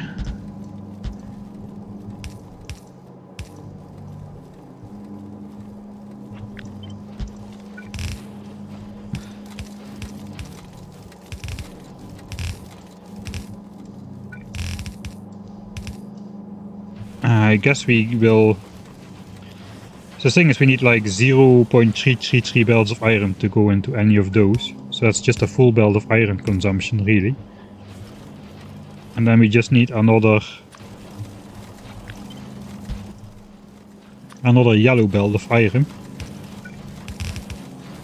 for the 4th one. So that is somehow we could limit it like so. That should be 7200 belts a minute. We can actually test that because nothing else is producing here. Everything is quiet. We should have 7200 belts a minute like this. So now we've separated the iron for the iron gears and this iron for the belts directly.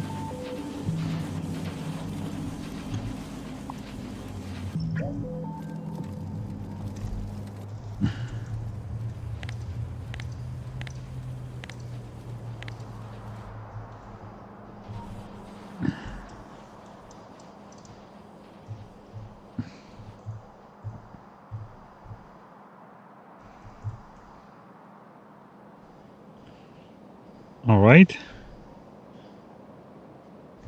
We are definitely not producing 7200 belts a minute. Maybe we need to wait for this big V shape to go out there, but I don't think so. No, we're at 5.8k. Something is off.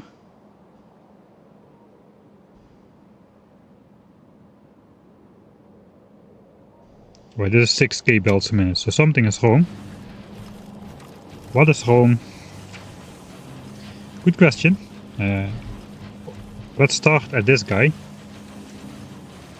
Alright, so assumption 1.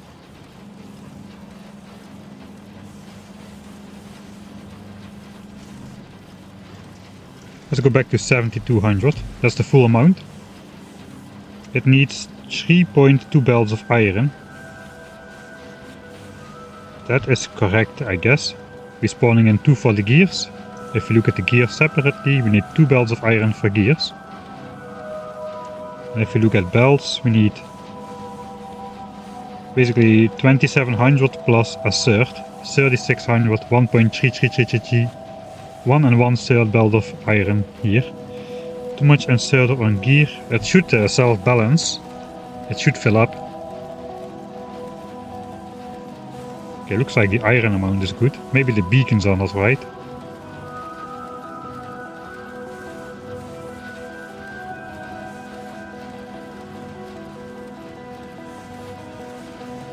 Taking iron from belt assembler. Alright, let's go back. Yeah, this is a loud song. Let's cancel that one. That's one of the loudest Factorio songs.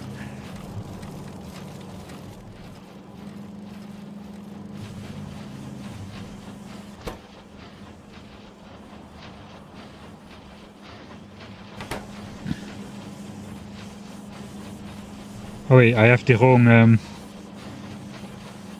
No, I don't have the wrong beacon amounts.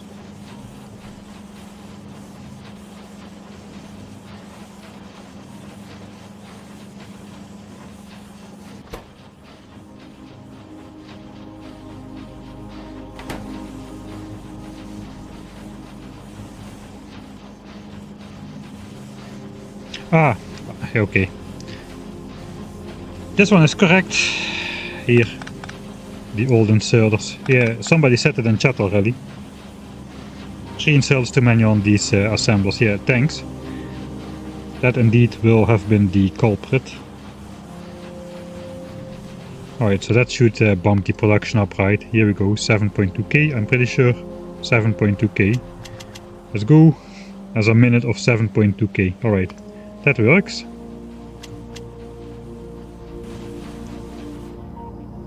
How did we divide this? I think it's good to, if we do it in 4, then we don't need to rebalance these belts. We can just straight up split off this belt production into one side of the, or into these 2 supply belts. So that is gonna be gears. That's gonna be, I mean, I can say it, belts. I can do it.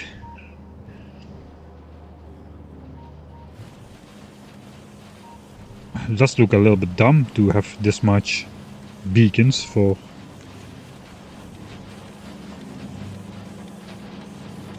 Okay, we got some more hydrate. I'm hydrating with beer.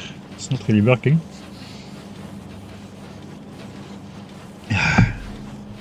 Alright, but that is belts, alright. That's a really difficult one. Difficult one being inserters. So I guess we go back to the drawing planner. Belts is done. Now we go inserters. Alright, so there's 2 ways to go about it. We could do the quarter thing one, where we just do everything, including build green chips, or we just dedicate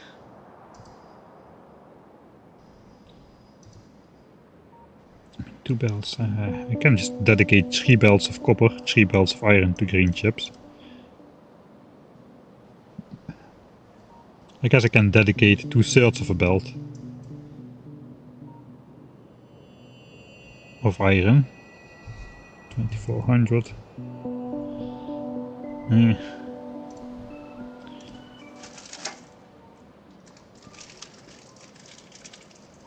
Alright, let's open green chips in a new tab. If we do green chips separately, we can dedicate 2 belts of iron and 2 overclocked belts of copper to making green chips. We can just build 3 of our 1 belt of green chips things without the furnace stacks this time, and basically feed them not enough iron and copper. We just have these belts, we split it into 3. That should make us enough green chips. I think I'm going to do that. That will simplify things a bit. Oh god, if I already have to simplify things a bit on green signs, I'm kinda scared on how that's gonna go. Okay, so let's grab from the 1k signs per minute book this 1 belts of green, or just 1, 2, 3 stamps of that. It has a iron input and a copper input. So normally I would input full belts, but now we are not going to. So now we're basically gonna have 2 belts of iron incoming.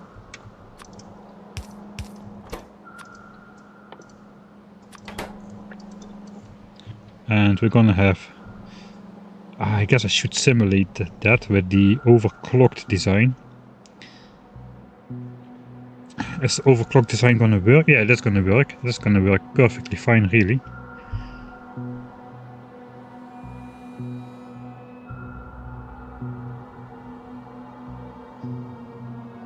Sometimes I use infinity chess here to get an exact count to the exact value. Instead of 7.2k, I will see 7200. In the end, I will do it for green signs. Just count it in chests again. That is what matters. If green signs is correct, everything is going to be correct. But I'm not going to do it on every step of the way because it's pretty time consuming.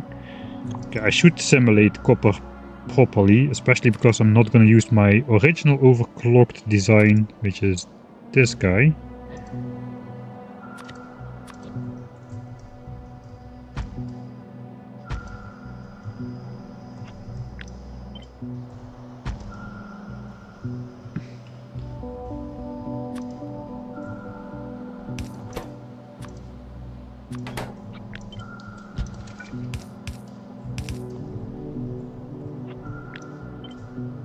Alright, another piece of the puzzle.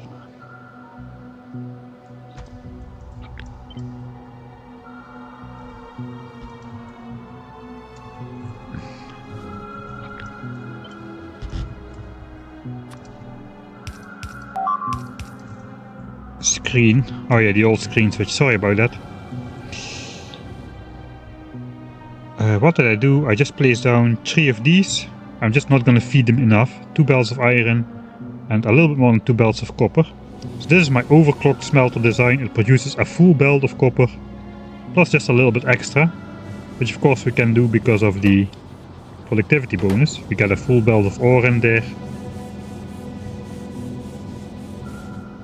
I'm gonna have to adapt this though, because my new design is the clocked one, and we're just gonna overclock 2 of the I'm using clocking for the same words here every time, which is a bit confusing, I guess.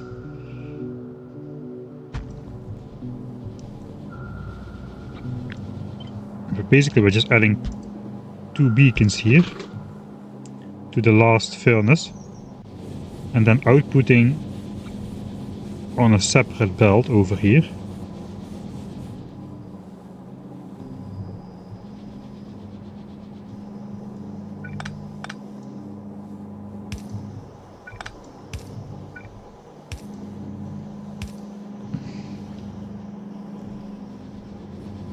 Okay, I do not really want to alter my existing design. But I think I cannot do it.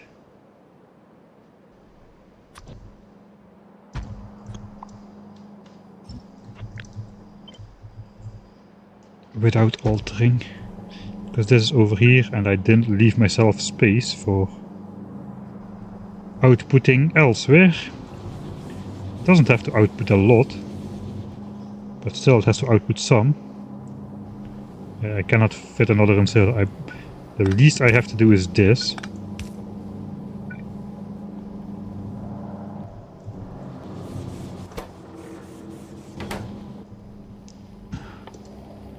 I guess I could use a red inserter.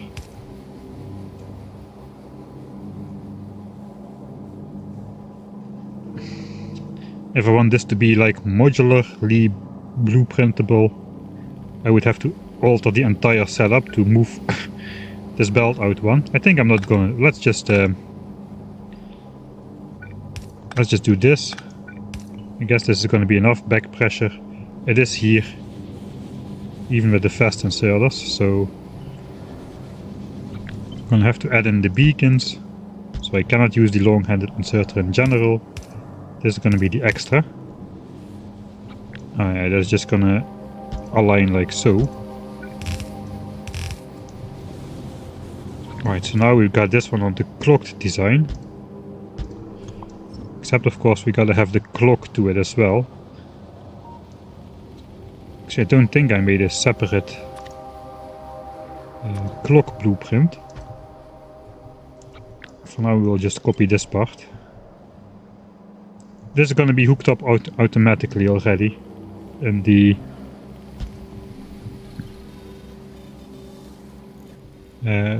actual base, but here I will just have to do this shenanigans. Okay, now this is clocked. And these are just outputting like a full belt. Alright, and then it's gonna back up because I didn't put these things on there. So let's reset and Control Z. And we'll switch on gaps so we can see gaps. So yeah, this should remain full at all times. This will eventually... Actually, this will not back up in this case. Alright, so I have to...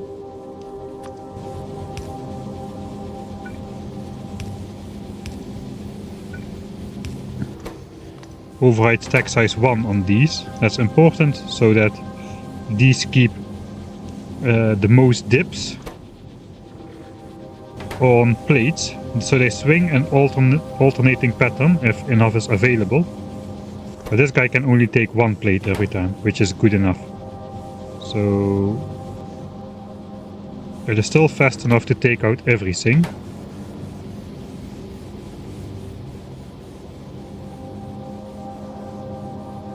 But we keep the back pressure on the belts here. Alright, so we can be sure that this is a full belt and this a little bit extra. And this is what gives us a little bit extra copper that we need. So we need 2 belts and a little bit. So I guess delete this.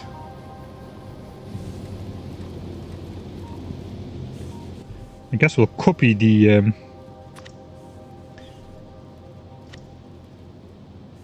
copy. I'll put this somewhere separately.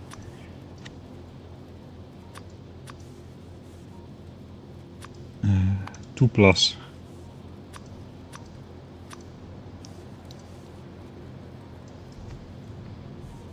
Two clocked, overclocked furnace lines. Alright, whatever.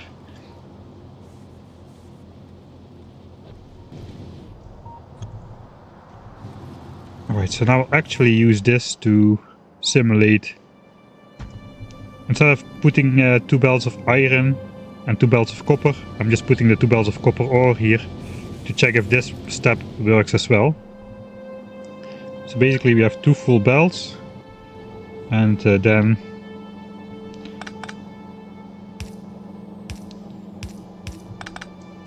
we have to combine these.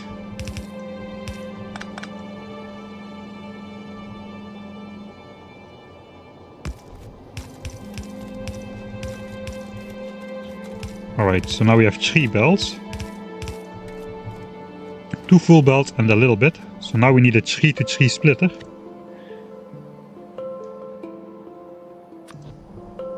Like so. That divides it out over the appropriate amount of belts. So that is what's going to be coming in. And 2 belts of iron are coming in as well. And the 2 belts of iron are going to be coming in, which also need to be split out over 3 belts.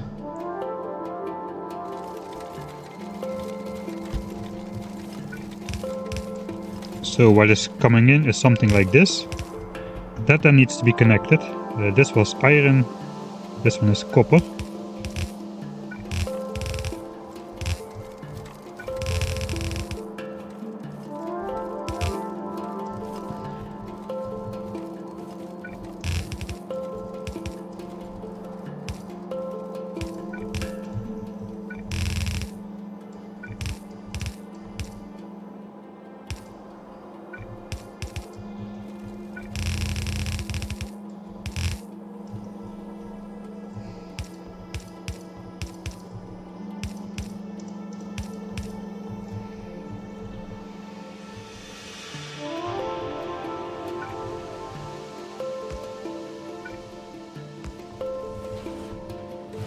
Alright, so that's gonna be making our green chips.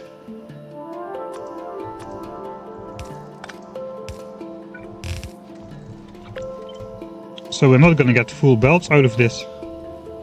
But that's also not intended. Let's just speed up a bunch. We should eventually see, once all these furnaces are empty,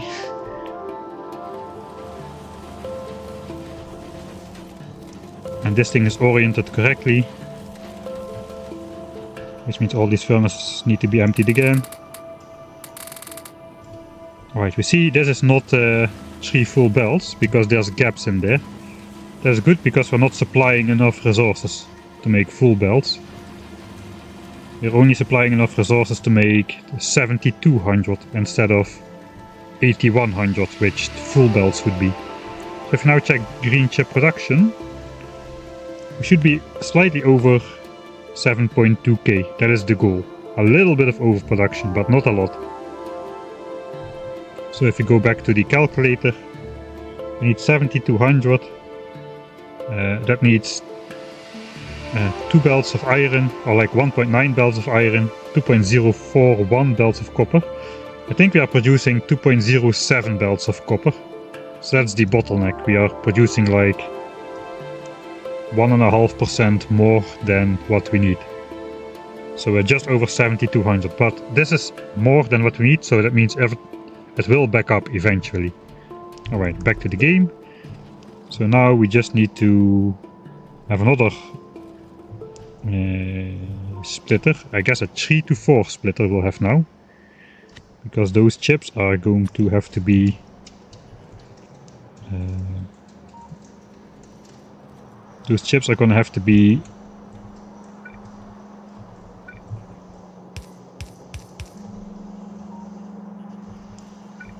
split over 4 construction points. Probably, maybe 3. We'll see. If it's 3, then we don't need to do this. But now we're doing it. So that's definitely not full belts. Alright, so that's green chips taken care of. We need an overclocked smelter. Make it into green chips, and that needs to go to inserters. That was the most difficult point of inserters. For the rest, inserters is just gears and iron plates, just like... not unlike belts, really. So maybe we can just start out by copying that. We do need like a higher amount of stuff though. I love that belt balancer blueprint book. It is not mine though. It is somebody else's. I don't know whose it is. No, they didn't type a description. But yeah. I did design my own rail book at some point, but I'm definitely not going to make my own 128 to 128 balancer. That's a whole different kind of specific thing. A 73 balancer this compact, I would not even know. I mean, I could probably make a 73 balancer, but mine would probably become like this size or something. That's really it's really a niche hobby to make belt balancers. And I'm glad somebody else did it. It's the only blueprint book I'm using which I did not design the blueprints of myself. Alright, we are gonna go back to this guy. So now we can ignore green chips. So we go to this guy. Oh, that looks like complicated stuff. Click and it's gone. Alright. So we have a choice. Build in 3 batches of 2400 and then just split the end result. Or build it in 4 batches of 1800.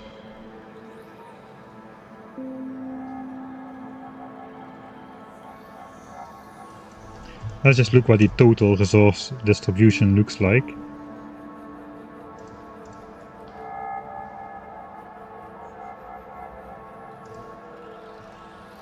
And again, so we're gonna need 2 points. We're gonna need 4 belts of gears. That kinda screams cut it up into 4 parts, really. And this can be easily cut in 4 parts as well. This is 4 red belts. Okay, that screams cut it into 4 parts.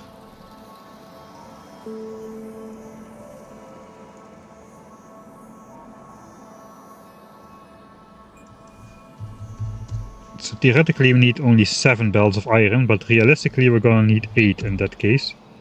So basically we're just gonna dedicate 2 belts of iron to every setup here.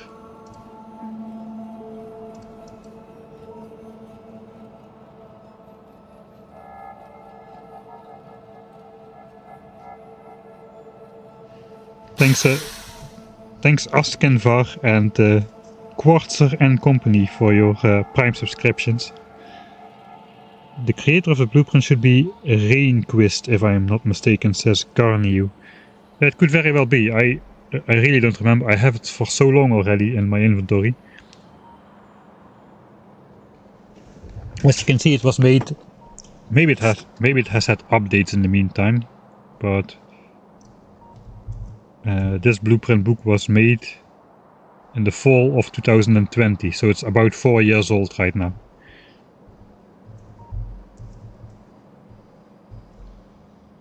Alright, so what do we need then? 2 belts of iron.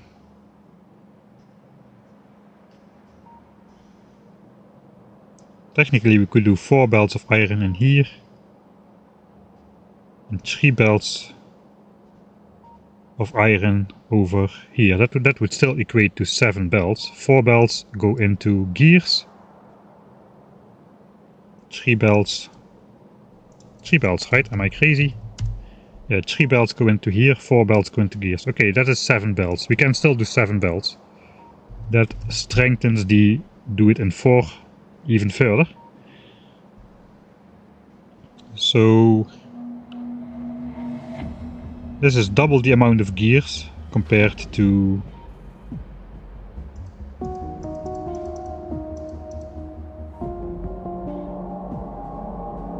belts. 2 assemblers with that is kinda just a little. I always like to have it just a little bit faster than it actually needs to be, but not a lot faster. That is my ideal.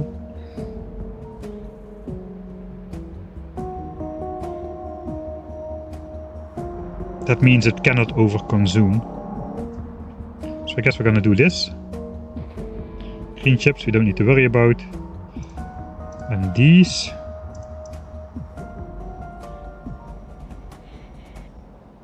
These have to fork in a lot of different resources. So I probably don't want to make them too fast.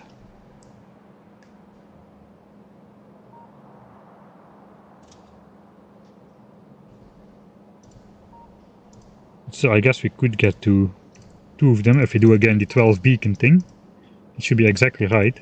This is not a little bit of overproduction like I like it, but it's a little bit tricky. We should make absolutely sure that this thing can keep working all the time if we do it. We could just make it a bit faster than it needs to be. We could do that for the belts as well, just to be safe. The thing is, if if you make it exactly fast enough and it's not working for like 10 milliseconds, you're going to have a drop in signs per minute. Whereas if you make it faster than it needs to be and it's not going to be working for 10 milliseconds, just the belt will be not compressed for a little bit and then it will just back up again. So maybe we should just make it a little bit faster than it needs to be. Alright, but 6 beacons is the minimum here.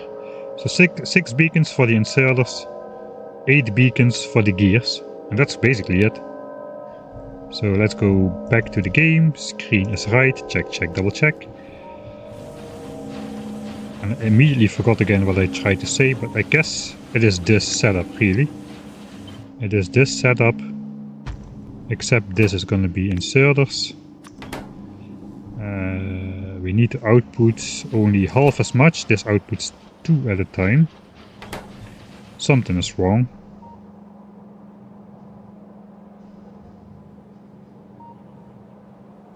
Something is not right. I think we need 2 of these actually. Yeah, we need this twice as much. That's kind of annoying. But we also need... let's just get rid of this for now.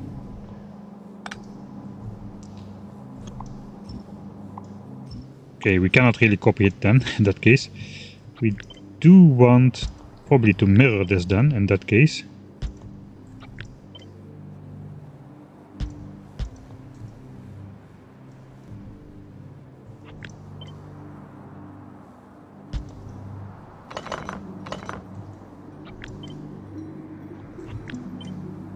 This is not going to work, is it?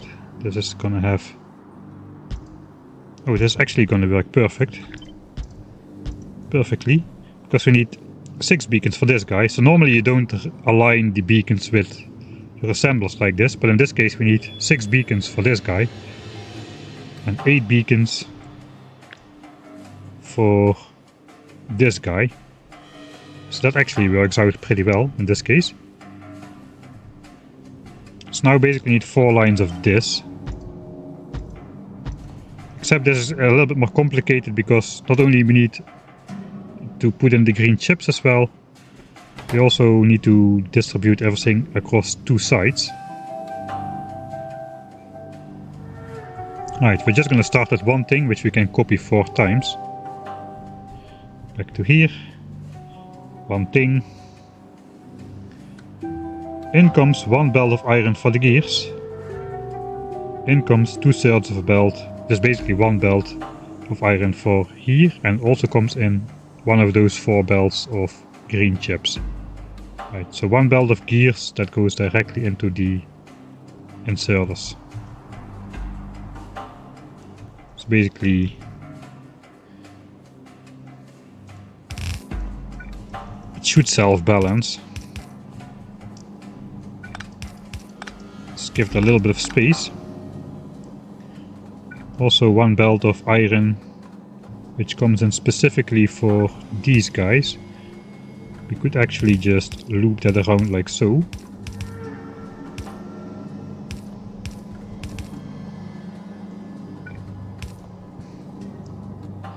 We also need a belt of circuits that comes in for that. Okay, this is getting a bit crowded in here already. I would like the inserters to flow out nicely, but perhaps we can just in and out at the same side or the other side. That's a good question.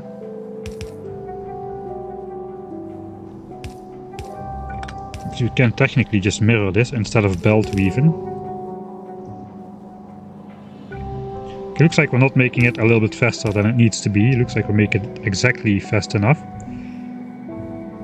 This is not working though, because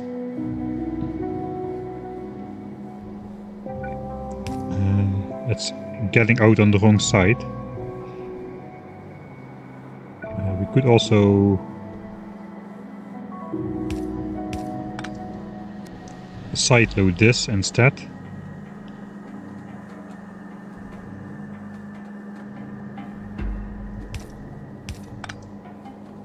Make it look symmetric. Then in comes the iron, I guess. And here comes in another belt of iron. That doesn't work. That belt needs to come in over here.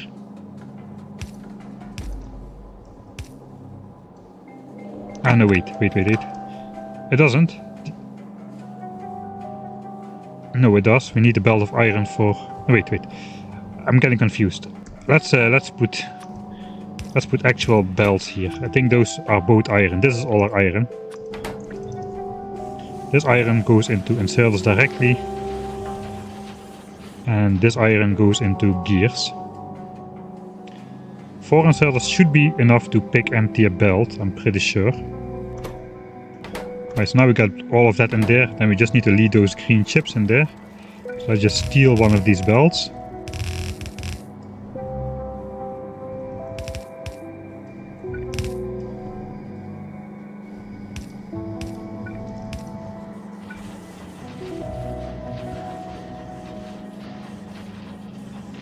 Right, that's not gonna look great.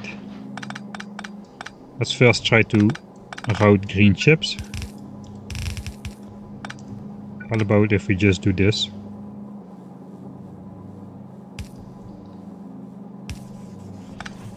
I mean, we could always just output on the side like so.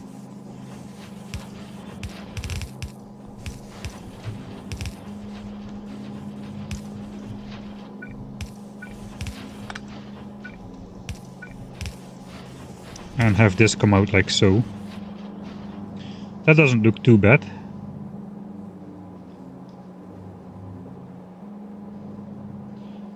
Alright. Another hydrate. Let me check if I have something around still. Does this count? Is there a few drops of beer left?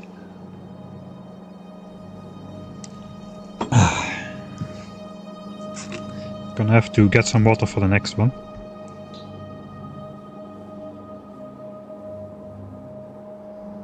Yeah, I think this is looking fine.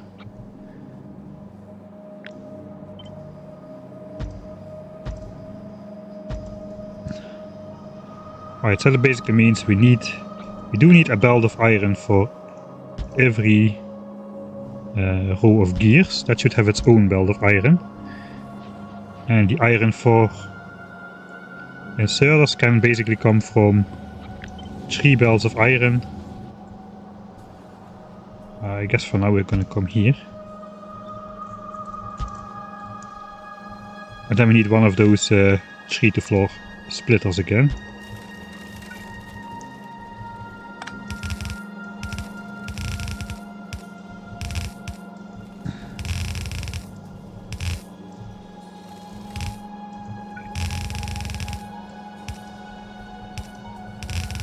Alright, so that's the correct amount of resources incoming. This will have its own full belt. This will have 3 belts split into 4. 2 belts of copper ore becoming slightly more than 2 belts of copper plates.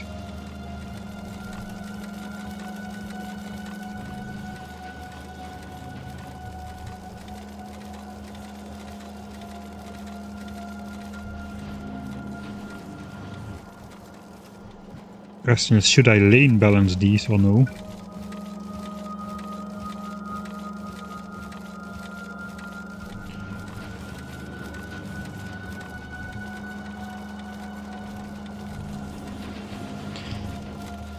I guess this should be full, this should be equal, so there should already be enough, a similar amount on the left and right side. I think we're gonna be good in that regard. I may have to just lane balance the outcome though. Maybe not. Maybe I should not worry too much about it. Anyway, it's gonna be short lines. That is green, that's all the building components of green signs at least. Now we just have to figure out how it's all gonna fit.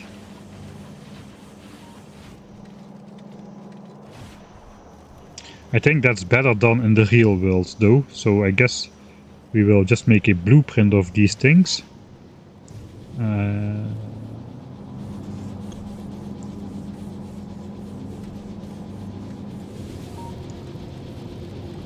I did blueprint the overclocked design here, we can get rid of this. We'll just leave this as a reminder. So this is our green thing.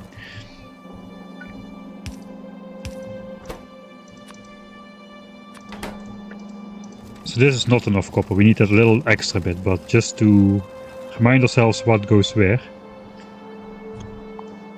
Okay, let's compact this up a little bit. This is gonna go into 4 belts. We still need then 4 belts of this.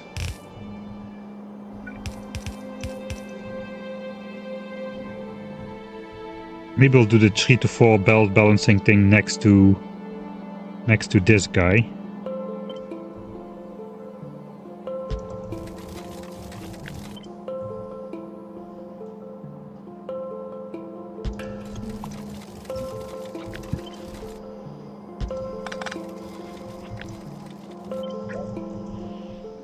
So basically just feed this out, and then once we connect it to here, it's gonna be green chips.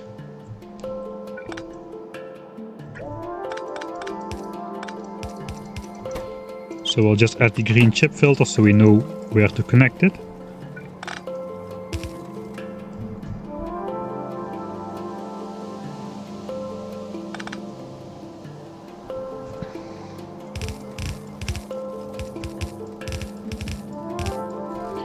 Then we just gotta find some sort of right spacing.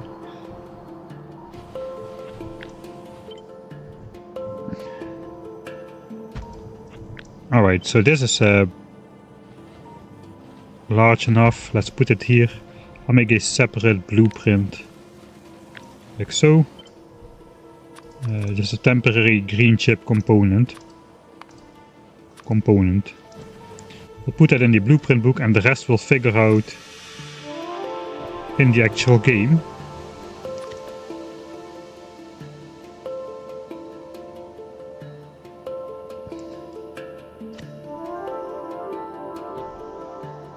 I kind of think I should put these like in reserve somewhere.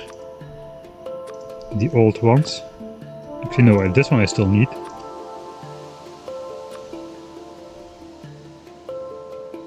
I'm gonna make a new one though.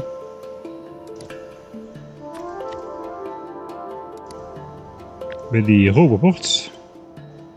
For now.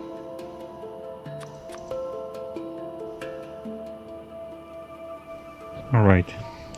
So let's save this. I guess it can be just D. Then we can go back to the actual map. See Rex, my beer is finished.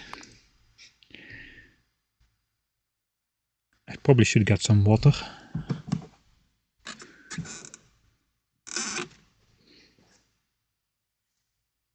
Are you gonna do power lines in the main world? I guess so.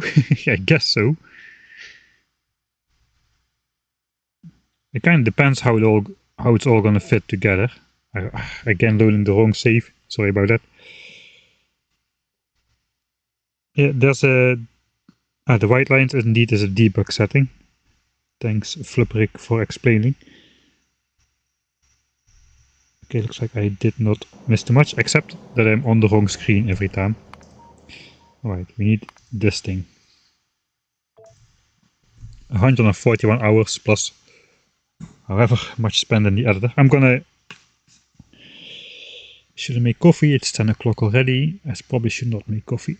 I probably should just drink water for the rest of the stream. I'm just gonna grab a quick water. It's not gonna be far. I do have to put my old man noises. The stream is loading anyway. Are the bots still doing something? The bots are still doing something. Okay, I'm gonna grab some water.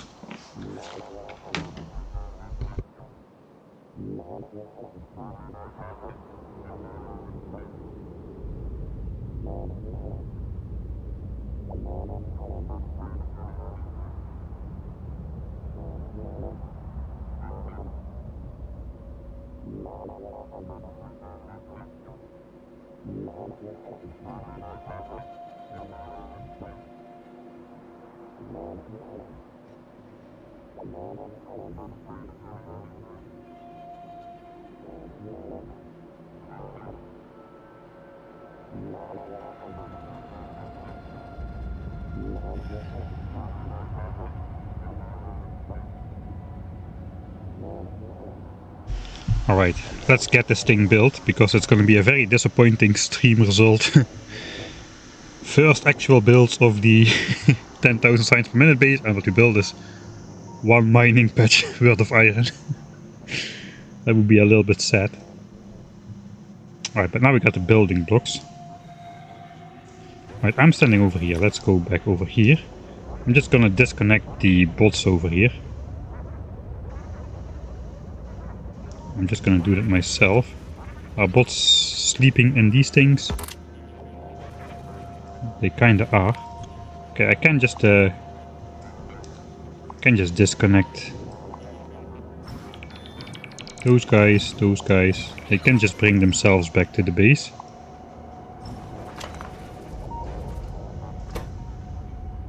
Alright, looks like I do need to do this.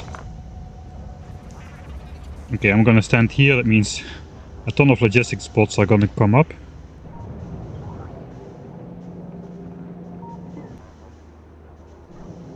What do you mean you don't have a space to put this big power line? This guy probably feels he's part of this network, right? There's like 3000 bots in there. Okay, this is not great. I thought there would be a lot less, but all the bots are in here. Alright. Let's draw them out. They need to return to the base anyway. Let's not draw them out, it's fine.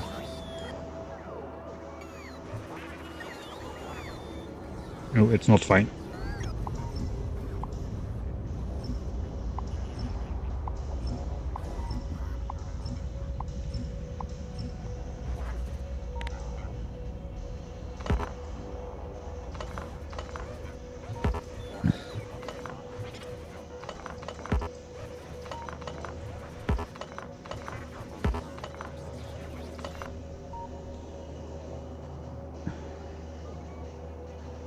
Still have much more to go.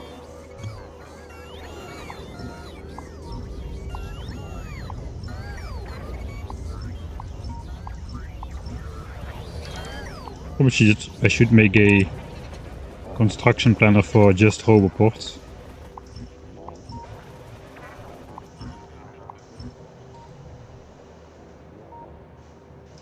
Yeah, probably we are far enough out now that the bots won't try to build anything anymore. Alright, that's good enough.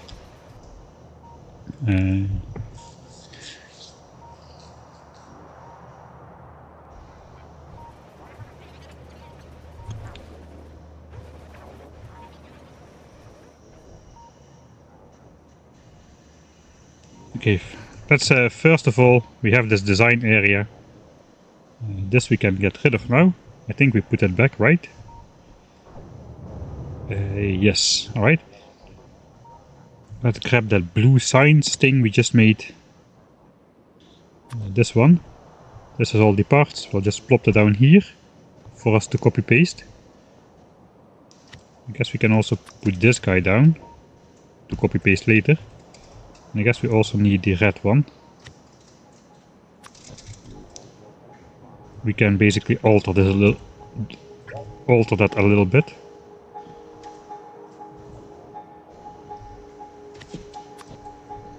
Can just paste it on the spider. That's why there are spiders.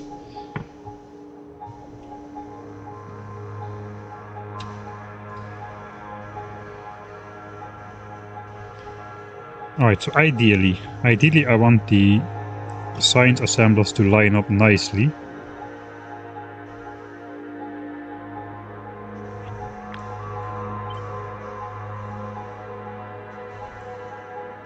We're gonna have inputs from the top right, outputs on the bottom. I don't know where the outputs are gonna go.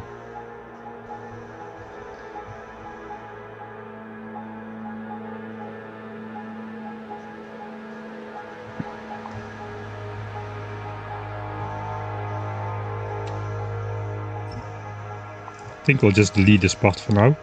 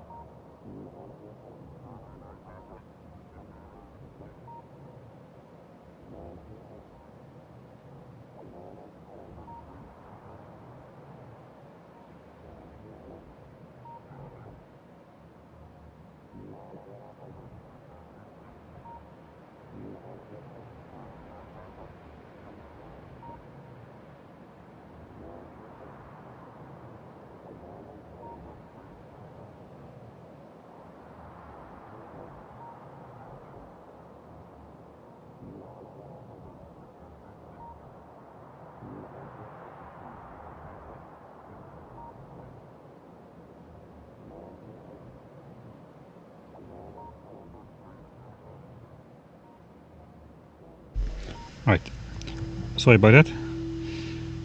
We were aligning this this green thing with the red thing.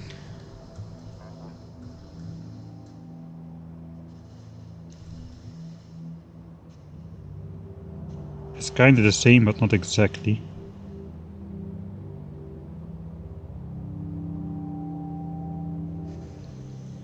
So maybe we'll change that around as well.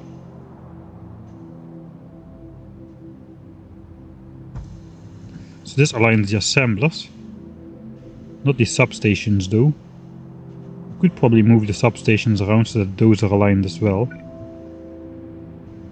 I kind of feel we should do that. That's probably a job to quickly do in the editor mode though. But I guess that's for now.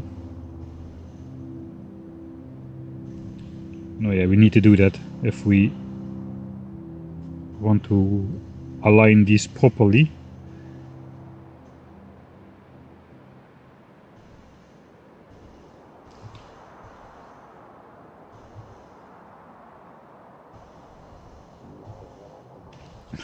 I would like it if those were aligned though. Alright. Here we go.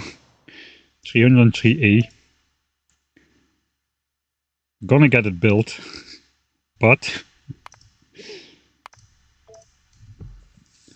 let's plop down the full Monty then. How we want it to look, we're gonna plop it down and then we're just gonna paste it somewhere and we'll just fill in the rest. How it fits. The back end is not as important. The front end has got to look nice though. Just like any business really.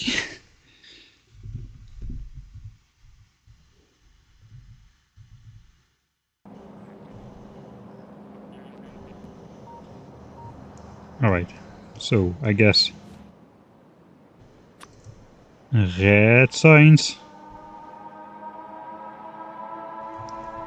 Plop.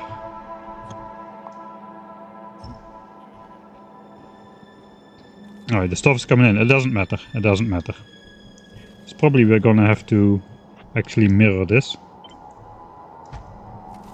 Let's get rid of the stuff. We don't need it anymore. That's cluttering up the world. This is probably going to have to move out a bit. Although we did align this nicely. So we may have to just bend this around or something. Because now we're gonna have green signs next to it.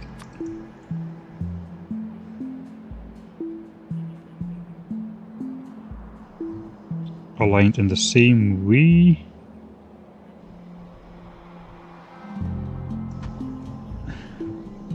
Except now all these substations need to move one.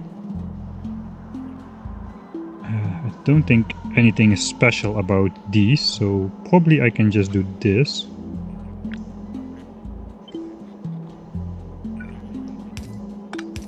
Looks like I will be need to doing this by hand. And then this has to move up one.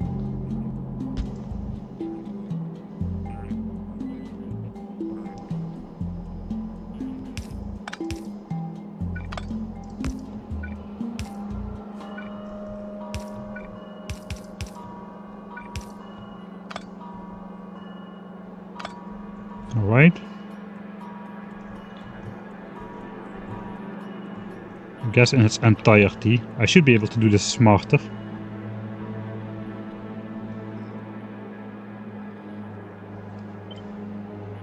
I meant to Control X that. And Control X this entire column.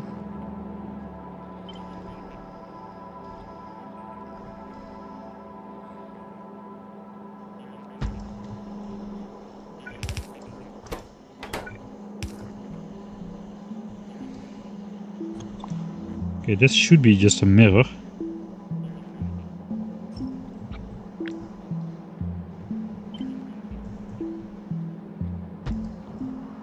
That is a mirror. Then we should be able to delete all the innards of the other one. And just copy paste that back into place. Without deleting all the row ports and stuff.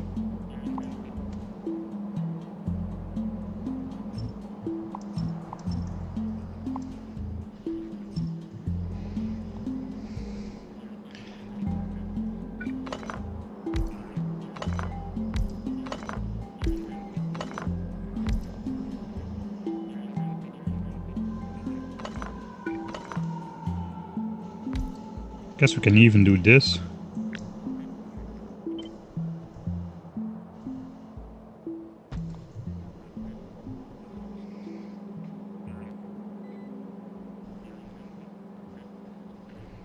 And now comes the point where this is going to be in the way. So perhaps...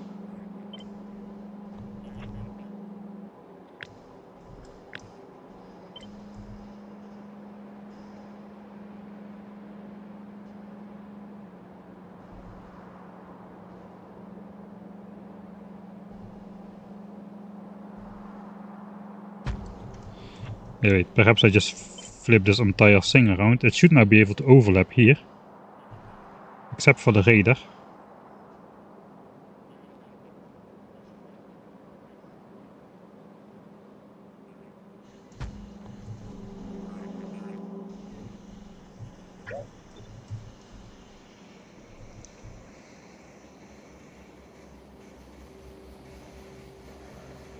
This is the maximum substation range.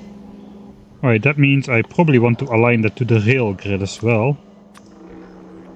Okay, the rail piece fits in between. I'm going to put one rail piece in between here, so that I don't misalign it in the real world, in case the science train needs to go through or something.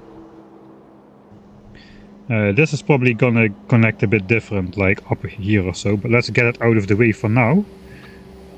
This entire thing... Why is this roll port in front of this belt? Is it here as well? Yeah, but here we don't need it.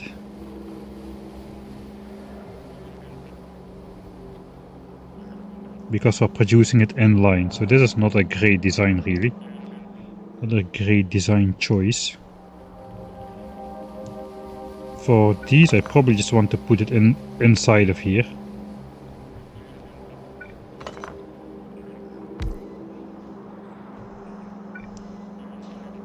Probably extend the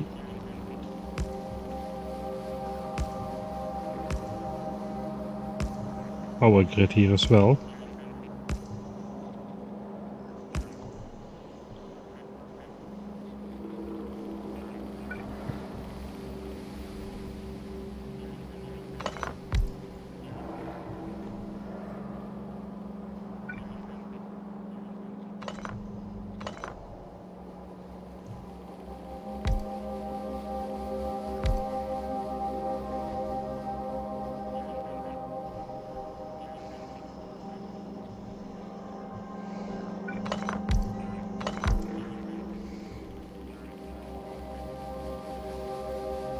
Okay, that actually makes sense.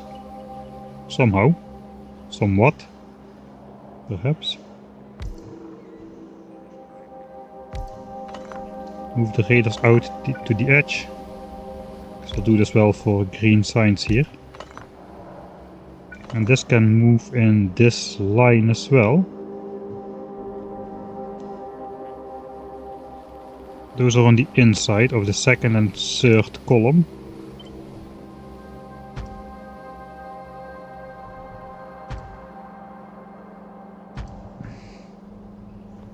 Please tell me that's a nice grid. It looks like a nice grid. Yeah, it looks like a nice grid.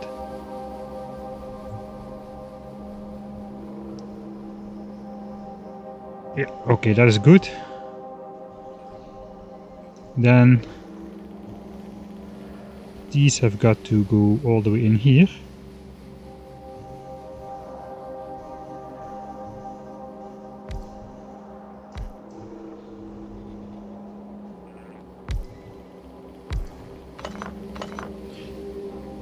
They could be spread out a bit better, like so.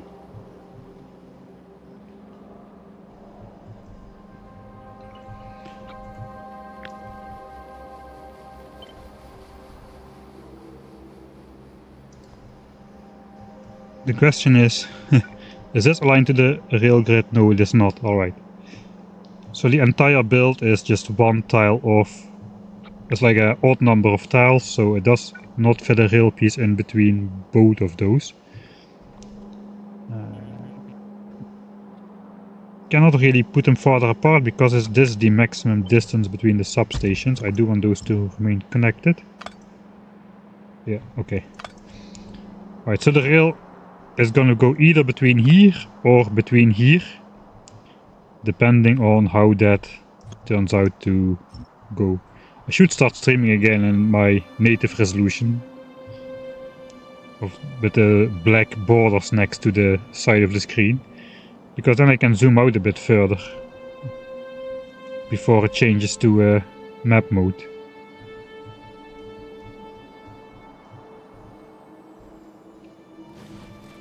Alright, that's red and green signs. Let's put it here. The question is, do I want the blue signs right next to it? I kinda think I do.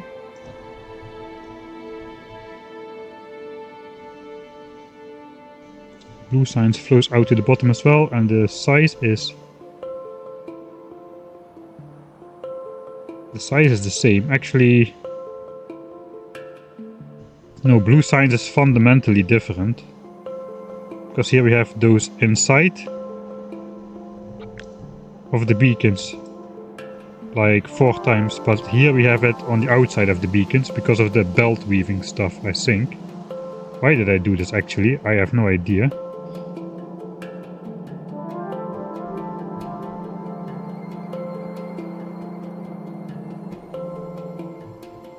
Why did I do this? I mean,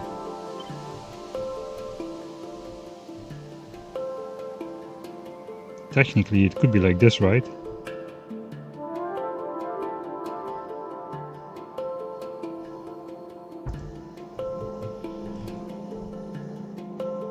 Okay, substations are misaligned here as well.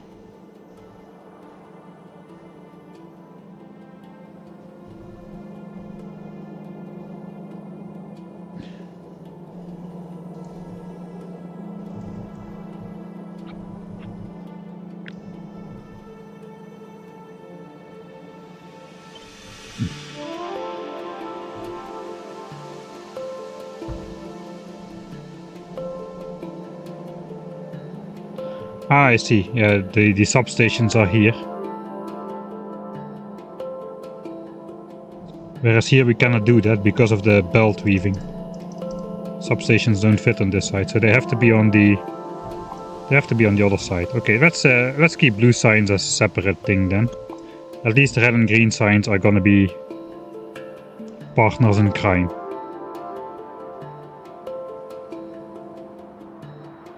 Alright, so now we just make a new blueprint of red and green signs. A temporary one. This is why my 1k signs per minute blueprint book is scuffed as well. Because I just keep adding these temporary blueprints in there, which I then paste in the world and adjust after blueprinting them.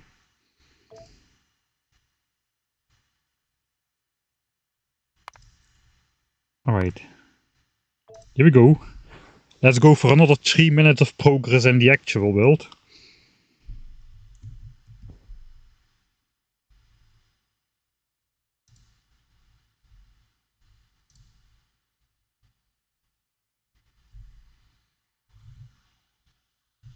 Een idee nou.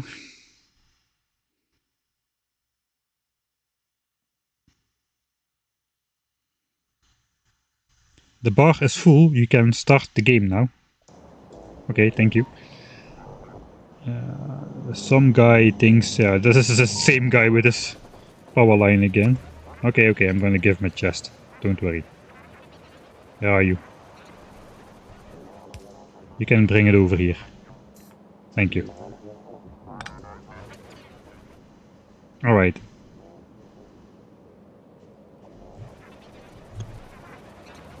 I'm just gonna have to disconnect this though.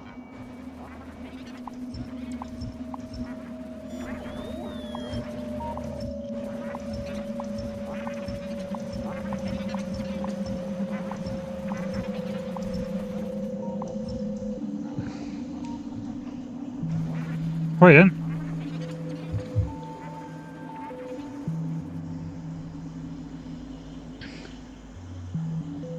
So instead of this thing, we can now delete this, because we just buffed the blueprint to this guy.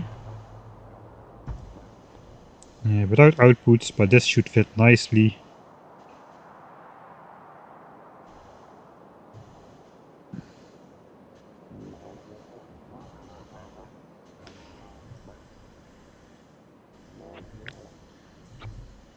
Okay, so now this should fit somewhere nicely over here.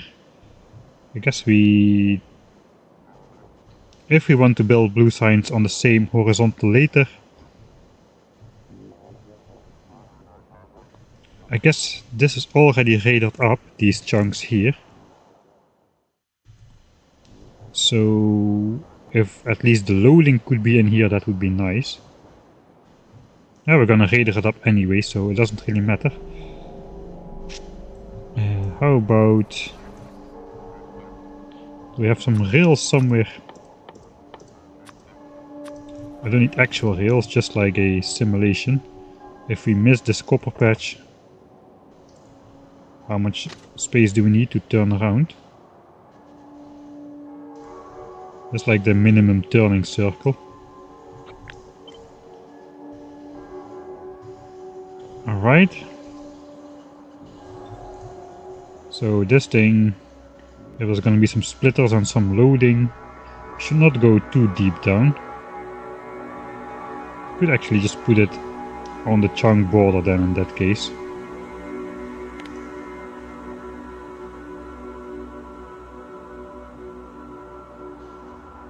Like so. I should switch off my roboport. It's the whole thing. Let's put the radars just outside. Alright, so that could be the alignment.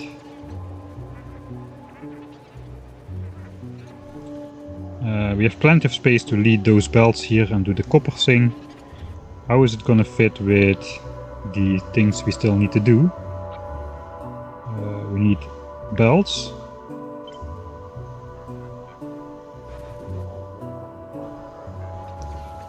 If we want blue signs over here, this is not our copper patch, so we can use some space. I want to do this too beautiful, man. There's no need to do this so in such a difficult way.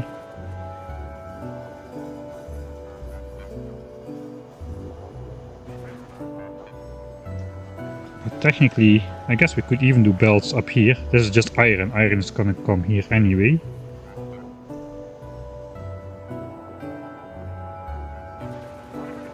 Just align it with this beacon or something. Somewhere over here perhaps. Oh yeah, these guys start picking up trees now, that's okay. And then the other part was the belts.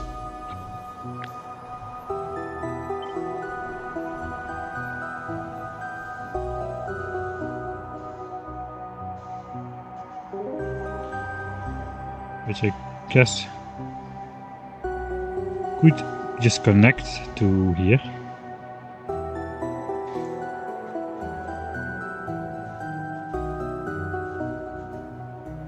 Yeah, I think that would look nice. At least it would look like something.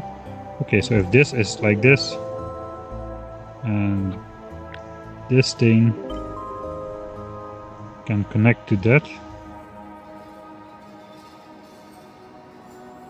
like so, we have to move this out of the way a bit.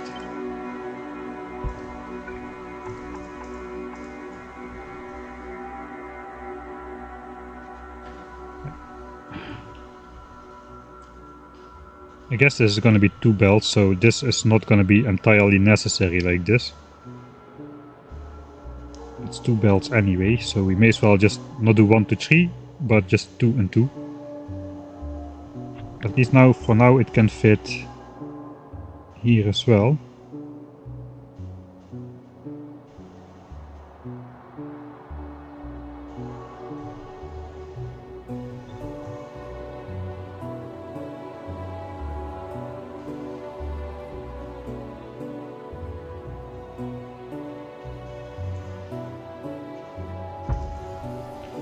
Just thought we can do the beacons the same as well then. With these incorrect alignment.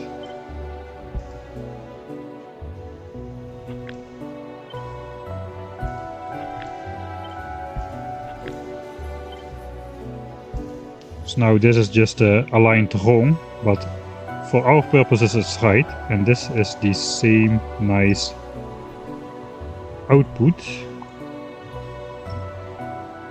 So now we got inserters and we got belts. Let's change this. I guess we can connect this later.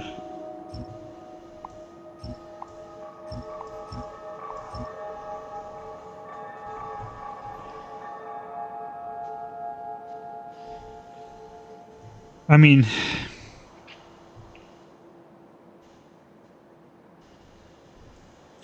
if we're gonna have 4 belts of iron coming in anyway, we may as well just use 1 belt per side instead of 2 for gears and then 2 for belts. That would use up the iron a bit better. We would need to change that again though. We would need to change again how that lines up. But I guess that's okay. 1, 2, 3, 4, 5, 6.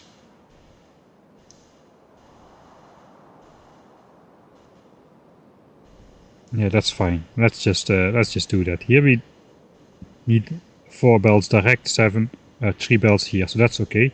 3 belts of green chips, so we need 3 of our famous green chip setups.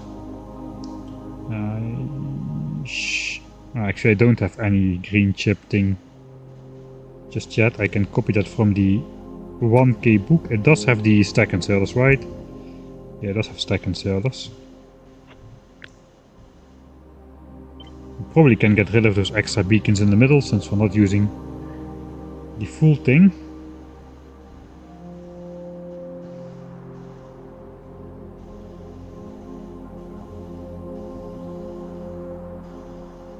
Maybe we can align that something like this.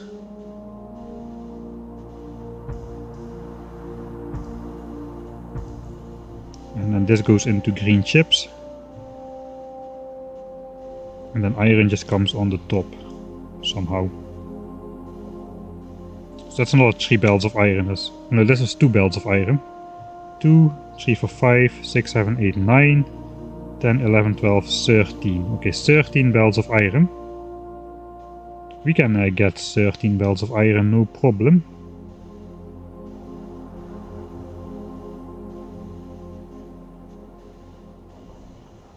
This thing is definitely large enough. We just need to put 1 extra furnace on the side or something. That's gonna be good enough.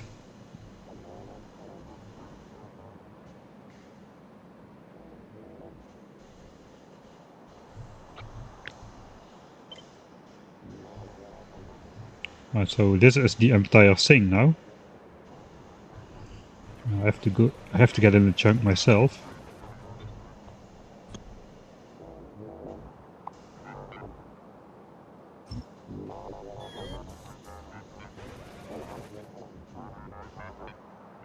Okay, that's now entirely changed, so just have to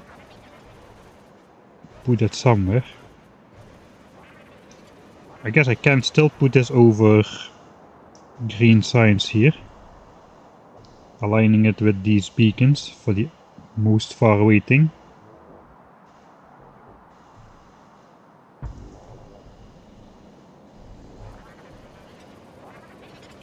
I guess I can align this beacon with the green signs build.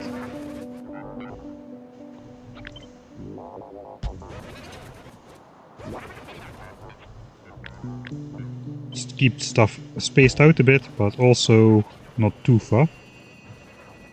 Then we basically have to mix these belts in here somehow, but there we've got space for that. We need 4 belts of iron to come around here. We've got space for that as well.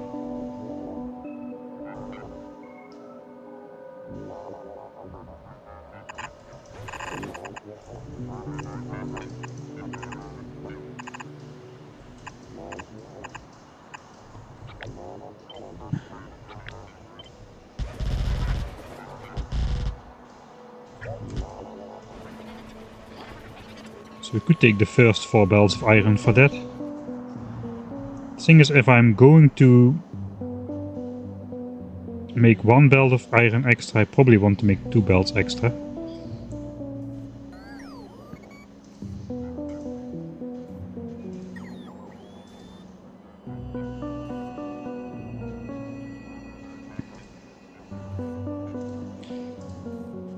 Okay, let's check real quick.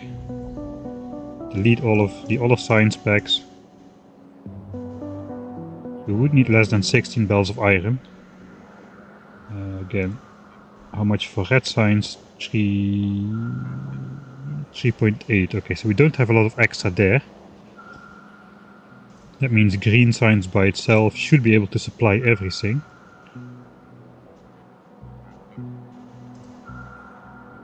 This is 2 belts. We don't have any surplus there really.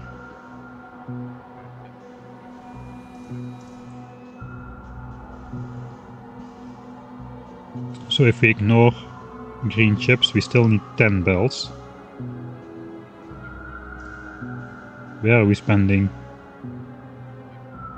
the wrong amount then? Okay, so technically this is 4 belts exactly.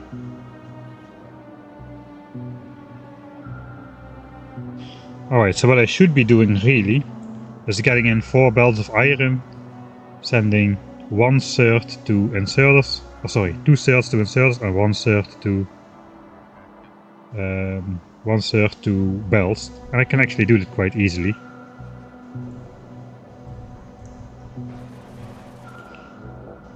Okay, so then I do need the weird splitter for gears.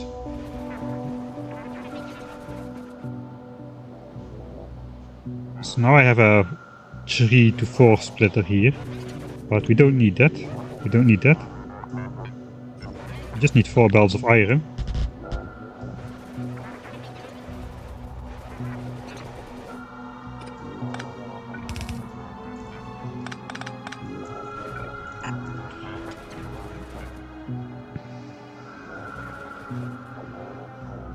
And we are basically going to split those off.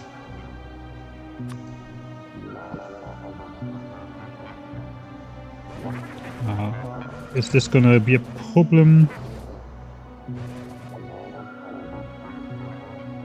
Yes, this is gonna go to only inserters. The gears have their own. The gears have their own incoming belts, right? Did I not design those? I don't think I designed those. Yeah, they just are coming in here, but that's their own. That's their own belts of iron. So we have another 4 belts coming in for gears. And I guess we got another 2 belts coming in for gears. We got 6 belts for gears.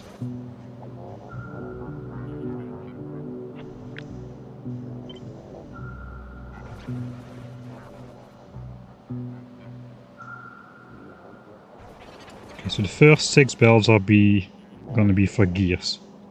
Let's assume that. How is my blueprint looking for the exit belts?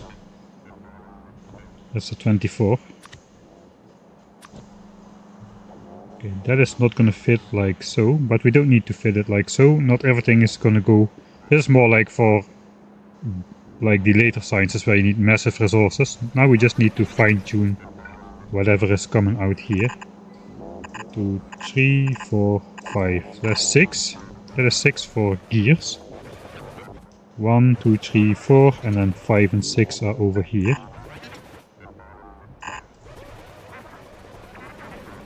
So this is basically gonna go all the way like so, all the way like so,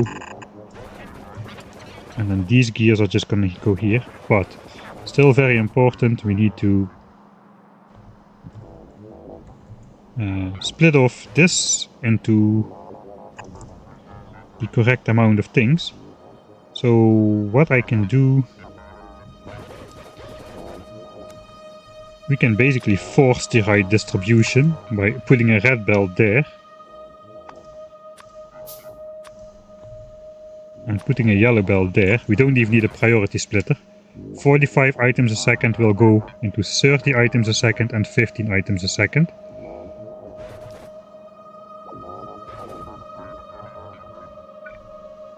And then we speed up again. And now we basically add that to every corner.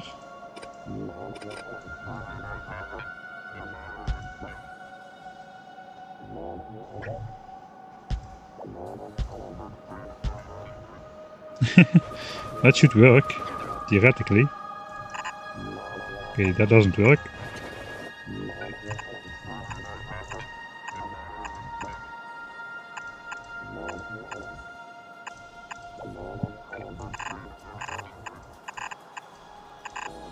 Perhaps I should even just use like yellow belts completely.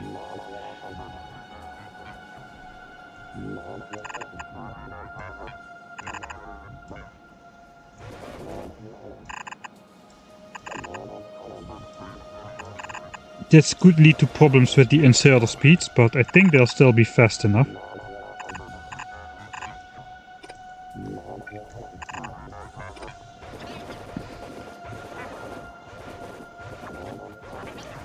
This has got to be blue though, because it's a very long underground.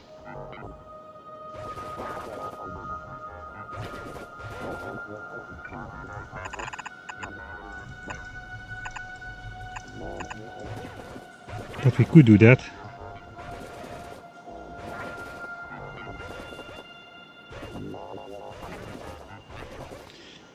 I kind of feel we should not do it for here. This needs to be fast though. This needs to be fast. The other one is 1/3 of a belt. That does not need to be that fast, but this side has got to be fast.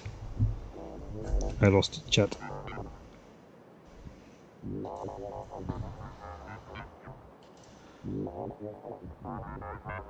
I lost another hydrate, looks like. Alright. I can do that.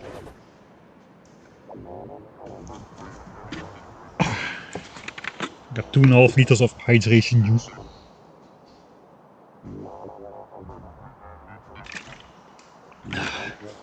There's a big bottle. Right, so the yellow belts are kind of thematic. The red belts though, we're just gonna use that to limit throughput, and then I'll just prioritize the inside of the belt. Like so.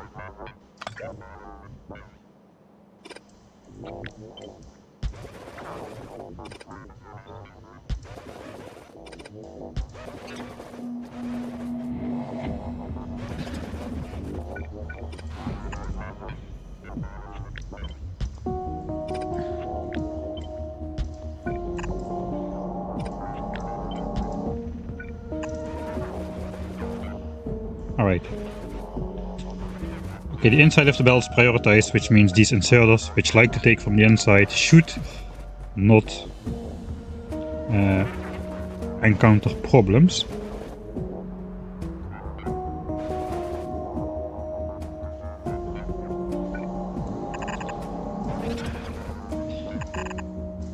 Okay, I don't see the yellow belt working either.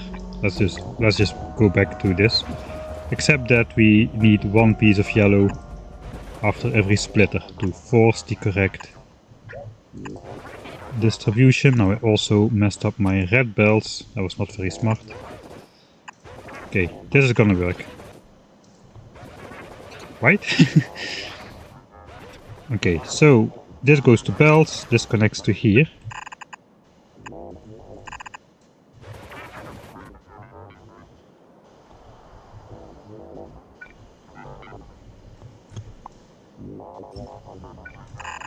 This connects to the second belt. This one to the third one. And this one to the last one.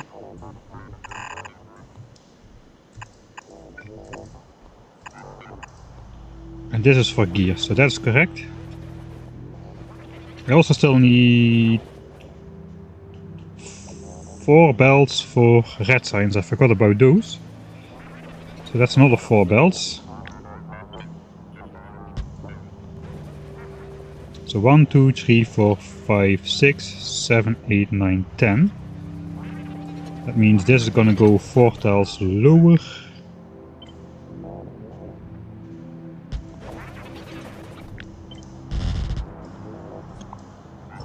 because these 4 bells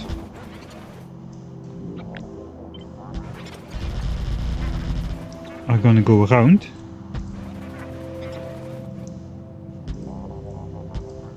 I probably should just put a blueprint of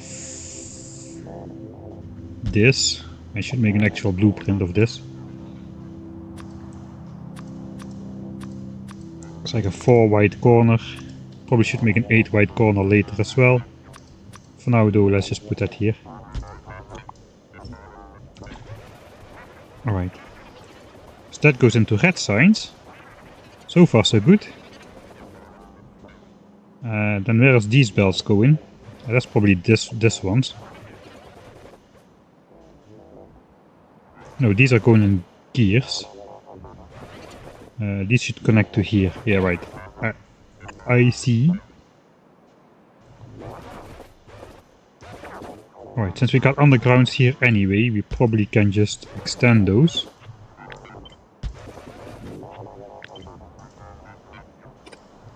Yeah, I didn't really think that through, but oh well. And instead of using yellow belts... No, I want yellow belts. I want yellow belts. The yellow belt is gonna look nice.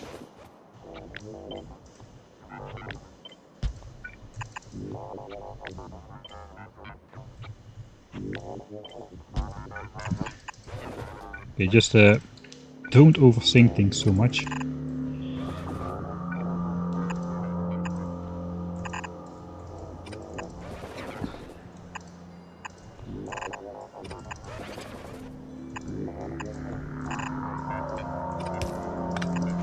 Alright.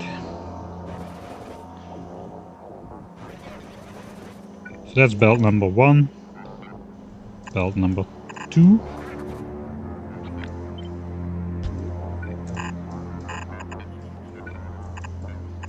Three and 4. I can just copy paste this a couple times.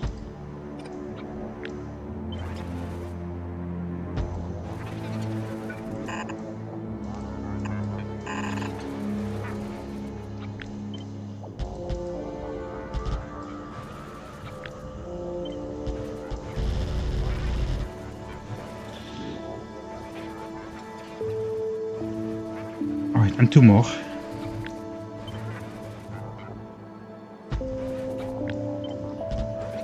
Okay, we're already getting pretty close to the green chip build here. But I think that should be everything connected. So lesson, we should give ourselves a little bit more space next time. Okay, so that is the iron for gears. And then we still need...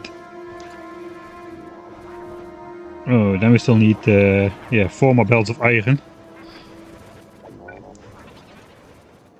Which means this needs to go down at least 1 tile. That's the last belt of iron we need on that side though, so everything needs to go down exactly 1 tile. Alright, so we can just do this.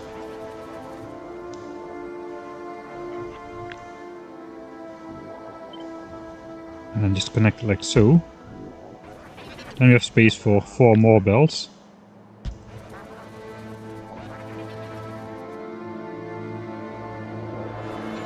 I guess we go down 4 more tiles. We have space for a roboport.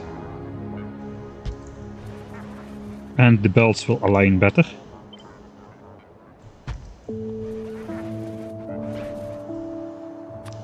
They again need a storage chest.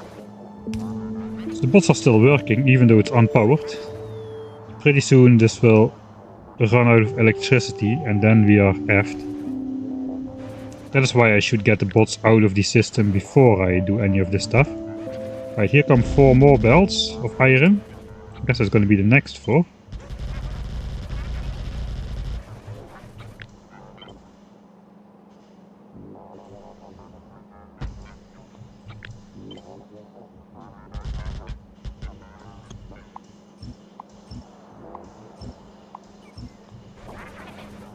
Right, that's the next 4. We've got 2 belts left. That's the 2 belts for green chips, and that should be everything. And then we just need the copper. We had 3 belts of copper for red signs, 2 belts of copper for green signs. And we gotta keep in mind we may want to put blue signs assemblers next to here. So that's approximately this area. So we gotta do our copper mining, mine it upwards, bring it over. And then blue signs can be produced here and we bring the ingredients in this small corridor. I think that is the way to go. In the meantime, now that I think about it, how is this looking with the landfill?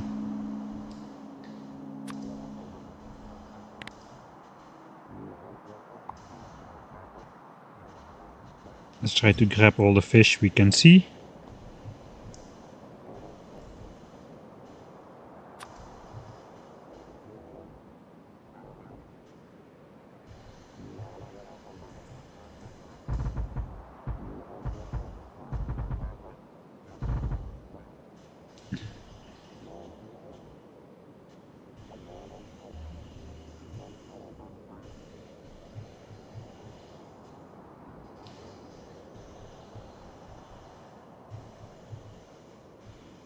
I think I did not landfill too low just yet. I hope.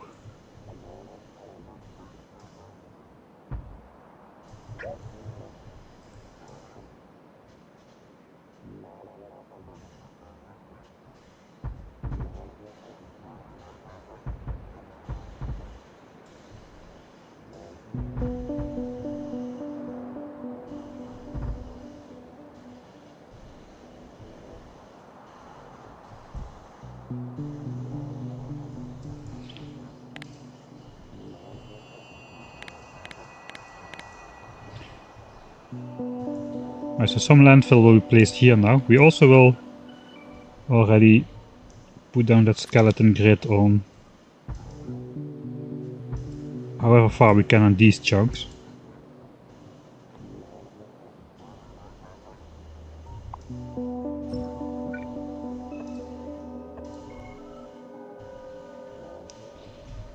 Right, yeah, putting the stuff on landfill is always a chore. Okay, that will continue. We can then finish this part over here. Missing a red belt after the second... Okay, I got it. Alright. Next time I should just get rid of all the trees immediately though.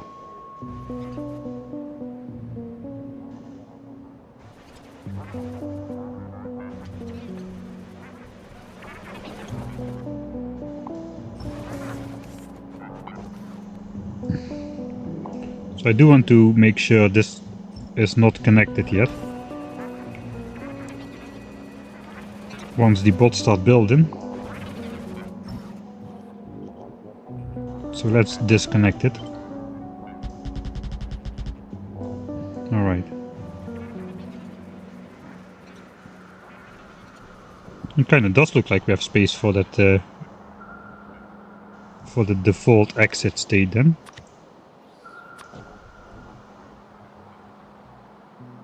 Oh yeah, we did have... Now we do have space because we moved the green chips, I guess. It looks like normally everything is one tile further away. Without the weird gap here. But we're just gonna keep it like this for now. This is a custom built setup.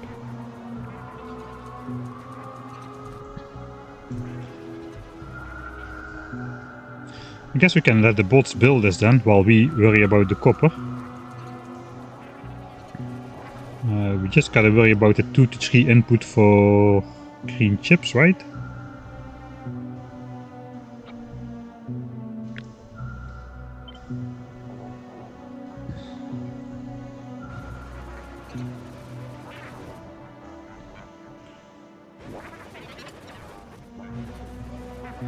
What is iron? Iron is the top one.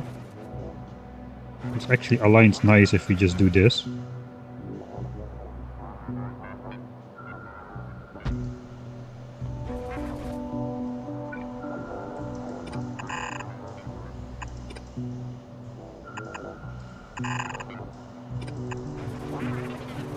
Alright, and copper we'll have to figure out later. Okay, that's not align nice. We need to align this 2 tiles down then. I guess technically we can have those a lot more close by.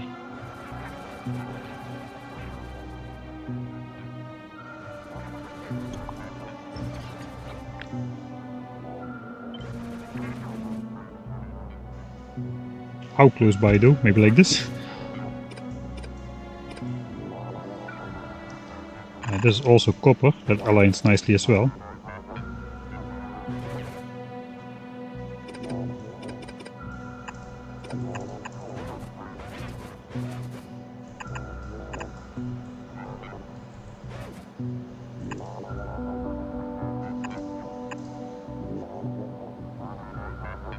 Wait, this actually needs to be iron.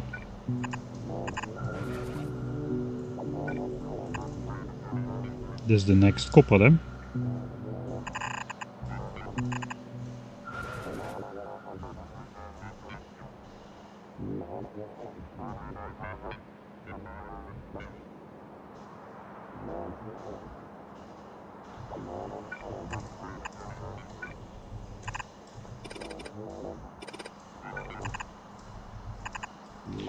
This is called plumbing, by the way.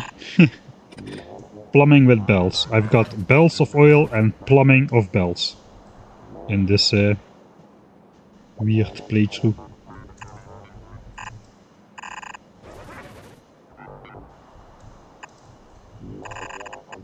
Okay, this is probably connected wrong. Now we got iron. Check. Copper. Copper has to be this one. Check. Next one has to be iron. Check. This has to be copper. Check. This has to be iron. This has to be copper. Okay, looks like it's actually connected correctly. Then we got this weird splitter thing.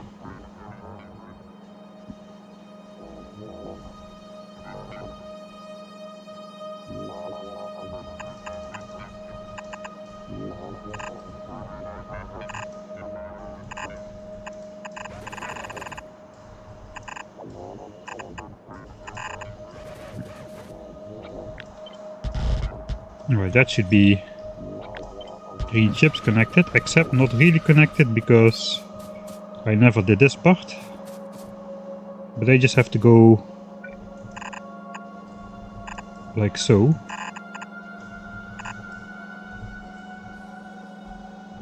I got a live action Spidertron coming down from somewhere here. I'm sitting in the van.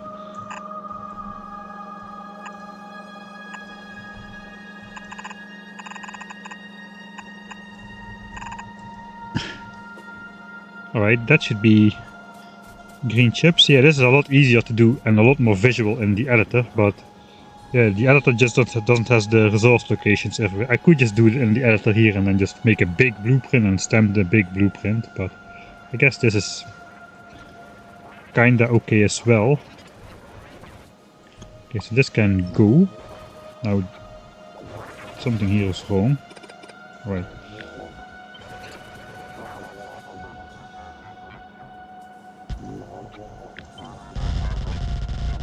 Alright, so these are connected there. That's all the 16 belts of iron used up for red and green signs. So now we just basically gotta make sure the bots can connect to this again. First of all, I want to power up this build again. So I'm just gonna draw a power line out to the right side. I'm pretty sure somewhere over there we should meet that old Roboport highway.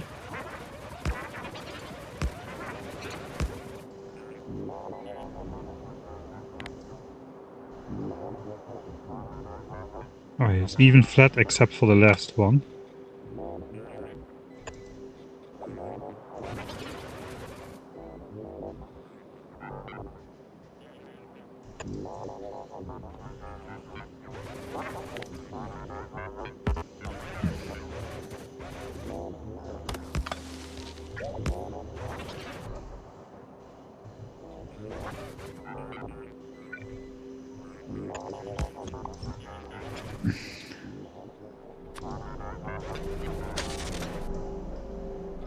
keeping it looking nice. And missed me.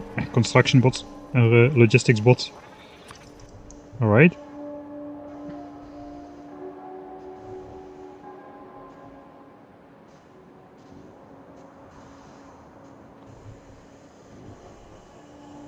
So I guess I'll build back some steps over that over the Roboport highway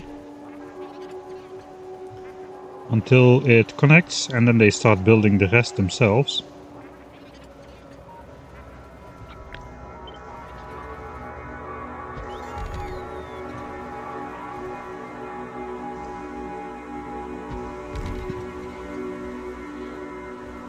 Oh,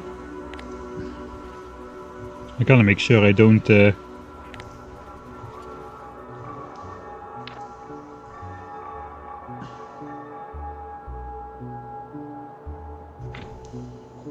enter the build area myself with my giant Roboport coverage.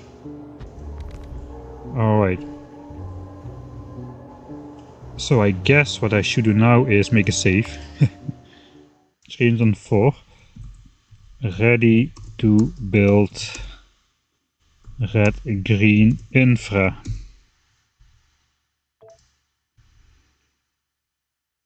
Alright, let's hope this goes well in one go.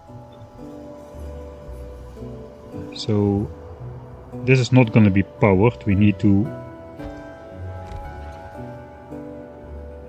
build these all the way up there.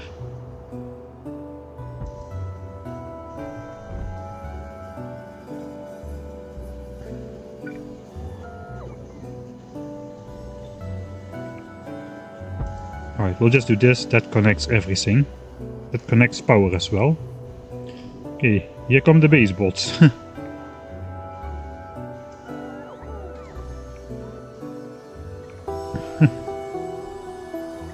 We'll switch off our own Roboport again. We can go here. This is only the first corner. But the substations should be placed, the next Roboport will be placed soon.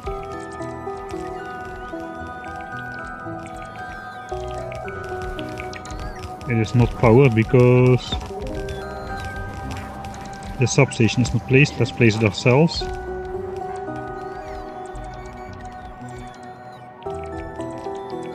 It's too late already, this Roboport was out of power. Alright, the bots are gonna have fun with that. So the idea of this bot highway is, okay, I did all of this design work. Now I can just F off to my copper patch over here. This one apparently.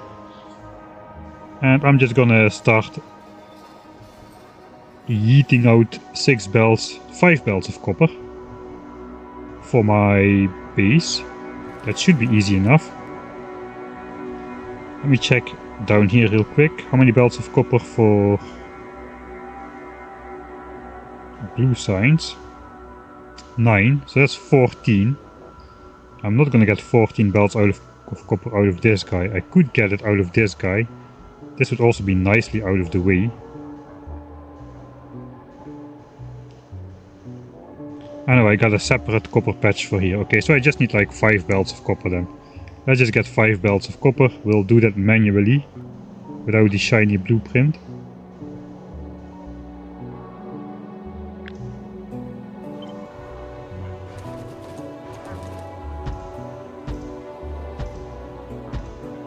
So I'll just put these 5 belts in the most optimal location. 975k, 1 million, 2.5 million, 2 million. And we're right about in the thick of it here.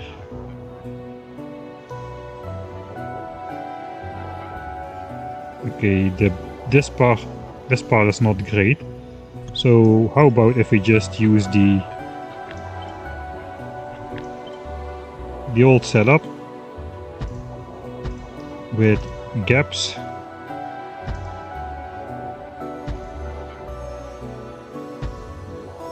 $1.5 million, 1.1, 1.3, 2.4, 1.1, 1.8.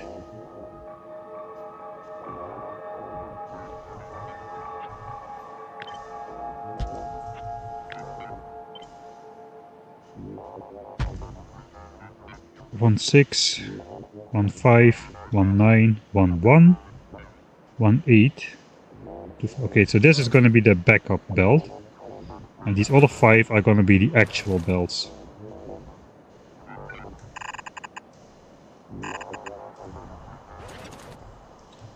So I guess I can kinda steal this copy a little bit. 1, 2, 3, 4, 5 belts. I should be able to use this. And I can. And then this backup belt goes in here. And I can even copy this emergency system. Here's the bots doing their job. Most of it's already built. That's very nice.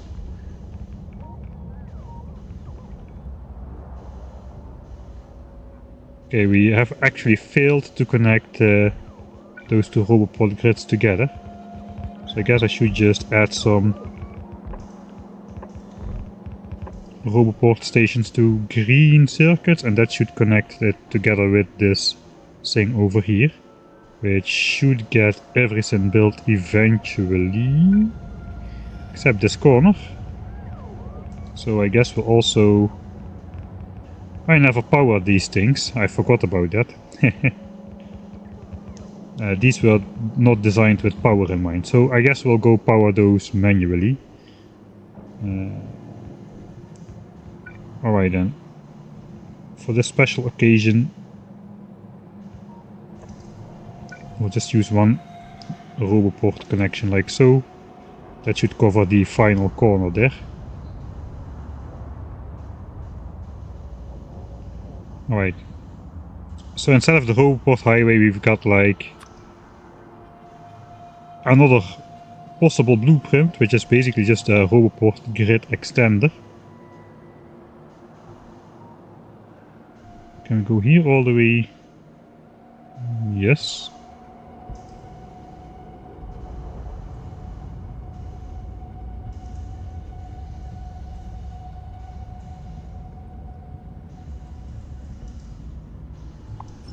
So this we can basically use whenever we want to build something small.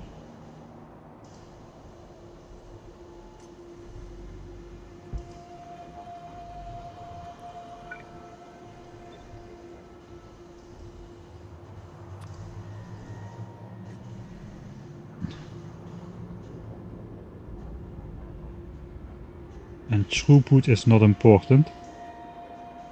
But this should cover that copper patch in Roboport coverage eventually.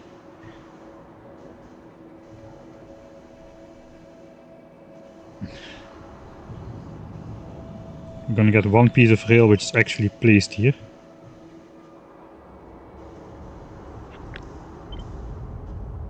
So let's change that. Okay, it's actually gonna be placed anyway. Alright, never mind, it can be placed, who cares. Right, first power line has been placed. I guess they're getting a bit caught up in this network here. Alright, what I wanted to say is I can even, just a while ago already, this programmable speaker sound backup for the belt. Can even copy that on a miner here. Probably out of... okay, we're out of those things, right. Not out of programmable speakers though.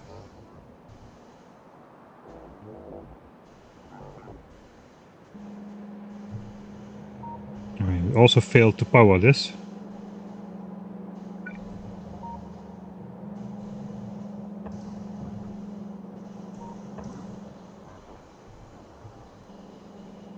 Perhaps we can even connect it to there. Yeah, I did not do a good job with the power management here.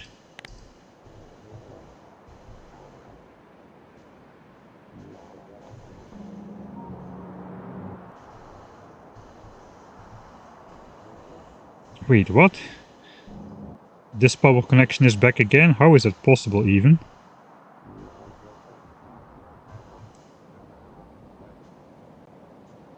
Pretty sure I resaved the blueprint without this, but perhaps I've used a different variant from the blueprint.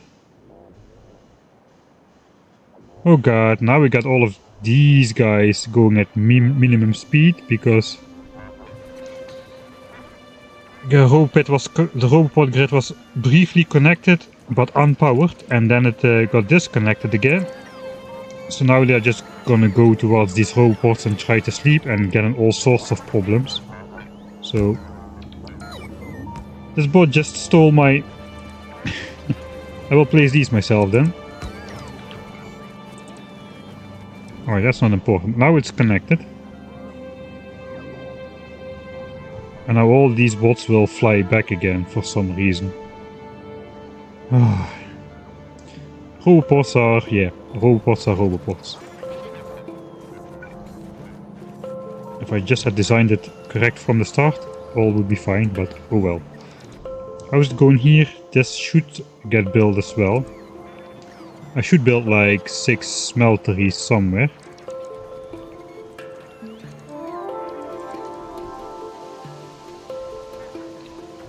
And I can just do that with the add 2 belts of smelting blueprint. Actually no, I need 2 overclocked ones.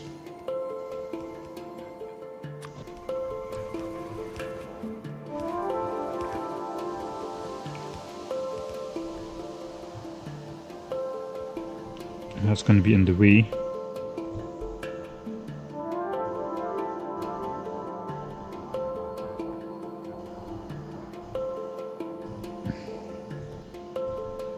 Okay, let's just stamp that down here for now.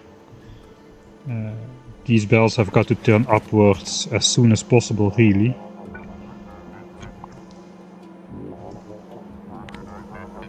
Which basically means this has got to go straight.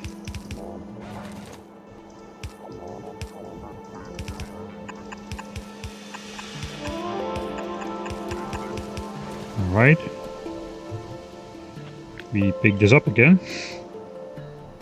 Then the first belt can just go straight in, I guess.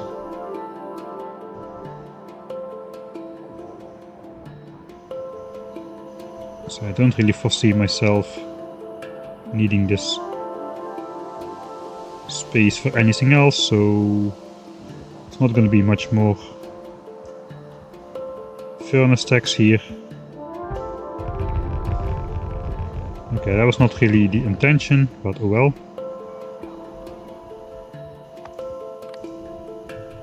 Let's walk out of the logistics network for a sec. Okay, we got 2 overclocked, and then the rest, the other 3 can be normal ones. I got normal ones as well.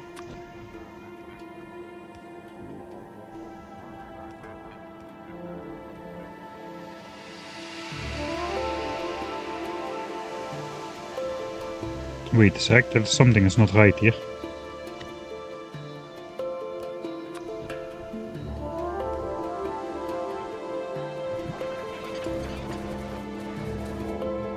These are not overclocked at all, these are just regular ones. Something went wrong.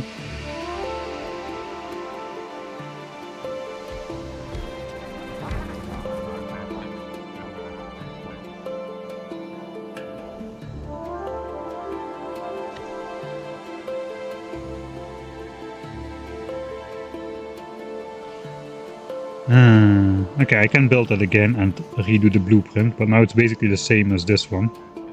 Just 2 furnace lines, really. Right? Yeah, that just fits on there.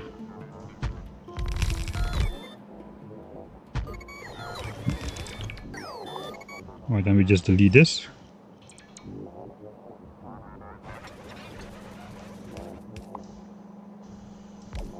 And we just need to add a clock for ourselves.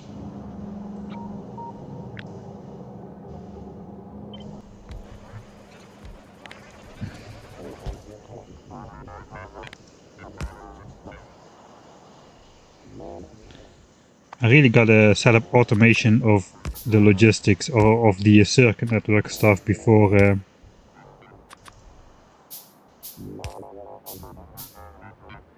hey, it was meant for here.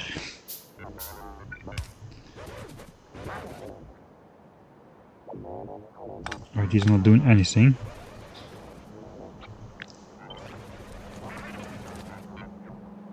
I guess I can just build it here.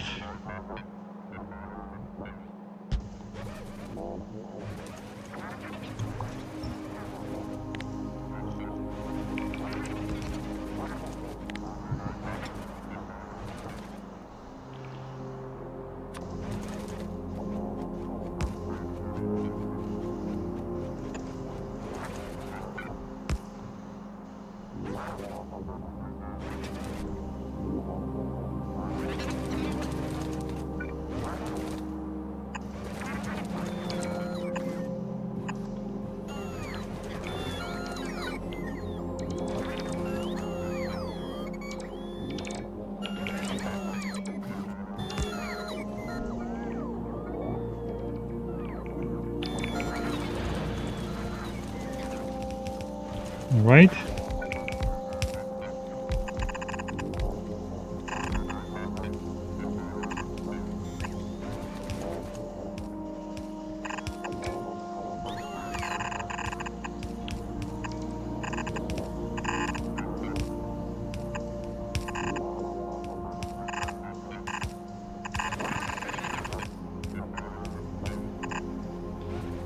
That is 5 bells off.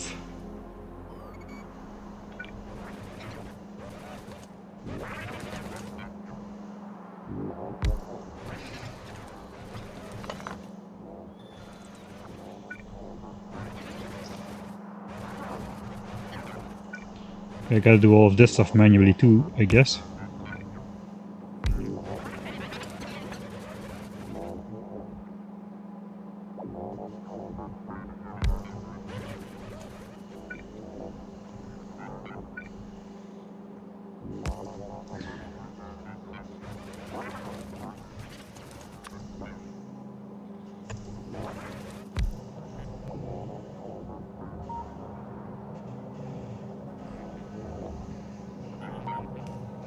Oh, going to output line and right, yeah.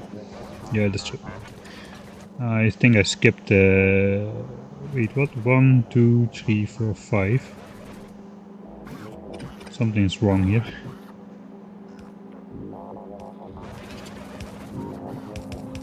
Grab, grab. Grab. Grab.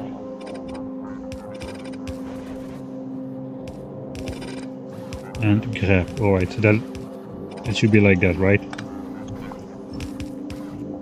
Some bot was just about to arrive with the goods.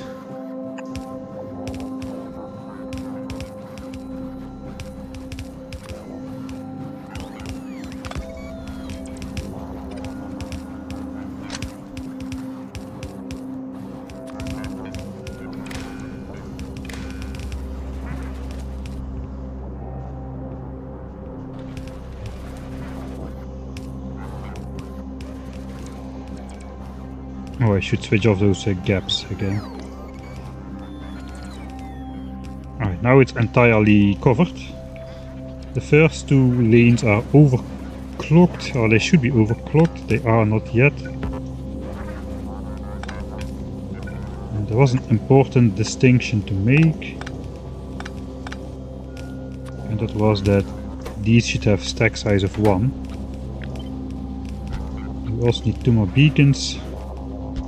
Doing it from the top of my head now, a little bit dangerous, but let's hope it works.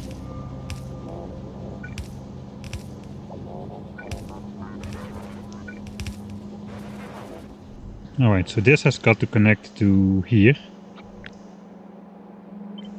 I think I'm just gonna zap that in like so.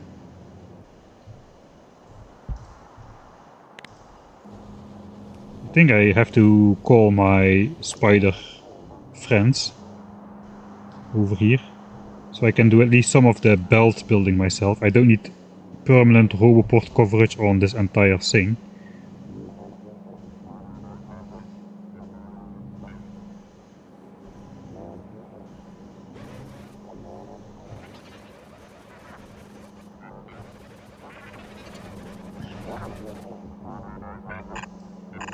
Wait, so the full belts, they're gonna be on the inside, the not full belts on the outside. I think this is how that is gonna look like in general. I think this is just gonna go up in this pattern here.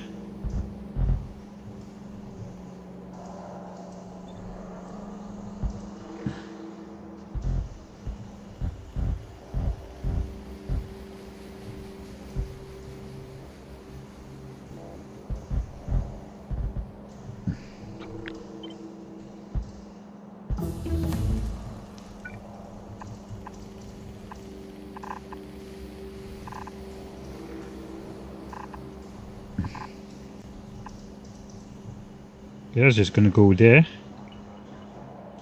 I do have a cut in the iron here. I probably will make the cut in the copper. I should make it here as well, I think.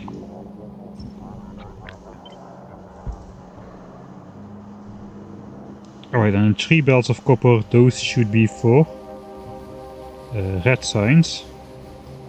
I've got those coming in from there, but those are obviously gonna come in from some other side.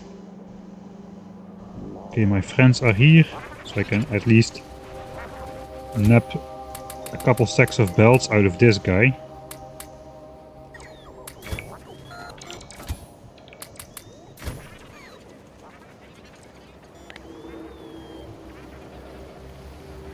Okay, my bots are gonna run out of juice, but that's okay.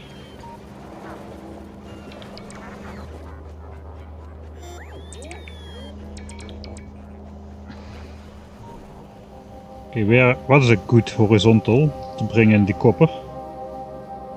I guess we can still bring it in here.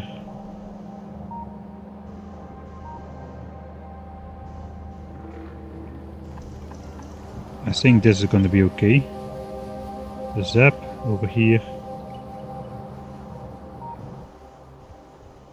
I'm going to go through that copper patch, but that copper patch is useless anyway. I think we're gonna do that. Or 4 tiles lower. Maybe that's nicer.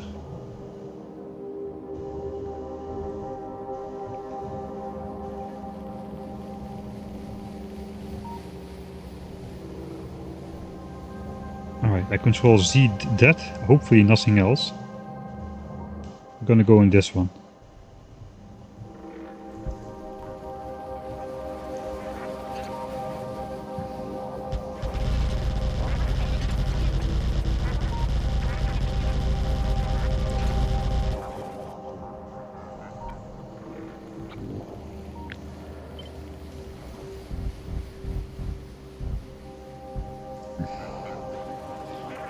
Alright. So now I just will be placing anything that's outside of Roboport range.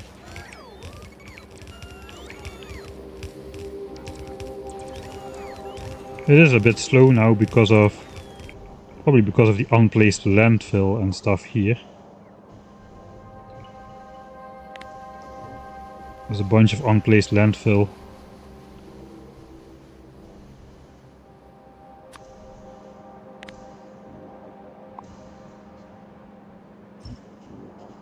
Grab all the fish.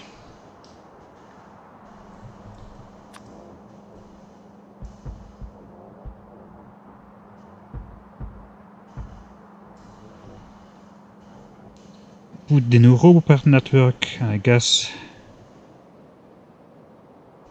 the landfill soon after. I'm not gonna do the landfill just yet though, that's just gonna cause a lot of construction bot lag, like we're having now. This should just go in one fluid motion if there are no Q commands.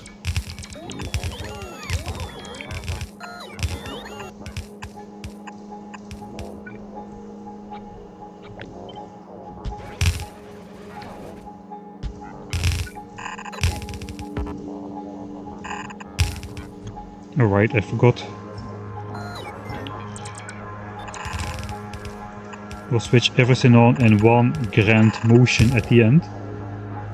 I said we'll switch everything on in one grand motion at the end. And I'm out of belts again. It's also out of roboport range, so I guess I'll just stick one.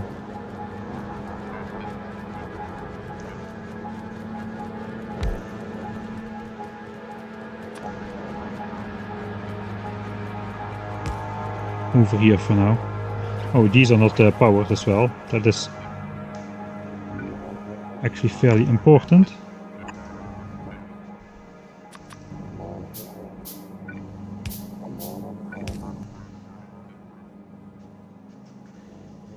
Don't mess up my power grid, please. Where am I? Okay, I'm here.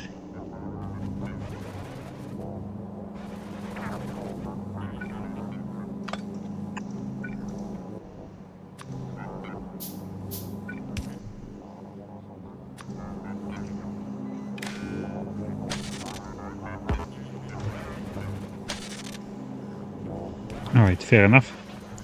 That's now built as well, so that's copper. Is that all then? I think that's all. I think that is actually all. Yeah, except for some power grid stuff here.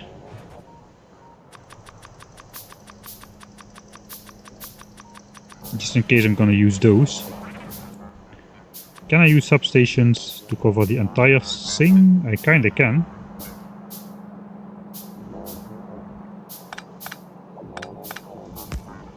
This fits kinda easily.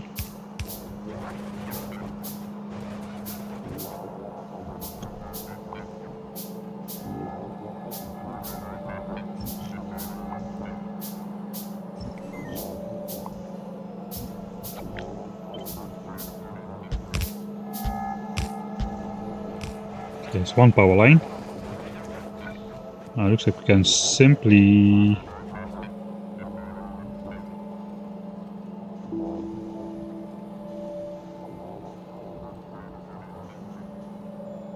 Okay, this is all on the... Okay, all on the right side, so this will simply extend in a straight line.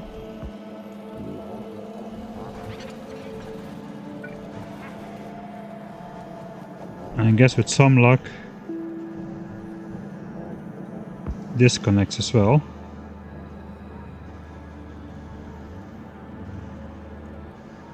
Okay, now that's connected. Ideally we also connect it to here somewhere.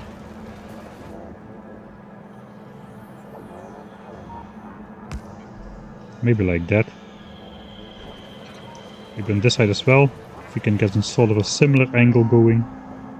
Not really. Okay, then let's never mind.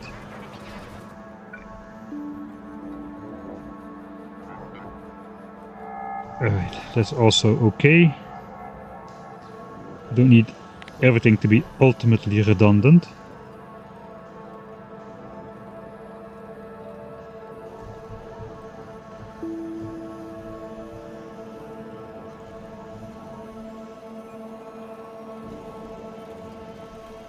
Okay, this is almost complete.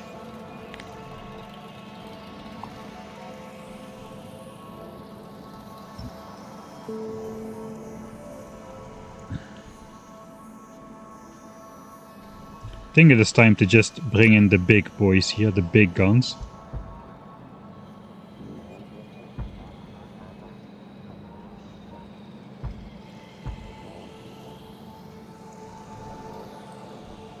Then whatever gets within range should be placed.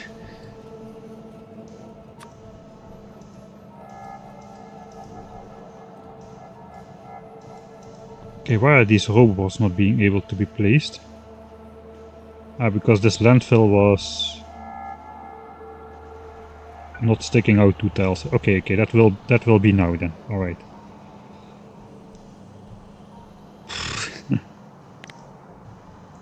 Right, so this is probably also causing some lag. That's another like 4,000 entities right there, another 1,000 here. That's done. Green chips, done.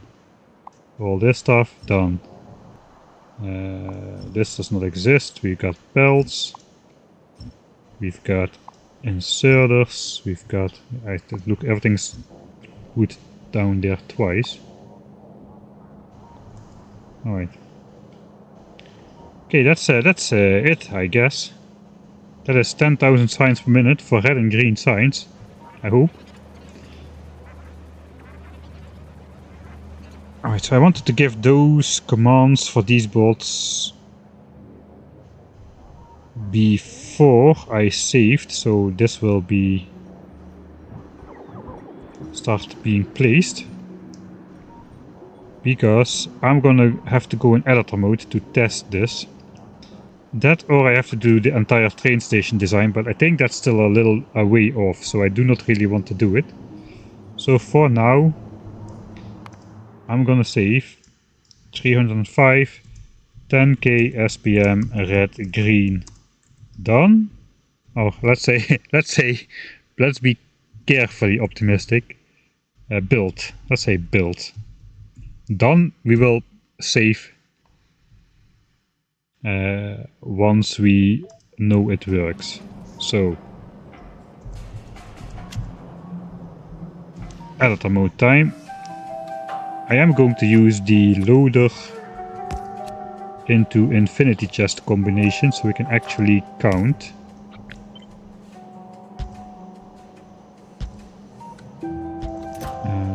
Remove. This should be copyable right for green as well.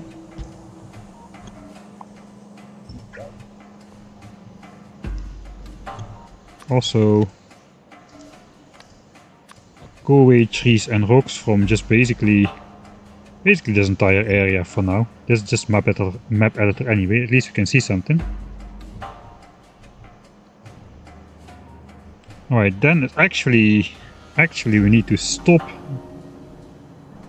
red and green signs production right here. Let's just stop all of that. I'm just gonna cut that off.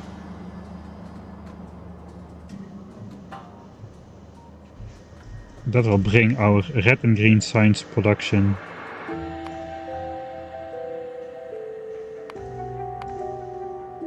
after over 40 hours of 1000 signs per minute. We are now cut off signs production. Only in map editor mode. It's gonna go to 0.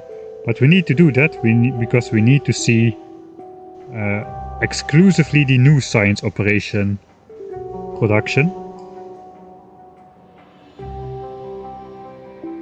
It's gonna take a little bit of time for the belt to fill up, but that's okay. Problem is I cannot really speed up the game in this part because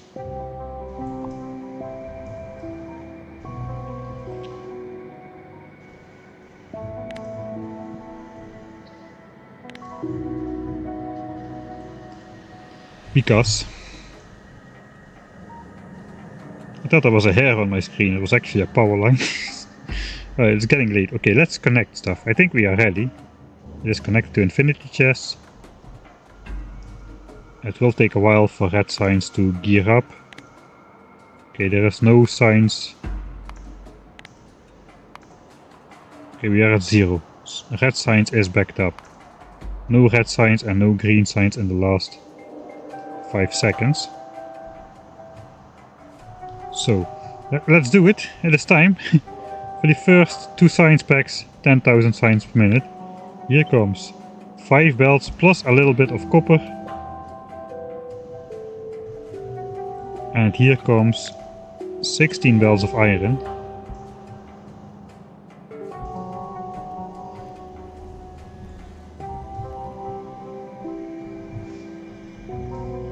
Now we can go out of editor mode. We now have the... Okay, something is definitely wrong here. I kind Okay. That's not gonna work, but... Forgot to finish this part of the build here. Let's do that real quick.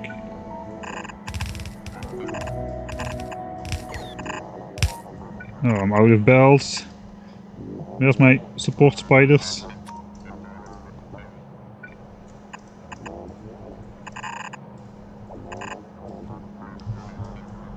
Alright, we can just go editor.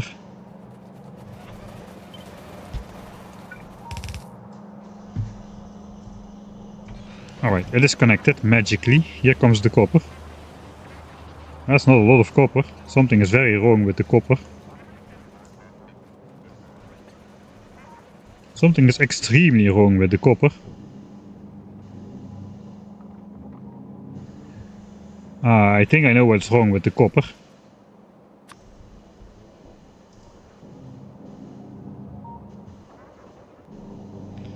We didn't connect the clock. Alright, so the clock needs to be connected to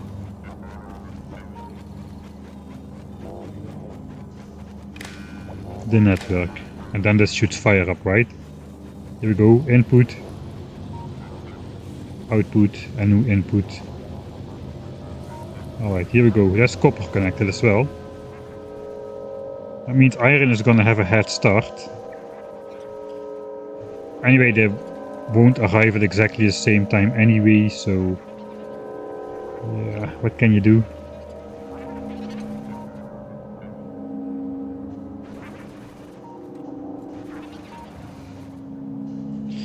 Right, I forgot to design some other part, which is the mixing of and connecting these belts actually to green signs. Alright, so that is why you do that in editor mode first. Now we know what we need to do. We need to connect this, we need to connect the clock, and we need to connect the red and green belts. Then we'll try again and we'll find out 3 other things which need fixing.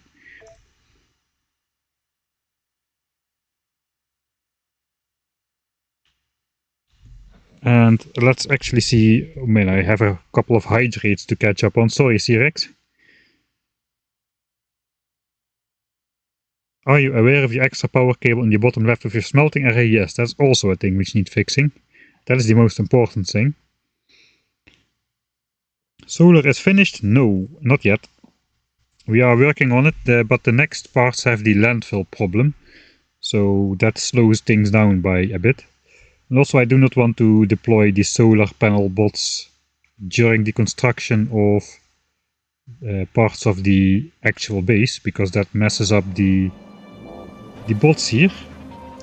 Alright, let's first... We are here now, so let's first... We cannot go in editor mode this time, we need to ask our friends for the actual components. So let me steal, where are you going? Let me steal a couple more stacks. And get out of the logistics bots range, because those guys will immediately start flying out with tons of belts for no reason.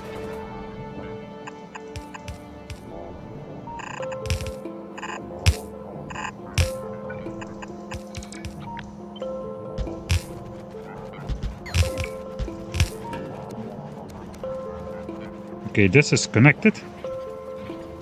That is step 1. This is the last step, this is the biggest one. Let's do the minor step, another minor step. The most important one. Yeah, this connection is definitely wrong. The entire base will not work if this is not symmetric. Then let's connect the clock. We do have green wire on us, so that's good.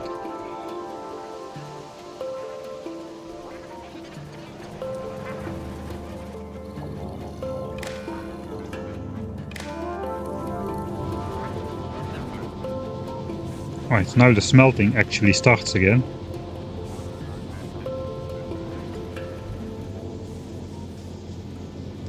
Right, this we can ignore, because we don't have mining productivity 51 yet. We do have 48, it is 3 more levels, we're getting there.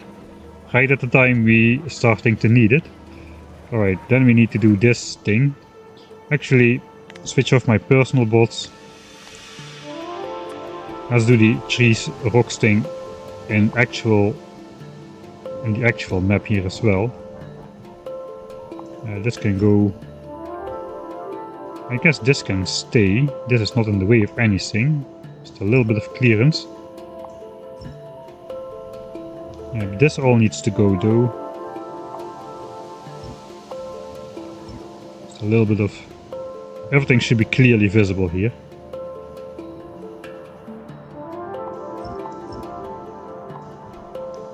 Everything inside definitely has to go.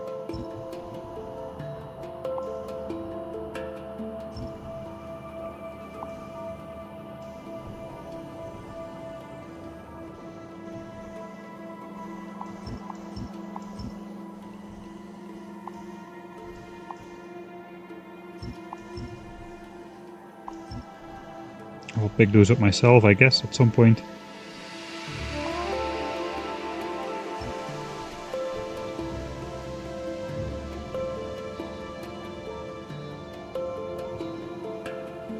We should probably, as in the Factorio Friday facts, check for items on ground. Okay, no items on ground here anywhere. Alright, that's good. No stone, that means.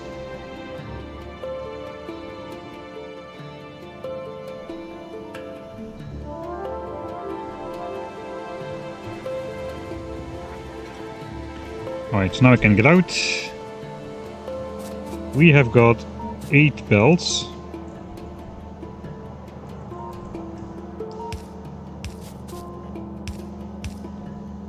Which probably should take priority, really,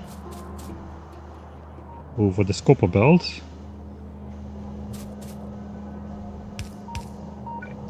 So yes, I am going to spend all of this to give these belts priority.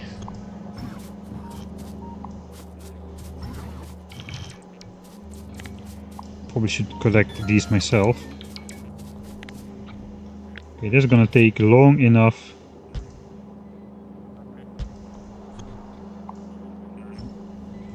At least I can do this, I guess. So people won't hate me completely.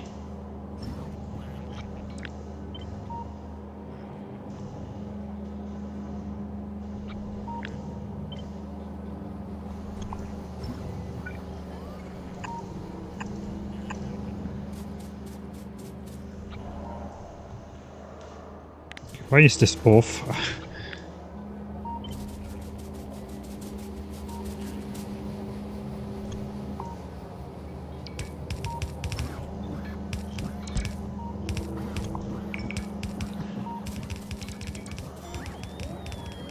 I do have space for this though. Kinda hope I do.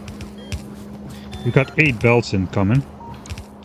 1, 2, 3, 4. Okay, it should fit. It should fit. It should fit a bit awkwardly though, but it will fit.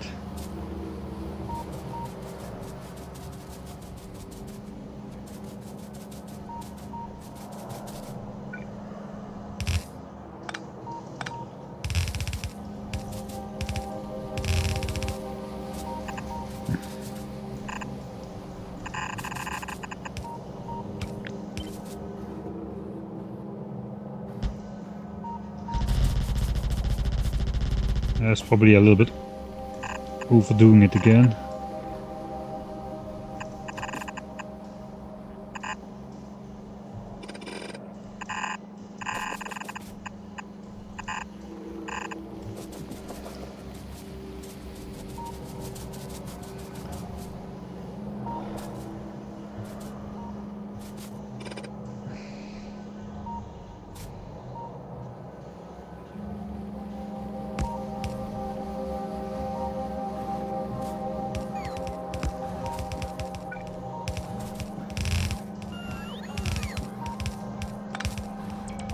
I know, something like this.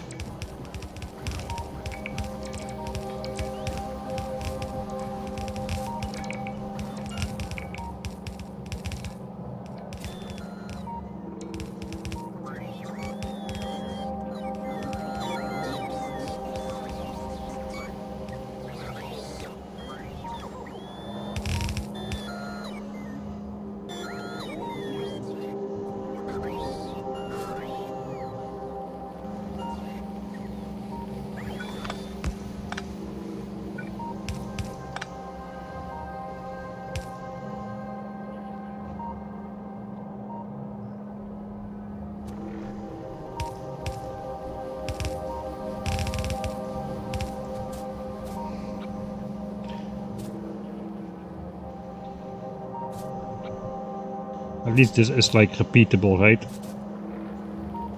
No, it's not, because this is in the way.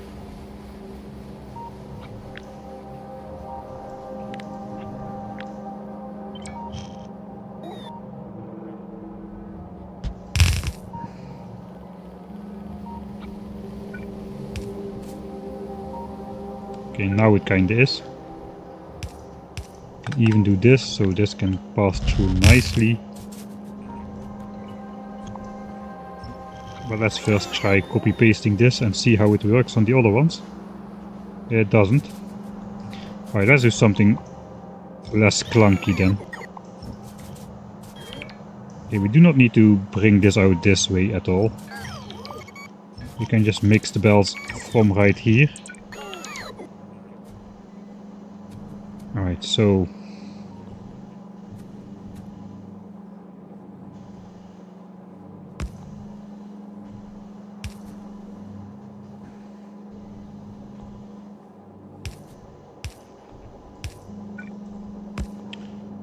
you can do something like this,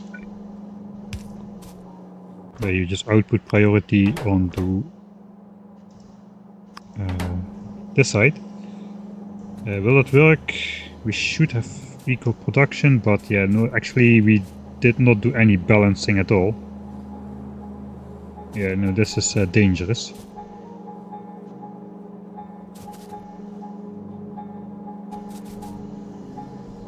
It's dangerous unless we do this. Now half of it is gonna go here, so that will work.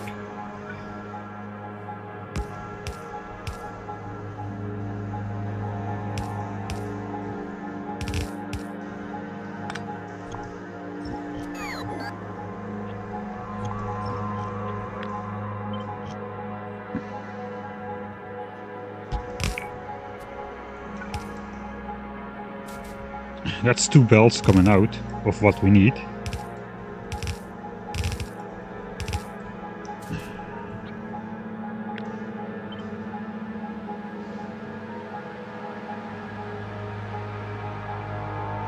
I guess this should work if we just stagger this down. This we can pick up.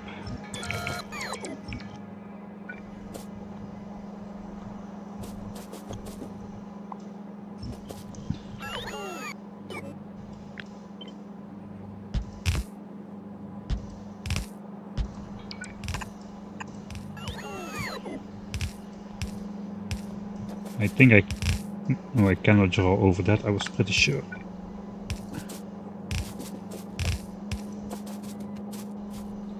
This connects to here.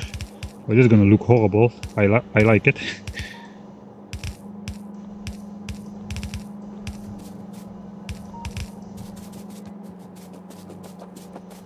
Now it's very incomprehensible how it's actually gonna work,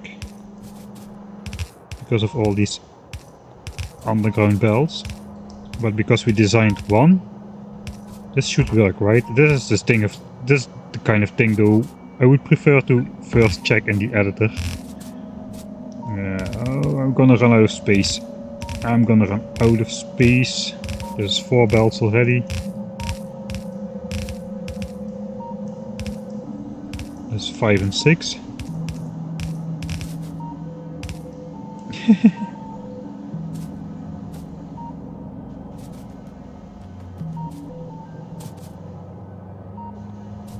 All right.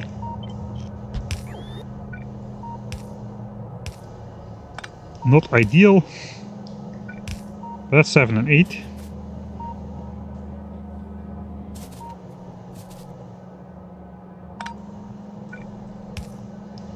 It's 5 and 6, right? Yeah, 6. All right. No, we can do it. We don't need to do this. We can do it. Okay, this is going to be even more horrible.